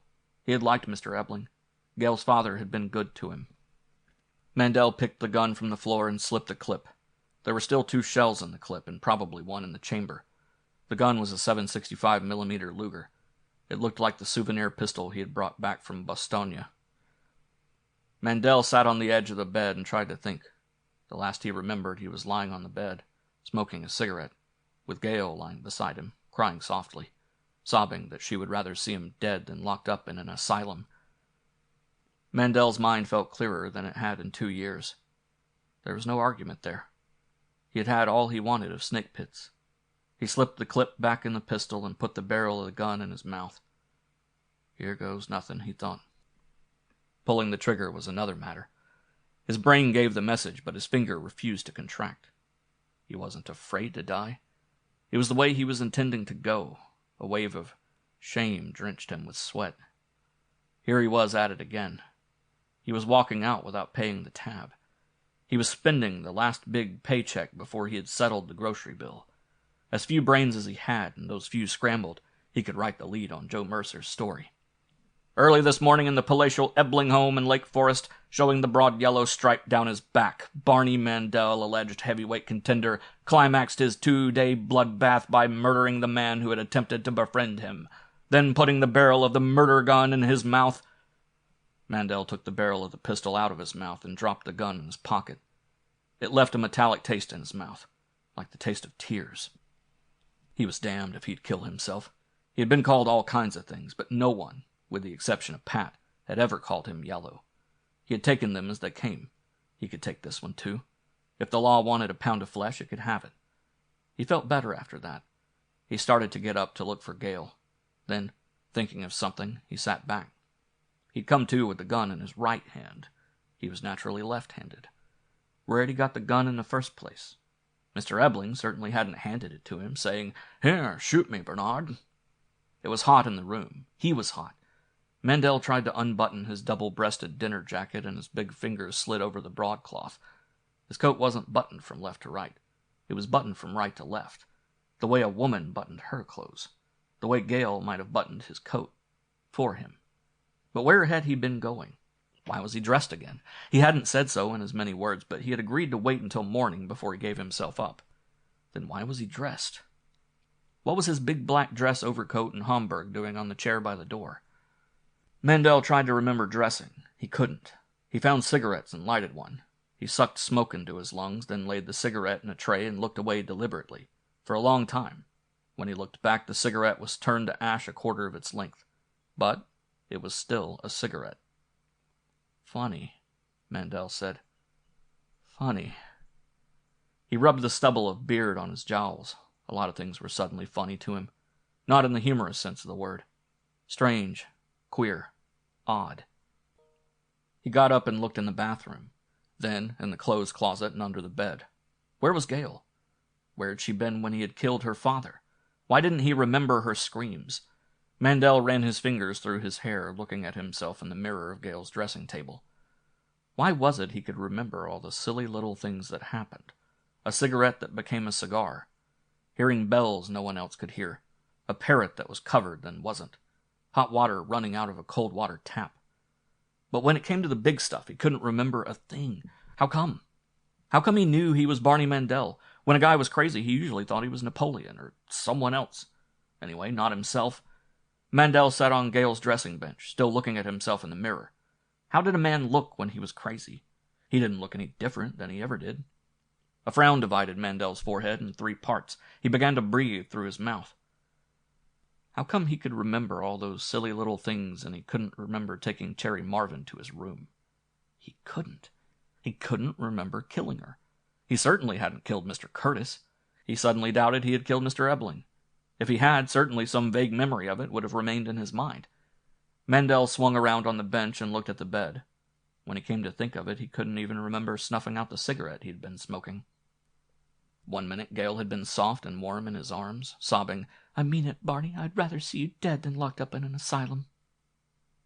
"You've got something there," he had told her. That, Mandel remembered.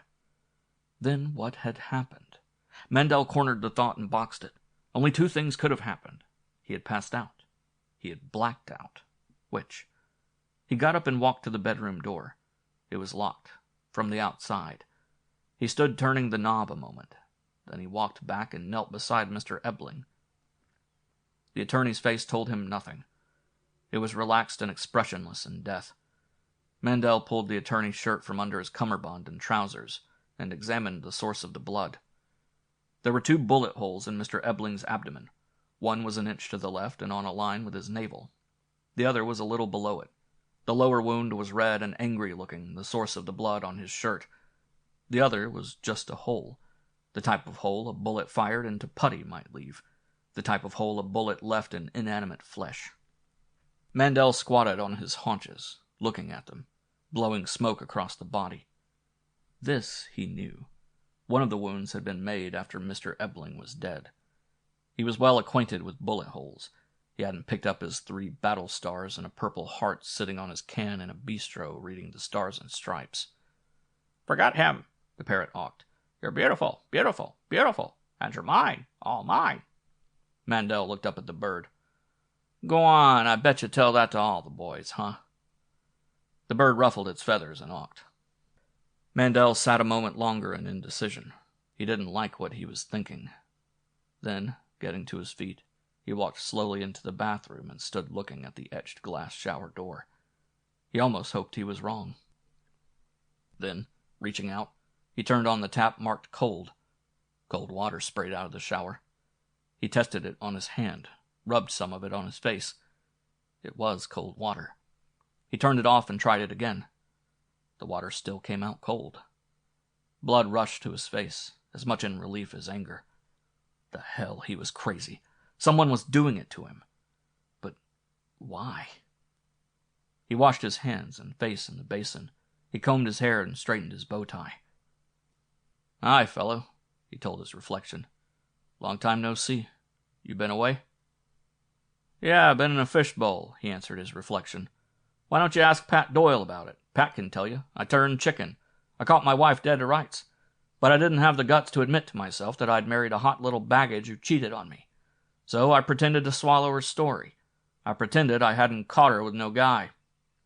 Mandel brushed hot tears from his cheeks with the back of his hand. I pretended I was crazy and had myself tucked away until she got a yen for me again. And what a yen she got. A plume of smoke attracted his attention. His cigarette was burning into the paper top of a cardboard box of bath powder. Then he walked into the other room, slipped into the black dress overcoat, and shaped the Homburg to his head. Pat had known. Joe had known. All the fellows in the old neighborhood had known. Known that Gail hadn't been heading for a shower every time she took her clothes off. Everyone had known but him. He had been blinded by a dream. Mandel adjusted the crisp white handkerchief in the breast pocket of the coat.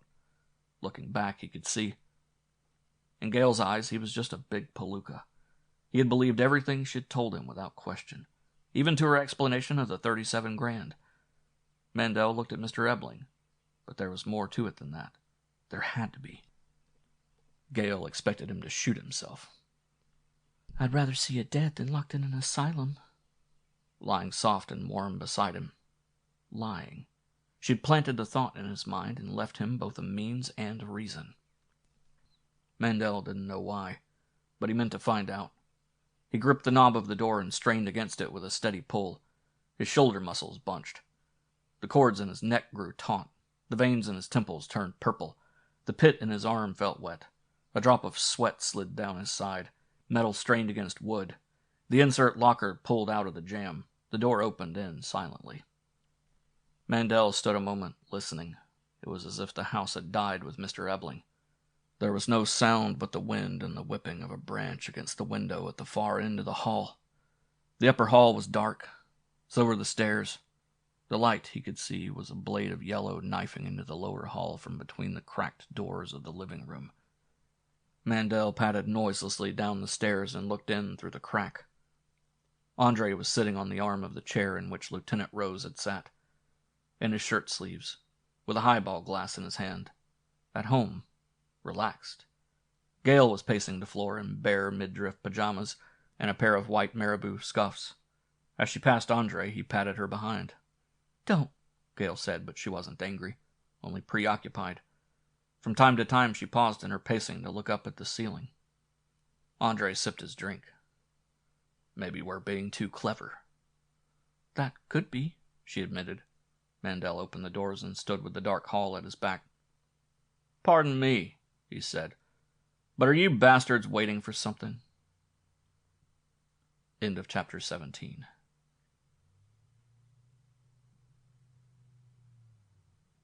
Chapter 18. Andre set down his glass. So hard the bottom broke and its contents spilled over his hand. Gail gave the impression of running, standing still. Frenzied, frantic, running. Her back was arched. Her face was contorted.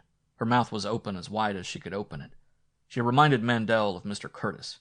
Gail thought that she was screaming, but only a wheeze was coming out. Andre got to his feet, wiping his hand on the side of his trousers. Now, see here, he said uncertainly. See here. Mandel stood looking at him. He wondered if Andre was the man with whom he had caught Gail 2 years before. It was difficult to tell. All naked men looked alike in the dark. Gail closed her mouth.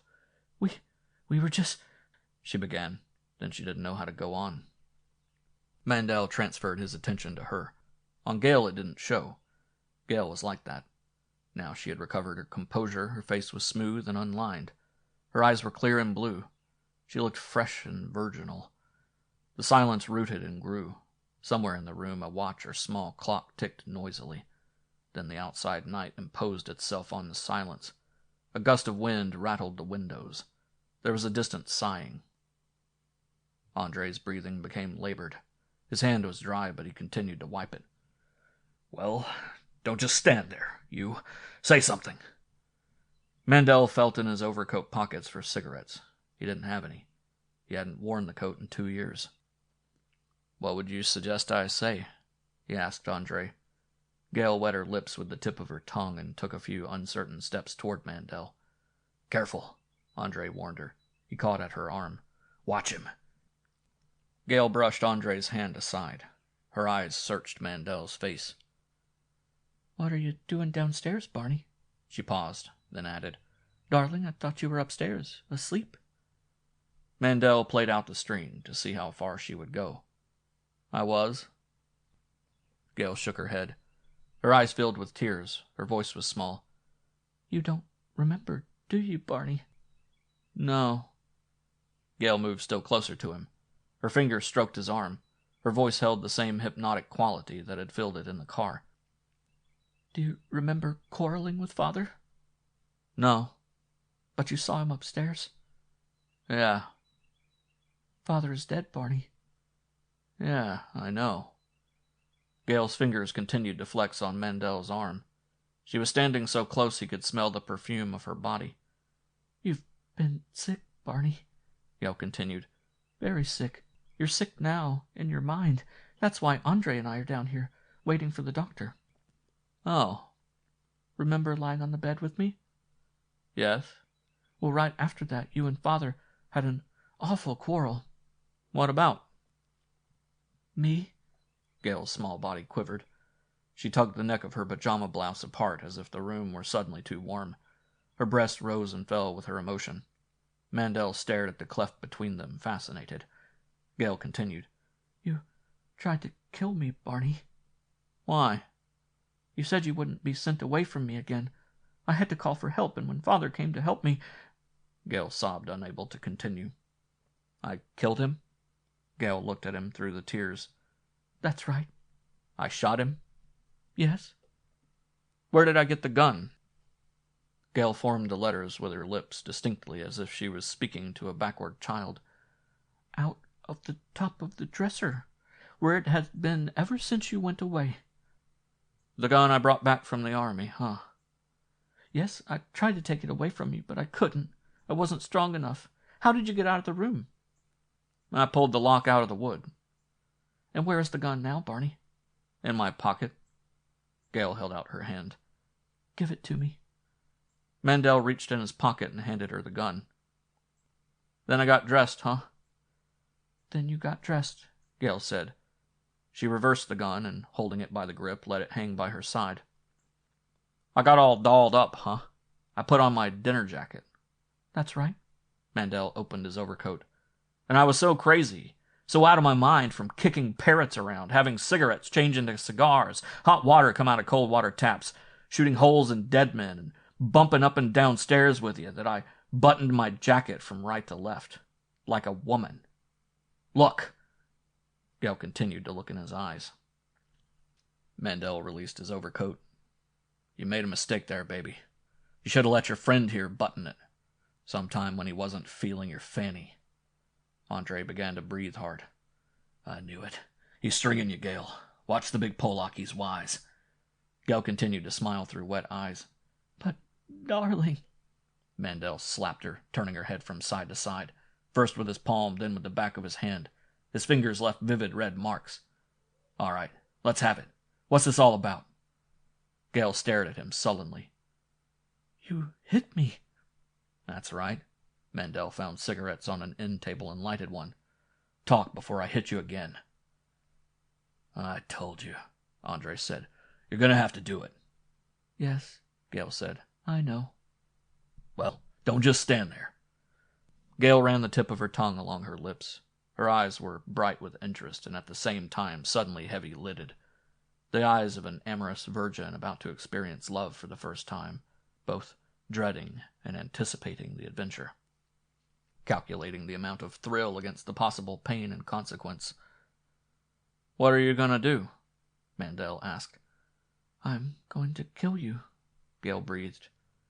"That's what I thought," Mandel said. Gale sucked in her breath and held it.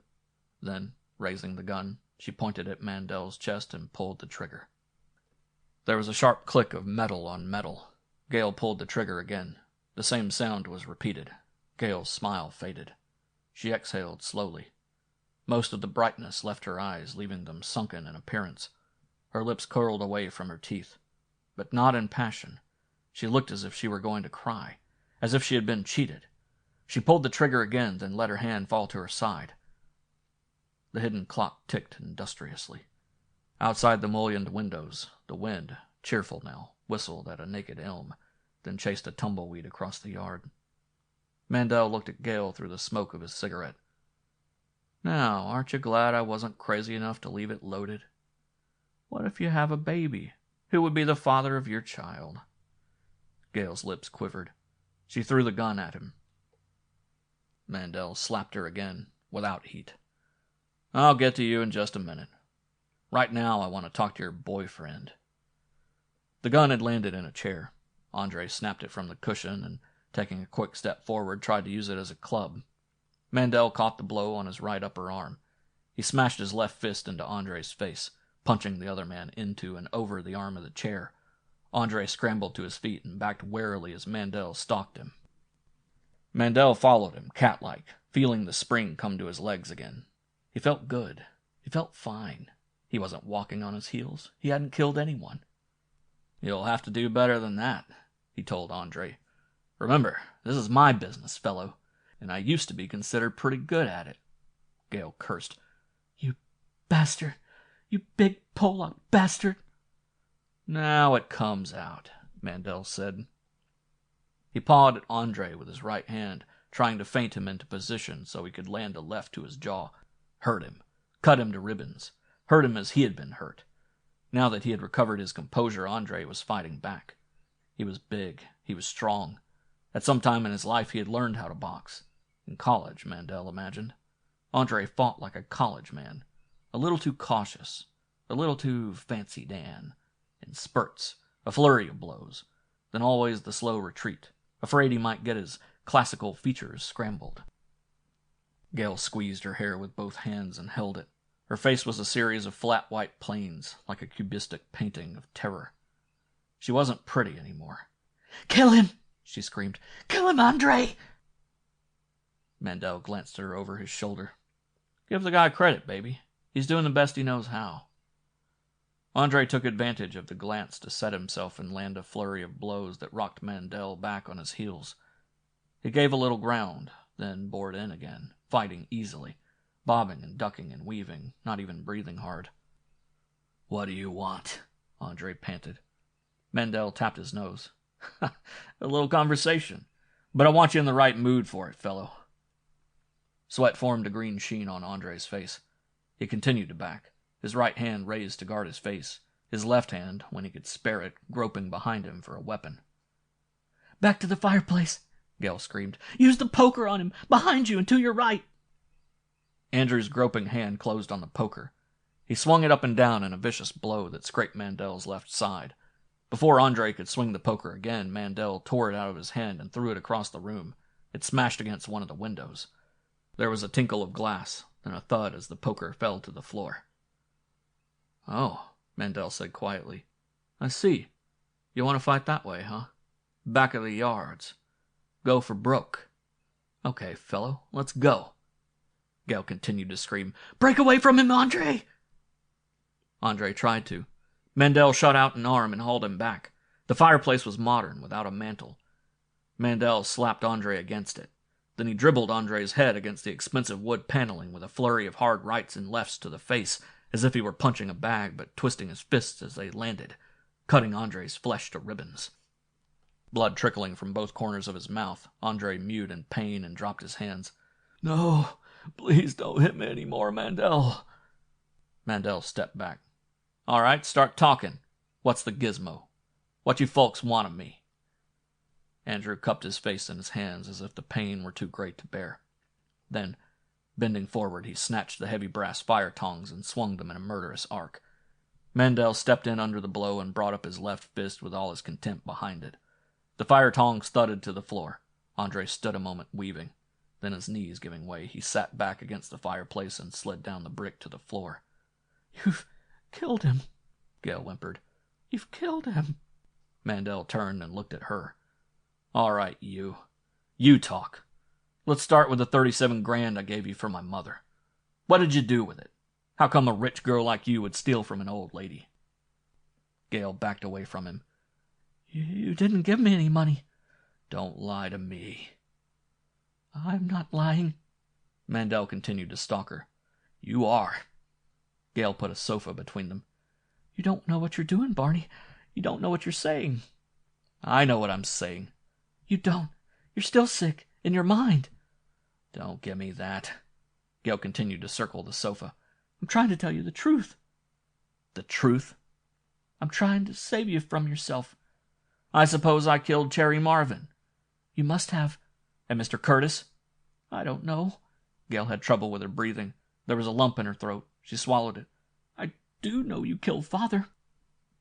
Mandel grabbed at her and missed. How long ago was this? He stopped, ready to move either way. Gale reversed her circle. Almost an hour. Then how come one of those bullet holes is at least 12 hours old, and the other one was made after the old man died? You don't know what you're talking about. Don't tell me. I've seen lots of bullet holes. Gale reversed her circle again, panting now. You don't know what you're talking about. You just think you do. Believe me, Barney, can't you understand? You're not in your right mind. There's another thing, Mandel said. What other thing? How did you get Dr. Orrin Harris to certify me, to write up that phony case history? You go to bed with him, too? Now you're being insulting. I wonder. Gale tried to smile. All I'm doing is trying to make it as easy for you as I can, Barney. That why you tried to shoot me? I was just protecting myself. I knew what you were thinking about Andre and me. You have a nasty, low-class mind. Now you tell me. Mandel reached for her again. Stepping back, Gale slipped on a throw rug. She fell, screaming. Before Mandel could reach her, she scrambled to her feet and behind a long console table with a massive pottery lamp at each end. As she fell, one of her breasts bobbed out of her pajama blouse. Gale wet her lips with her tongue as she stared across the table at Mandel. A thoughtful look came into her eyes. She made no move to cover her breast. Put it away, Mandel told her, a little sadly. The boat sailed, Gale. He began to circle the table. Gale kept a side and an end of the table between them. You used to love me, Barney. I probably always will. Then why do you want to hurt me? How do you know I do? I can see it in your eyes. Gale pleaded with him. I'll go away with you, Barney. Where? Anywhere you want to go. On what? The 37 grand I gave you to send to my mother? You didn't give me any money. That's your story. I know better. Andre moaned and sat up. Help me, please, Andre, Gale pleaded. Barney's going to kill me. Mandel stood at one end of the polished table with both hands on the polished wood. No. He pushed the lamp to one side in order to see Gale better. He pushed too hard. Top-heavy, the lamp fell to the floor and shattered like a broken dream. Mandel looked from the lamp to Gale. No, he repeated. All I have in mind is to hurt you, like I've been hurt. Why are you so afraid of me, Gale? What have you done to me, baby? He began to circle the table again. Gale screamed, Andre! Andre got to his feet holding the fire tongs. Mandel walked over to the fireplace and took the tongs out of his hands. Stay out of this, fellow. You and I can go around again later. Right now, this is between me and the wife. Still only half unconscious, Andre reached for the fire tongs again. Mandel slapped him off his feet. Be a good fellow. Don't give me any trouble. Lay down. He remembered his English, pulled Andre to his feet, and slapped him down again. Pardon me. Lie down. He turned back to the table. The doors into the hall were open wide. Gale was gone. Mandel walked into the hall. The lights in the music room were on. As Mandel watched, the heavy door slammed shut. He walked down the hall and pounded on the door. It was one piece of solid wood with a drinking scene hand-carved on it. The bas-relief hurt his hand. Mandel rubbed his bruised fist with the palm of his other hand. Don't make me break it down, Gale. I'm not going to hurt you. All I want to do is talk to you.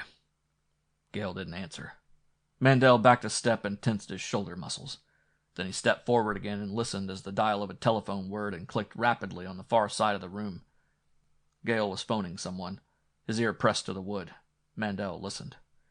This is Mrs. Mandel, Gale was saying into the phone. You know, Gale Ebling?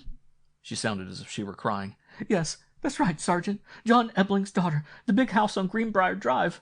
I want to report a homicide, and I need help badly. My husband's gone raving mad. He's killed my father, and now he's trying to kill me. Yes, I'm locked in the music room."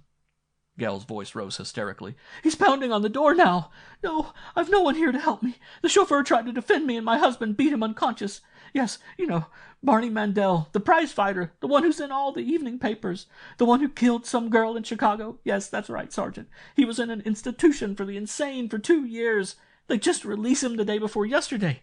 Thank you, Sergeant. I'll be waiting and praying. Hurry, please." The phone clicked in the cradle as Gail hung up. The bitch, Mandel thought. The lying little bitch. It was his word against Gail's. He was a big Pollock from the back of the yards with a psychiatric record. Gail was one of the Eblings. "That's right, Sergeant. John Ebling's daughter. The big house on Greenbrier Drive." The late John Ebling's daughter. Mandel looked at the locked door a last time as he put the black Homburg on his head. "Goodbye, baby," he whispered. Then, buttoning his overcoat from left to right, he walked out the back of the house and down the snow-drifted drive to the garage. End of chapter 18.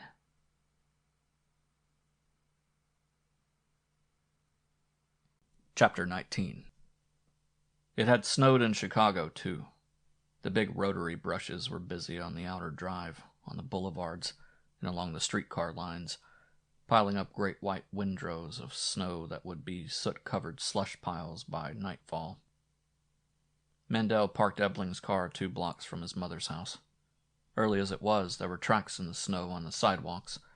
Small groups of men stood huddled in doorways out of the wind, still bleary-eyed with sleep, waiting for streetcars, on their way to earn food for their tables, pay the rent and the gas bill, buy shoes and warm dresses and gloves.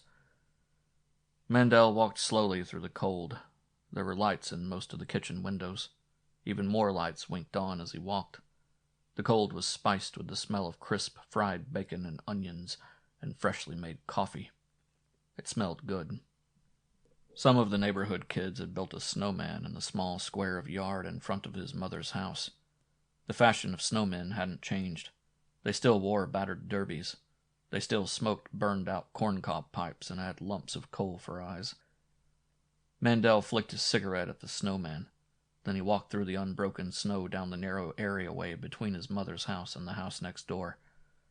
There were footprints in the snow on the back walk, leading out to the alley, coming and going, left by the milkman.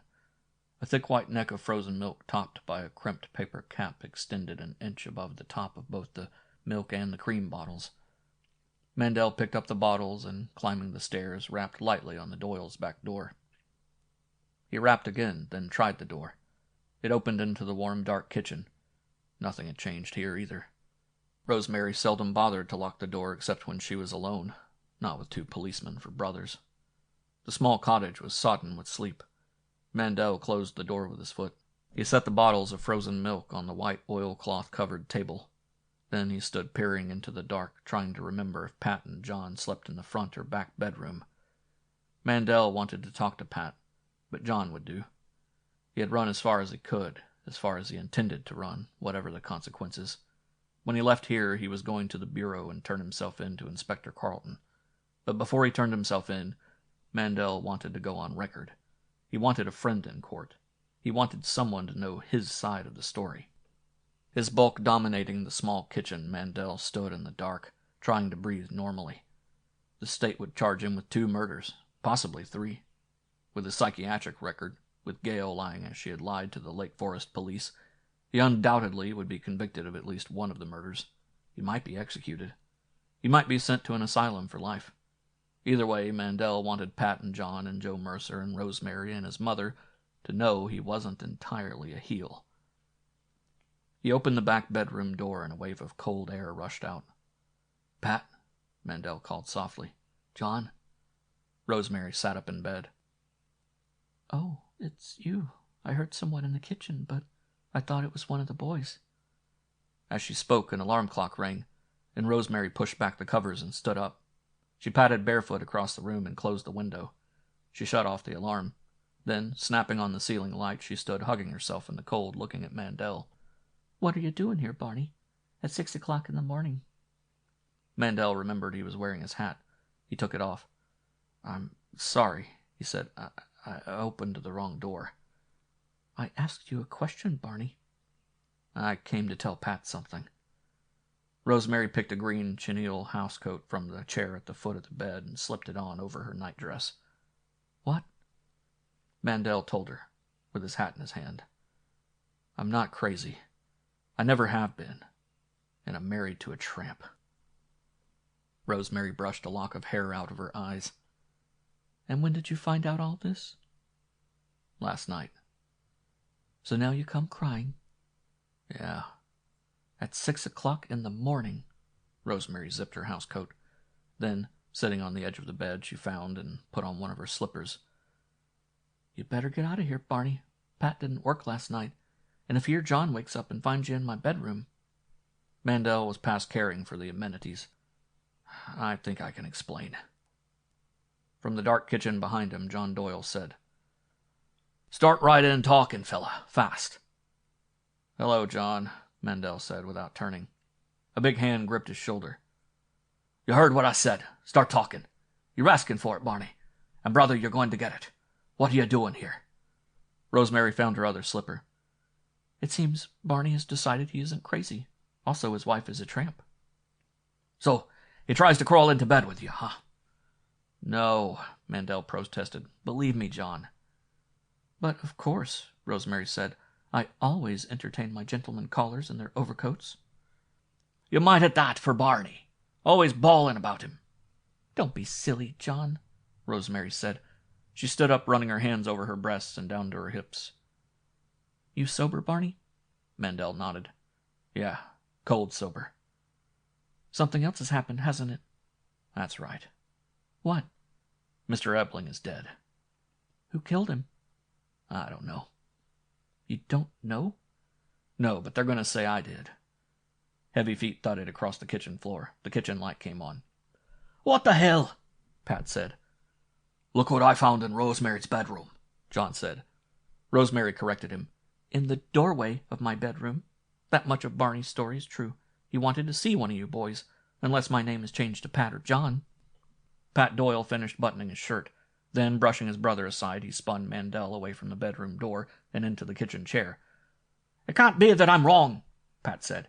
Maybe you are crazy, Barney. The whole force is beating the city for you, and you show up here fresh as a daisy, wearing a head-waiter suit. Mandel sat with his hands between his knees, dangling the Homburg on one finger. No, I'm not crazy, Pat. I never have been. I knew it. You were right. I never have been. I just thought I was, see? But either way now, I'm hooked. If I say I'm not crazy, I burn. If I go along with the gag, I spend the rest of my life in an asylum. Did I hear you say Mr. Ebling was dead? You did. How dead? Shot twice through the belly. Who did it? Gail's going to say I did. She already told the Lake Forest cops I killed him. I beat it before they could get there. In the old man's Lincoln. When I leave here, I'm going to go down to the Bureau and turn myself in to Carlton. Or one of you guys can take me down there and get yourself a citation. But before they lock me up and throw away the key, I want to go on record. I want someone who knows me to hear my side of the story. John Doyle straddled a chair. Go ahead, Barney. We're listening. Mandel dropped his hat on the floor and cracked his knuckles. Like I say, they're going to pin Ebling on me, along with Cherry Marvin, maybe Mr. Curtis. Who are they? Pat asked. Mandel considered the question. My wife, he said finally. And I think the chauffeur, a big guy whose first name is Andre. He could be the guy who stuck me up in my hotel room. He could be the lad I caught Gail with 2 years ago. I'm inclined to believe he is. Mandel shrugged. Anyway, the thing that happened this morning didn't quite go as they planned it. That's how come I'm here. I was supposed to black out, see? I did. From too much of a lot of things and maybe a spot of chloral in the whiskey. Rosemary said shrewdly. After another series of incidents, like the one you told me about? Mandel nodded. That's right. He grimaced, disgusted with himself. After me yapping all over the place, I didn't want to be crazy. Why did this have to happen to me? Bawling, even. Anyway, I came to, lying on the bedroom floor with a gun in my hand. Mr. Ebling was there on the floor too, shot to death. And all I could think of was the last thing Gale had said to me. I'd rather see you dead than locked in an asylum. That I was willing to buy. So I was crazy. So I'd killed Mr. Ebling. Mandel wiped his cheeks and forehead with his pocket handkerchief. I put the gun in my mouth. Then I couldn't pull the trigger. John asked, "Why not?" Mandel returned the handkerchief to his pocket. "How long you know me, John?" "As long as I know anyone, since we were kids." Mandel nodded. "That's right, for a long time." His smile was tight and slightly crooked. "So I'm a loudmouth. So I got big-headed and kind of forgot my old friends. So I let making a little money go to my head. Even so, did you ever know me to take a dive or walk out on a tab?" John Doyle thought for a moment. "No. That's why I couldn't pull the trigger." Pat leaned against the kitchen table. "Don't give us that crap, Barney. What would you call letting your old lady live on relief?" Mandel looked at him. "I didn't know she was. You see, the day before I had myself committed, I turned over $37,000 to Gale, for Ma, with instructions to mail Ma $75 a week." "I knew it," Rosemary said. "I knew it." She began to cry. She knelt on the floor beside Mandel. "Oh, Barney, what have they done to you?" Pat raised his hand to backhand her, and changed his mind. "Now, wait a minute. Let's not get all excited. All we have is Barney's word." "Okay," Mandel said. "I ask you the same question I asked John. How long you know me, Pat?" Pat rubbed at the blue-black bristle on his chin. "Even longer than John, us being a few years older, but—" "I ever tell you a lie?" "No." Mandel leaned forward in his chair, his face filmed with perspiration in his earnestness. "Did you ever know me to tell a lie?" Pat slapped the table so hard the lid jumped off the sugar bowl. "By God, no!" Rosemary stiffened. "Now who's getting excited? Watch your language, Pat." Her brother ignored her. "Not even to the sister, the time we give old Father Halloran the hotfoot. I done it, you told her, and took your lumps, and I had to take 'em right along with you. Why didn't you tell me this about the money yesterday morning?" Mandel said, "I still thought Gale was leveling. I thought maybe she'd forgotten it." "Forgot $37,000! To a dame in her brackets, that's peanuts. But every time I mention the money—" Mandel looked at Rosemary, then away. "Gale changed the subject. I know why now." "Why?" John asked him. Mandel told them. "The whole thing about me being crazy was a frame. I did hear bells. There were bells. I did catch her with a guy. The gag with the cold and hot water was merely a matter of getting some plumber to cut in a diverter and a shutoff on the regular pipe, so she could make it come out hot for me and cold for her, out of the same tap. I bet I never even killed the parrot." "But why, Barney?" Rosemary asked. Mandel ran his fingers through his hair. "There you have me." Pat walked into the bedroom and came back with a package of cigarettes. "Cigarette, Barney." "Thanks." Pat lit both cigarettes. "What did that guy Curtis want with you, Barney?" "He didn't get to tell me. It was something about my Uncle Vladimir." Pat blew smoke at the ceiling. "As I recall your statement on Carlton's clipboard, you said it was something about a lot of money and something a lot more important." Mandel bobbed his head. "Yeah, that's right. That's what Mr. Curtis said." "This uncle of yours have money?" "Ma says no." John Doyle rocked forward and back in his chair. "You say when you came to on the floor of the Lake Forest place, Barney, you had a gun in your hand. What kind of gun is this?" "A 7.65 millimeter Luger." "Hey," Pat said, "just a minute. According to the breakdown the state's attorney office got from ballistics, that's the same type and caliber automatic pistol this guy Curtis was shot with. Who does the gun belong to?" "Me. It's the one I brought back from Germany." "When you seen it last?" 2 years ago." "You left it at Lake Forest?" "I did." "Where?" "In my top dresser drawer." "Where anyone could get at it." "Yeah, I guess so." Pat snuffed his cigarette. "What kind of guy was this Ebling?" "A good Joe, for a rich guy." "Did he play around any?" "How do you mean?" "Did he like the women? Could he have gone for a quail like this Cherry Marvin?" Mandel defended Mr. Ebling. They didn't speak the same language. Pat shook his head. In bed, you don't have to speak. You'd be surprised the number of complaints we get about rich old bucks panting after kids like this Marvin dame. Could Ebling have shot himself? Mandel shook his head emphatically. No. Why not? On account of one of the wounds was at least 12 hours old, and the other shot was fired into his body after he was dead. You're positive of that? I am. Doyle lighted another cigarette. That puts it back to about when you were released yesterday morning. How about Ebling being the guy who killed Curtis and tried to kill you? That's silly, Mandel said. Why? In your statement to Carlton, you said you thought Curtis hit the guy. I think I did. I know he did. Well? Mandel protested. But that doesn't make sense, Pat. Why should Mr. Ebling want me dead? He liked me. He got me out of jail. He tried to keep me out of jail. Even last night, when Carlton and Rose came to the house to pick me up, Mr. Ebling told them I wasn't there, that Gail and I had gone away on a second honeymoon. Honeymoon? Rosemary sniffed. Some honeymoon? Yeah, that's what I mean, Pat said. End of chapter 19.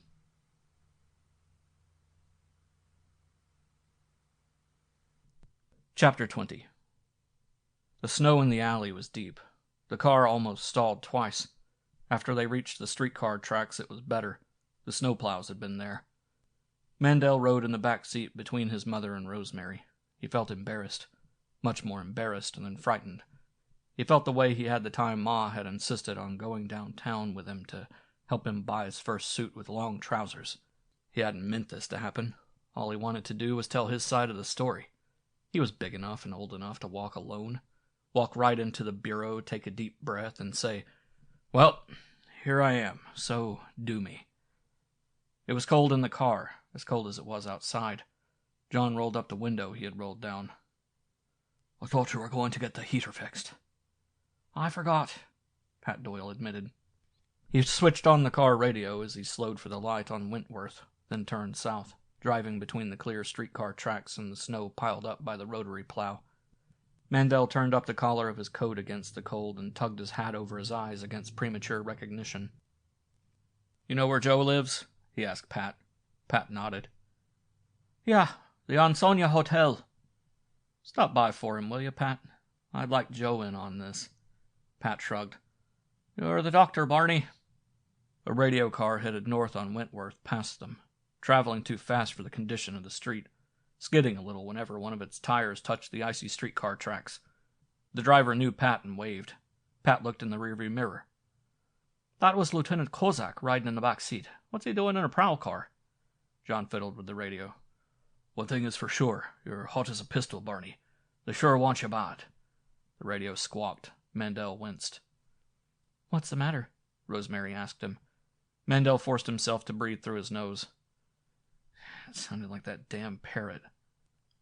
Ma patted one of his hands. "Is everything going to be all right, Barney?" "Yeah, sure, Ma," Mandel said.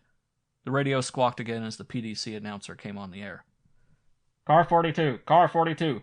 Join car 28 at 36th and Wentworth. A black Lincoln is parked at the curb. It is believed to be the Ebling car. Lieutenant Kozak will give you your instructions." "You'll park it there?" John asked. Mandel nodded. "Yeah." "We just got off the street in time," Pat said. "Kozak's probably going to put a stake out on the house." "Look," Mandel said, "maybe you guys better let me go on from here alone. You may get in trouble citing me. You may even lose your badges." Pat swung wide to avoid a parked truck. "We'll chance that. I know how you feel, kid. But don't sell Inspector Carlton short. Carlton's a son of a bitch, but he's square. And he ain't afraid of no one. If he thought the guy had scragged someone, he'd pinch Jig or Hoover as quick as he would a wino." Ma patted Mandel's hand again.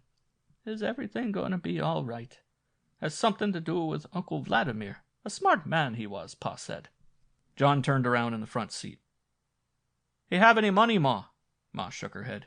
"How could he have any money? He was a teacher. In the old country yet. Since when do teachers have money?" "Teachers and cops," Pat said. He parked the car at the curb across the street from Ansonia Hotel. "Stay put," he said. Then, getting out of the car, he walked across the street and into the lobby of the hotel. Rosemary asked, "How did you meet Gail, Barney?" Mandel sat remembering Gale as she had looked that first night, like something dropped out of another world. A bright feather fluttered from heaven. The corners of his mouth turned down. Gale hadn't loved him even then. All it had been was an act, he said. At a milk fund fight, she was one of the junior leaguers in charge of something. I see, Rosemary said. You made the advances, Barney? Mandel shook his head. No. Looking back, I can see she practically threw herself at me. John grinned sourly from the front seat. Of course, you ducked?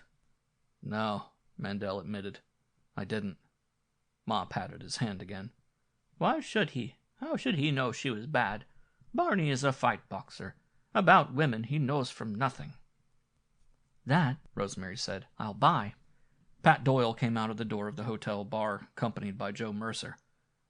The reporter shrugged into his overcoat as they crossed the street. His breath smelled strongly of gin as he opened the door of the car and looked in at Mandel. Running true to form, eh, Barney? He asked.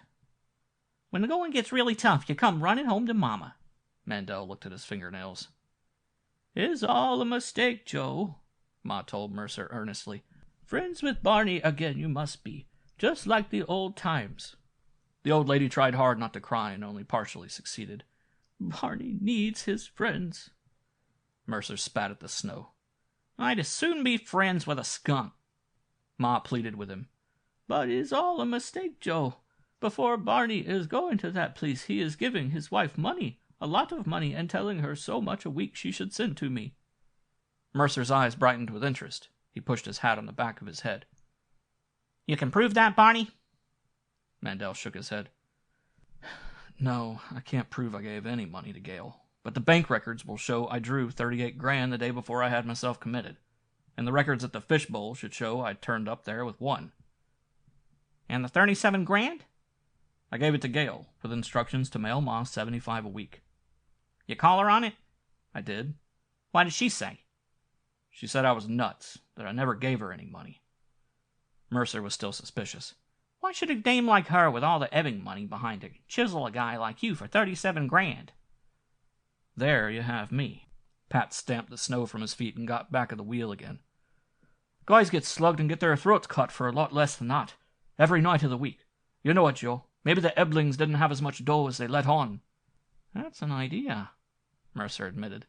He looked back at Mandel. How about that mess out there last night? You shoot the old man, Barney? Mandel's head ached. He was tired. The breakfast that Rosemary had insisted he eat was heavy in his stomach. He was almost sorry he hadn't gone directly to the bureau. He was tired of answering questions, of having his word doubted. And after he got to the bureau, it was all to be gone through again. How about it, Barney? Mercer asked. Mandel kept his temper with an effort. No. Can you prove it? No, I can't prove anything. Gale's going to say I killed the old man.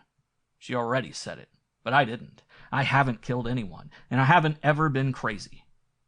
Mercer glanced with regret at the curtained window of the warm bar he had just left. Then he opened the front door of the car and got in beside John. Okay, let's roll. It looks like I done you wrong, Barney. Either I've got a hell of a story here, or I should be in a snake pit. Pat pulled away from the curb and pointed the hood of the small car toward the bureau. As he did, the radio awked. All cars, attention. Attention, all cars assigned to find Barney Mandel. Remember, the code on Mandel is 101. Joe Mercer whistled softly. Mandel cupped his hands to light a cigarette, and a drop of sweat left the pit of his arm. It slid halfway down his side and stopped, then slid on again. His voice a pain in his throat, he asked, What's this new one-on-one business? That the code for shoot first and ask your questions afterward? Pat slowed the car and looked at him over his shoulder, thoughtfully. Hell no. That's code for fragile, handle carefully, bring the guy in wrapped in cotton. Maybe I should ought to get in back and hold you in my lap.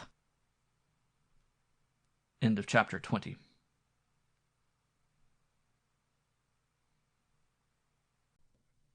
Chapter 21. The foyer was too warm. It smelled of good cigars and cheap ones, of Turkish tobacco and Bull Durham, of bonded bourbon and canned heat, of well-fed politicians and West Madison street bums. The speckled terrazzo floor was wet with snow churned to slush. From time to time, a bored porter mopped half-heartedly at the area in front of the doors. It seemed to Mandel that he had been walking in and out of Central Bureau for years. It was almost as if he worked here, only this time he probably wouldn't walk out. No matter what Pat or John or Joe said, it boiled down to one thing. It was his word against Gale's. Gale would say, "He did it. I saw Barney shoot my father." Gale was lovely. The state's attorney would believe her. Inspector Carlton would believe her. A judge and jury would believe her. And that would be the end of Barney Mandel. Mandel was determined on one thing. He wasn't going back to an asylum. It felt too good being sane.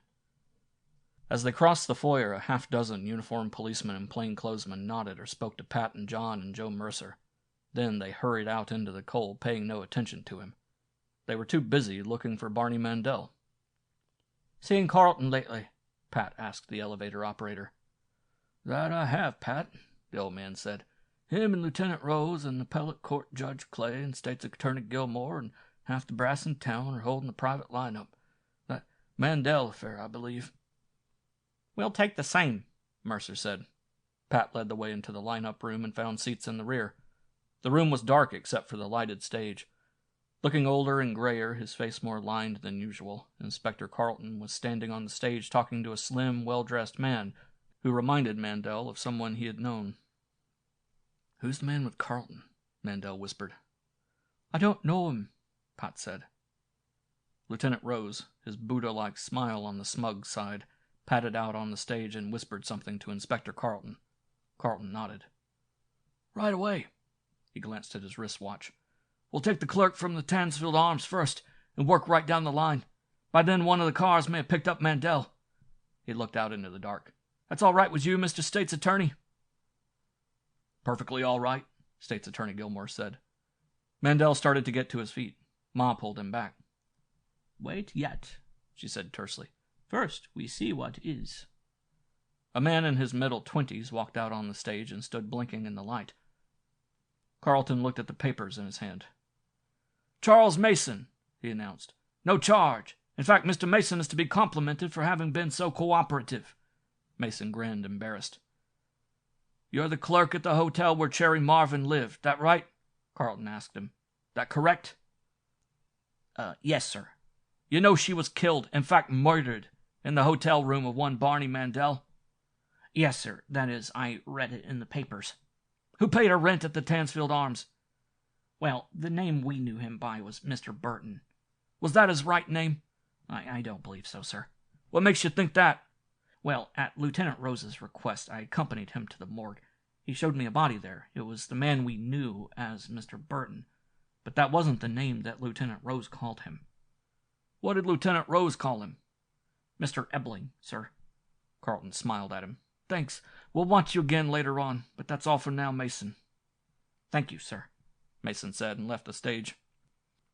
Carlton put the papers he was holding in his pocket and looked off the stage. "Now if you'll step out here, Mrs. Mandel." Gale was walking slowly into the light, wearing her mink coat. Her cheeks were stained with tears. She looked small, heartbroken, lovely.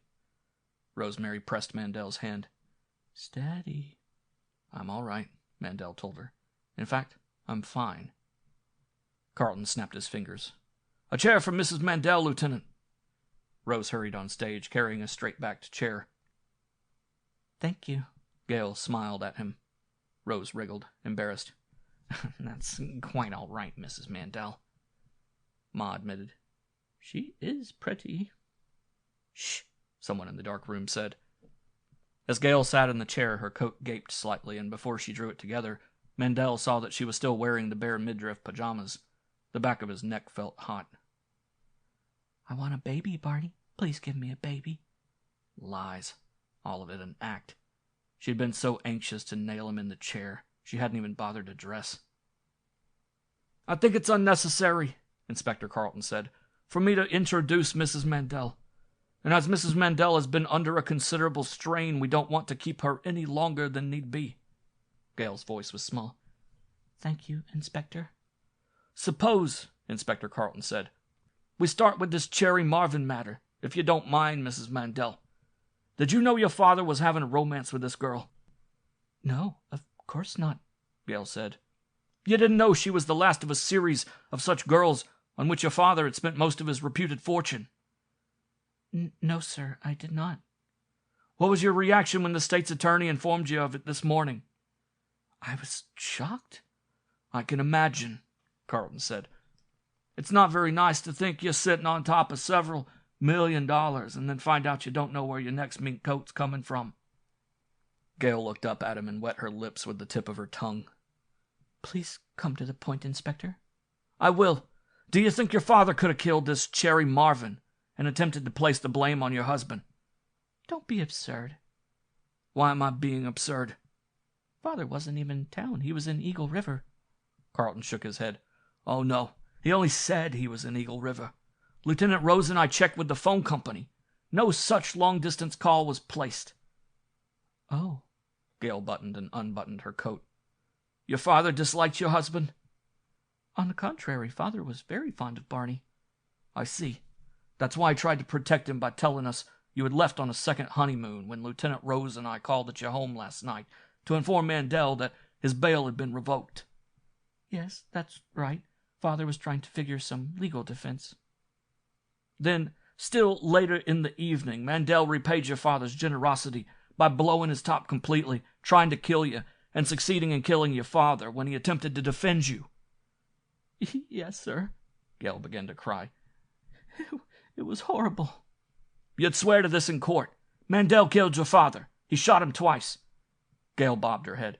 Yes, sir. He did it. I saw Barney shoot my father. Inspector Carlton lighted a cigar and walked to the far side of the lighted stage and back. Your husband had just been released from a mental institution, had he not, Mrs. Mandel? He had, several mornings before the tragedy. What did you quarrel about? I mean, when Mandel attempted to kill you. Gale wiped her eyes on a small square of linen. It was senseless, mad. Barney said he didn't want to be crazy, that he wasn't going to be separated from me again. Carlton looked off stage. Is Dr. Harris out there? A heavy-set man in his 40s walked into the light, polishing a pair of rimless glasses hanging from a black ribbon. Yes, I'm Dr. Harris, Inspector. Carlton turned his head so as not to blow smoke in the doctor's eyes. You're a practicing psychiatrist. That's the common nomenclature. You originally certified Mandel as insane. I did. At whose request? No one's request, unless it was Mandel's. He and Mrs. Mandel and Mr. Ebling came to me some 2 years ago for an examination, and my examination convinced me he was suffering from decided homicidal tendencies caused by lesions in his brain due to his profession, which I was given to understand was prize-fighting. So you advised him to commit himself to an asylum? I did. Wasn't that a rather serious step, Doctor, without calling in a consultant? Dr. Orrin Harris finished polishing his glasses. He put them on his nose and glowered through them at Carlton. I consider myself sufficiently versed in my profession to feel no need of a consultant. Carlton looked off stage. Is Dr. Carson out there? A younger man with a harassed look walked out on the stage. I'm Dr. Carson. The physician in charge of the institution where one Barney Mandel was confined? That is correct, sir. Would you state your opinion of Mandel's mental condition? I'd say he's perfectly sane. He isn't punch drunk? No more than I am. Then why was he confined in your institution for 2 years?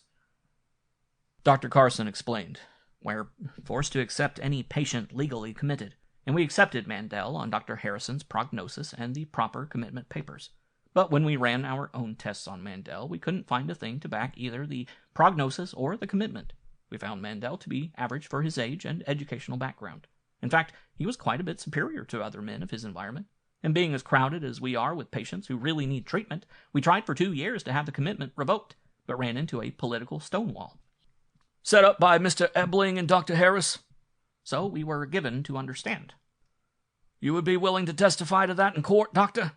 I would be glad to. Thank you, Doctor, Inspector Carlton said. That will be all for now. He turned back to Dr. Orrin Harris. How about that, Dr. Harris? Harris shrugged. A difference of professional opinion. How large a fee did Ebling pay you to certify Mandel as insane? Harris removed his glasses. I refuse to answer that question on the grounds that it would violate my constitutional rights. Inspector Carlton nodded. That's your privilege. He motioned to someone off stage. Step out here a minute, will you, Pete? A plainclothesman walked on stage. Carlton nodded at Harris. Take the doctor upstairs to the constitutional cell, will you, Pete, and let him look at his constitutional rights through bars for a few hours. I've heard it has a tendency to make even the biggest stuffed shirts quite cooperative. Yes, sir, the plainclothesman said. This way, doctor. Gale nibbled at her lower lip as the plainclothesman led Harris away. Carlton turned back to her. Now, back to this tragic affair of your father, Mrs. Mandel. Did anyone witness the shooting but yourself? Gale stopped nibbling her lips and wet them. I believe Andre was in the hall. Oh, yes, the chauffeur, Carlton said. Send Andre out here, Lieutenant. Andre walked on stage as if he were walking on eggs. What's your last name, fella? Carlton asked. Alvarez Cabral, sir. Spanish? No, sir. Portuguese, rather. Brazilian of Portuguese ancestry. I see, Carlton said. Did you have any trouble with Mandel? Oh, yes, sir, Andre said. He shifted his uniform cap to the left hand and showed his right hand to Carlton. You can see how my hand is swollen, sir. I had to defend both myself and Mrs. Mandel against him. He was a raving maniac after he murdered Mr. Ebling. In fact, he beat me unconscious, and Mrs. Mandel was forced to lock herself in the music room until the arrival of the Lake Forest police. Quite a vicious character, huh? Yes, sir. Mrs. Mandel said you witnessed the killing of her father, is that correct? Yes, sir, it is. I was standing in the hall. How many times did Mandel shoot Ebling? Twice, sir. With the same gun? Yes, sir. Inspector Carlton walked across the stage and back. He opened his mouth to speak. He couldn't. Instead, he took his hat from his head and threw it on the floor of the stage. He peeled off his topcoat and threw it after his hat. The physical action brought release to his tongue. Good God Almighty! Just how dumb do you folks think we are? You say Ebling was shot last night. One wound, the one he died of, was over 12 hours old. The other was made after he was dead. We recovered 2 slugs from the body. One was a 7.65 millimeter slug. The other was a standard .45 fired from Treasury Agent John Curtis's gun. Gale got to her feet, panting. That can't be so. It can't be. Barney killed father. I saw him. Her voice rose hysterically. I tell you, I saw him kill my father. Mandel walked down the aisle and stood with his hands on the stage. Why don't you take off your coat, baby, and show them some flesh and convince them? He asked thickly. Convince them like you convinced me. Look, how come you're so anxious for me to die? Gale kicked at his face. Why don't you die, you big Pollock bastard? Why don't you die? End of chapter 21.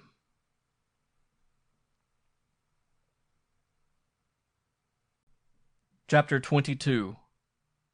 Here there were lights, but the only sound was Gale's muffled sobbing and the sighing of the wind as it tried the double-hung windows of Inspector Carlton's office. Carlton stood, happy again, his coat-tails spread, his thin buttocks back to a pounding radiator. Cigarette smoke curled up between his sleepy eyes like incense. You gave us a bad time, Barney, Inspector Carlton said finally. First, I'm sure you do it to the Marvin dame and kill her, and I'm out to cook your goose. But the deeper in we get, the more sleep we lose, the more questions we ask, the surer we are that you're being diddled. Carlton looked at Ma Mandel. I beg your pardon, he asked. Ma sniffed. I've been married. That's more than I can say, Rosemary said. Mandel patted her knee. Give me time. Carlton continued. That's why we tried to get you to come in with us yesterday afternoon. We were pretty certain of our ground by then. We'd identified Ebling as the man who was keeping the Marvin girl.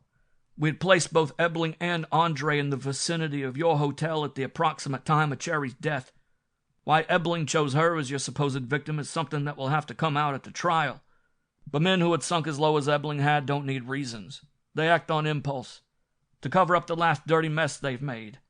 We also knew by then it must have been Ebling who followed you and Curtis to the Wells Street office, who got Curtis and had 4 tries for you. Carlton rolled his cigar between his lips and spread his coat-tails still farther. But when you're dealing with men like Ebling, who call the state's attorney, and men like Judge Clay by their first names, You walk in a high, tight wire, and you have to be damn sure before you make your pinch, or you wind up out in some precinct station listening to Who Stole Mrs. Murphy's Wash, or covering some crummy courtroom until it's time to collect your pension. You have to have proof, and even last night after your bail was revoked, we didn't have it. Ebling was carrying it in his body, dying by inches, losing a little more ground every time his watch ticked. I haven't the least idea just what they planned for you by stirring up that mental business again. But when the old man died of the slug Curtis put in his guts, they popped him another for good luck and left you with the gun in your hand, expecting you to do a Dutch. I'm surprised you didn't. That's a long story, Mandel said. I don't want to hear it, Carlton said. Right now all I want is some sleep. I've smoked so much and talked so much and drunk so much coffee. I feel like the Noble Street AC washing out their boxing trunks in my mouth. Mandel laughed politely. There are a lot of things still to be settled. Why Ebling gave the dame some of his daughter's perfume. Why Andre stuck you up, then left your wallet behind. Although I imagine the stick-up was to keep you from getting out of town, and he ditched the leather where he did for fear he might be picked up and it would be found on him. That's the only thing that lets a guy stay in this racket without really blowing his top. Most crooks and killers are so dumb. Carlton looked at Alvarez Cabral. That the way it happened, Andre? Andre said sullenly, I am not talking. Lieutenant Rose took the cigarette from his lips and folded his hands across his stomach. You will, he said quietly. You will. He shrugged. Or maybe not. It's really quite immaterial. Ma asked the question in Mandel's mind. But why should they want to make my Barney think he is not right in the head? Why should they want him to die? What had he done to them? The slim, well-dressed man, who reminded Mandel of someone he had known, said, That comes in my department, Mrs. Mandel. And Mandel knew of whom he reminded him, of Mr. Curtis. There was the same timbre to his voice. The eagle flapped his wings on every word. And it concerns one Vladimir Munchowski, your brother-in-law and Barney's uncle. See? Ma Mandel beamed. Who told you? Has to do with Uncle Vladimir. A smart man he was, Pa said. A professor in a college. That's right, the man said. By the way, my name is Harper, Treasury Department. He went on. Vladimir Munchowski was a university professor for quite a number of years, until he moved to Sao Paulo, Brazil, where, as one of the world's leading physicists, he opened his own consulting laboratory, amassed a considerable fortune in the field of commercial application of atomic energy, and at the time of his death was negotiating with the United States government for the sale of several of his patents and processes, which the government considered particularly applicable to the current war effort.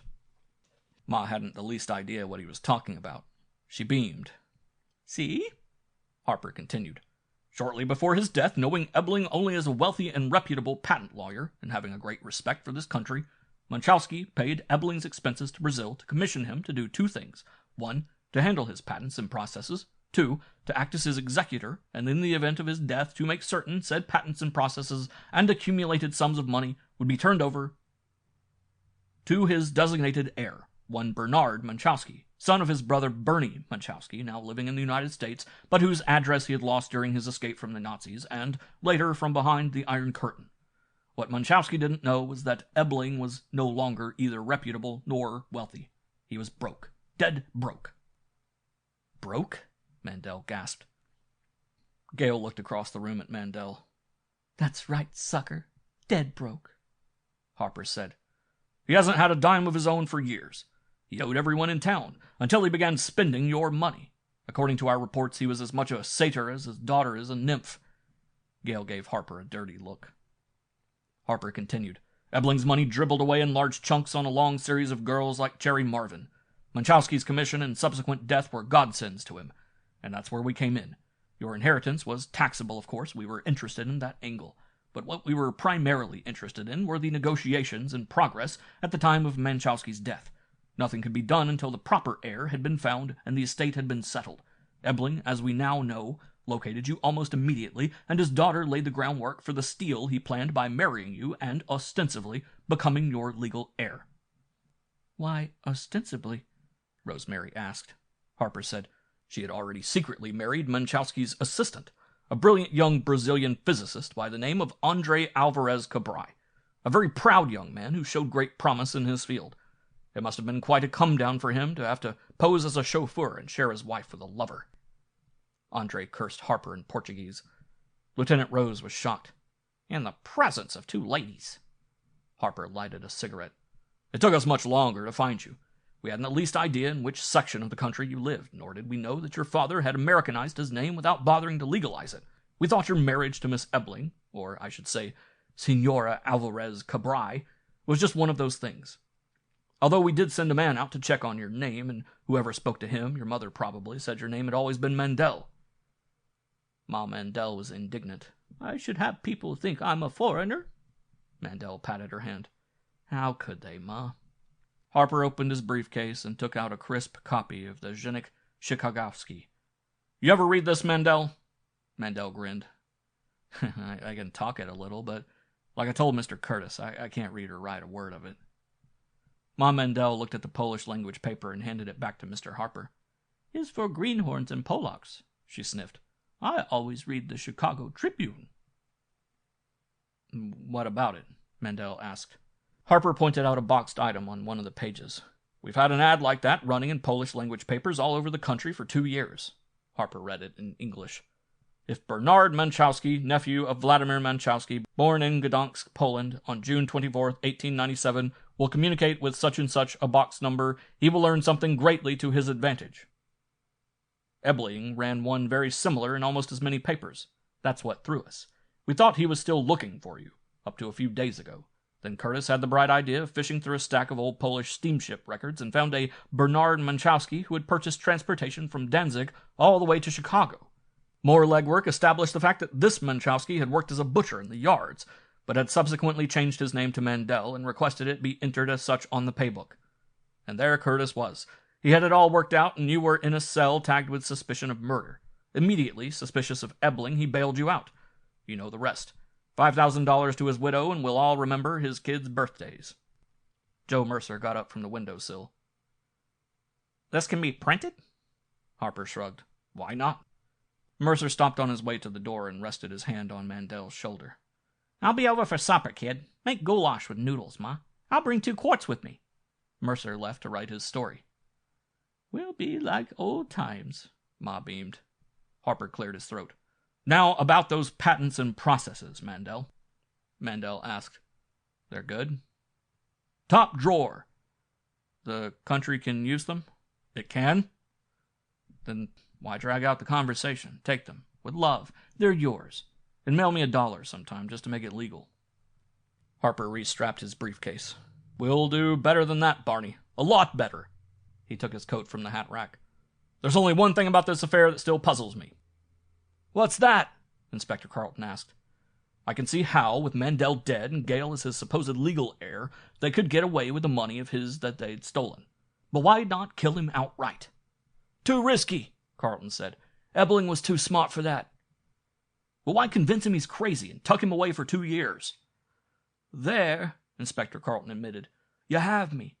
That stuck me from the start. Standing up, Rosemary walked over to the chair in which Gale was sitting and stood looking down at the other girl. I think I can answer that. Barney's the dumbest man in Chicago, when it comes to women. But even he can count up to 9. Rosemary tried to open Gale's mink coat. Let me see your belly, you bitch. Gale slapped her hands away. Don't you call me that. What else would I call you? Gale tried to rake her nails down Rosemary's cheek. Rosemary caught her fingers in Gale's hair and pulled her head back over the sharp edge of the chair while her other hand opened the mink coat, then tugged the belt of her pajama pants down until her entire abdomen was bare. Don't you give me any trouble, Rosemary said hotly. I've put up enough from you. Rosemary stooped and examined the exposed white flesh. Just as I thought. Gale was already married and pregnant when she married Barney, probably too far pregnant to abort. So they schemed up those various things he heard and saw and thought he did to convince him he was crazy, and allowed them to persuade him to commit himself to an asylum so they wouldn't lose their golden goose while Mrs. Barney Mandel, otherwise known as Senora Alvarez Cabray, went into seclusion and had Andre's child. If those aren't stria, I'll turn in my cap and pin. Stria? Inspector Carlton puzzled. Rosemary explained. Minute grooves or channels in the flesh of the abdomen, usually a series of parallel lines quite frequently left by the distortion of the abdomen while a woman is big with child. Rosemary released Gale's hair and stepped back, brushing the palms of her hands together. Gale sat up in the chair, wiping angry tears from her cheeks with the back of one hand while she made herself decent with the other. If the free show is over, yes, I had Andre's child. I damn near died, and I took good care that nothing like that would ever happen again. And there were complications. That's what took so long. One corner of her mouth turned down in derision as she looked at Mandel. I want a baby, Barney. I want you to give me a baby. Please give me a baby, Barney. Gale snuggled her pajama belt in place, her breasts rising and falling with her rapid breathing. Believe me, you big Pollock, if such a thing had been possible, you'd never have got your hand on it. Gale tossed her hair. She wrapped her coat around her with a regal gesture, and suddenly she was beautiful again, appealing, dewy-eyed, virginal. Well, she smiled sweetly at Inspector Carlton. Let's get on with it. Lock me up so my lawyer can start getting me out. I don't know what the charge against me is going to be, but up to and including conspiracy to murder, and that's the most you can charge me with. I'll bet 100 to 1 I beat it. Inspector Carlton was frank with her. I wouldn't take that bet for fear of losing my dollar. Lock her up, will you, Rose? Lieutenant Rose got up from the desk on which she was sitting. I think I can control my libido that long. He opened the door into the corridor. Okay, let's go, you two. Andre walked into the corridor meekly. Gale stopped in the doorway and turned and looked at Mandel. Her hands rose to her hair and squeezed it in the old familiar gesture. Her mink coat fell open, revealing the perfection of her body under its thin film of silk. Her voice reached out and caressed him in a mocking whisper. Goodbye, Barney. She released her hair. Her coat closed. She was gone. Mandel stood looking at the empty doorway, trying not to show the feelings churning inside him. Rosemary was sweet. Rosemary was the girl next door. Rosemary was the bluebird. He would be good to Rosemary. Rosemary would be good to him. But Rosemary would never be Gale.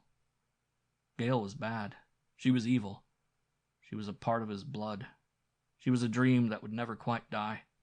A dream of remembering and wondering. Of forgetting the bad and building the good into a shrine of what might have been. He would never quite be whole again. Part of him had died. Part of him had walked out of the door with Gale. Part of him still reached after her, and always would. The voice was still and deep inside him. Goodbye, baby. The end of Chapter 20. And the end of To Kiss or Kill by Keene.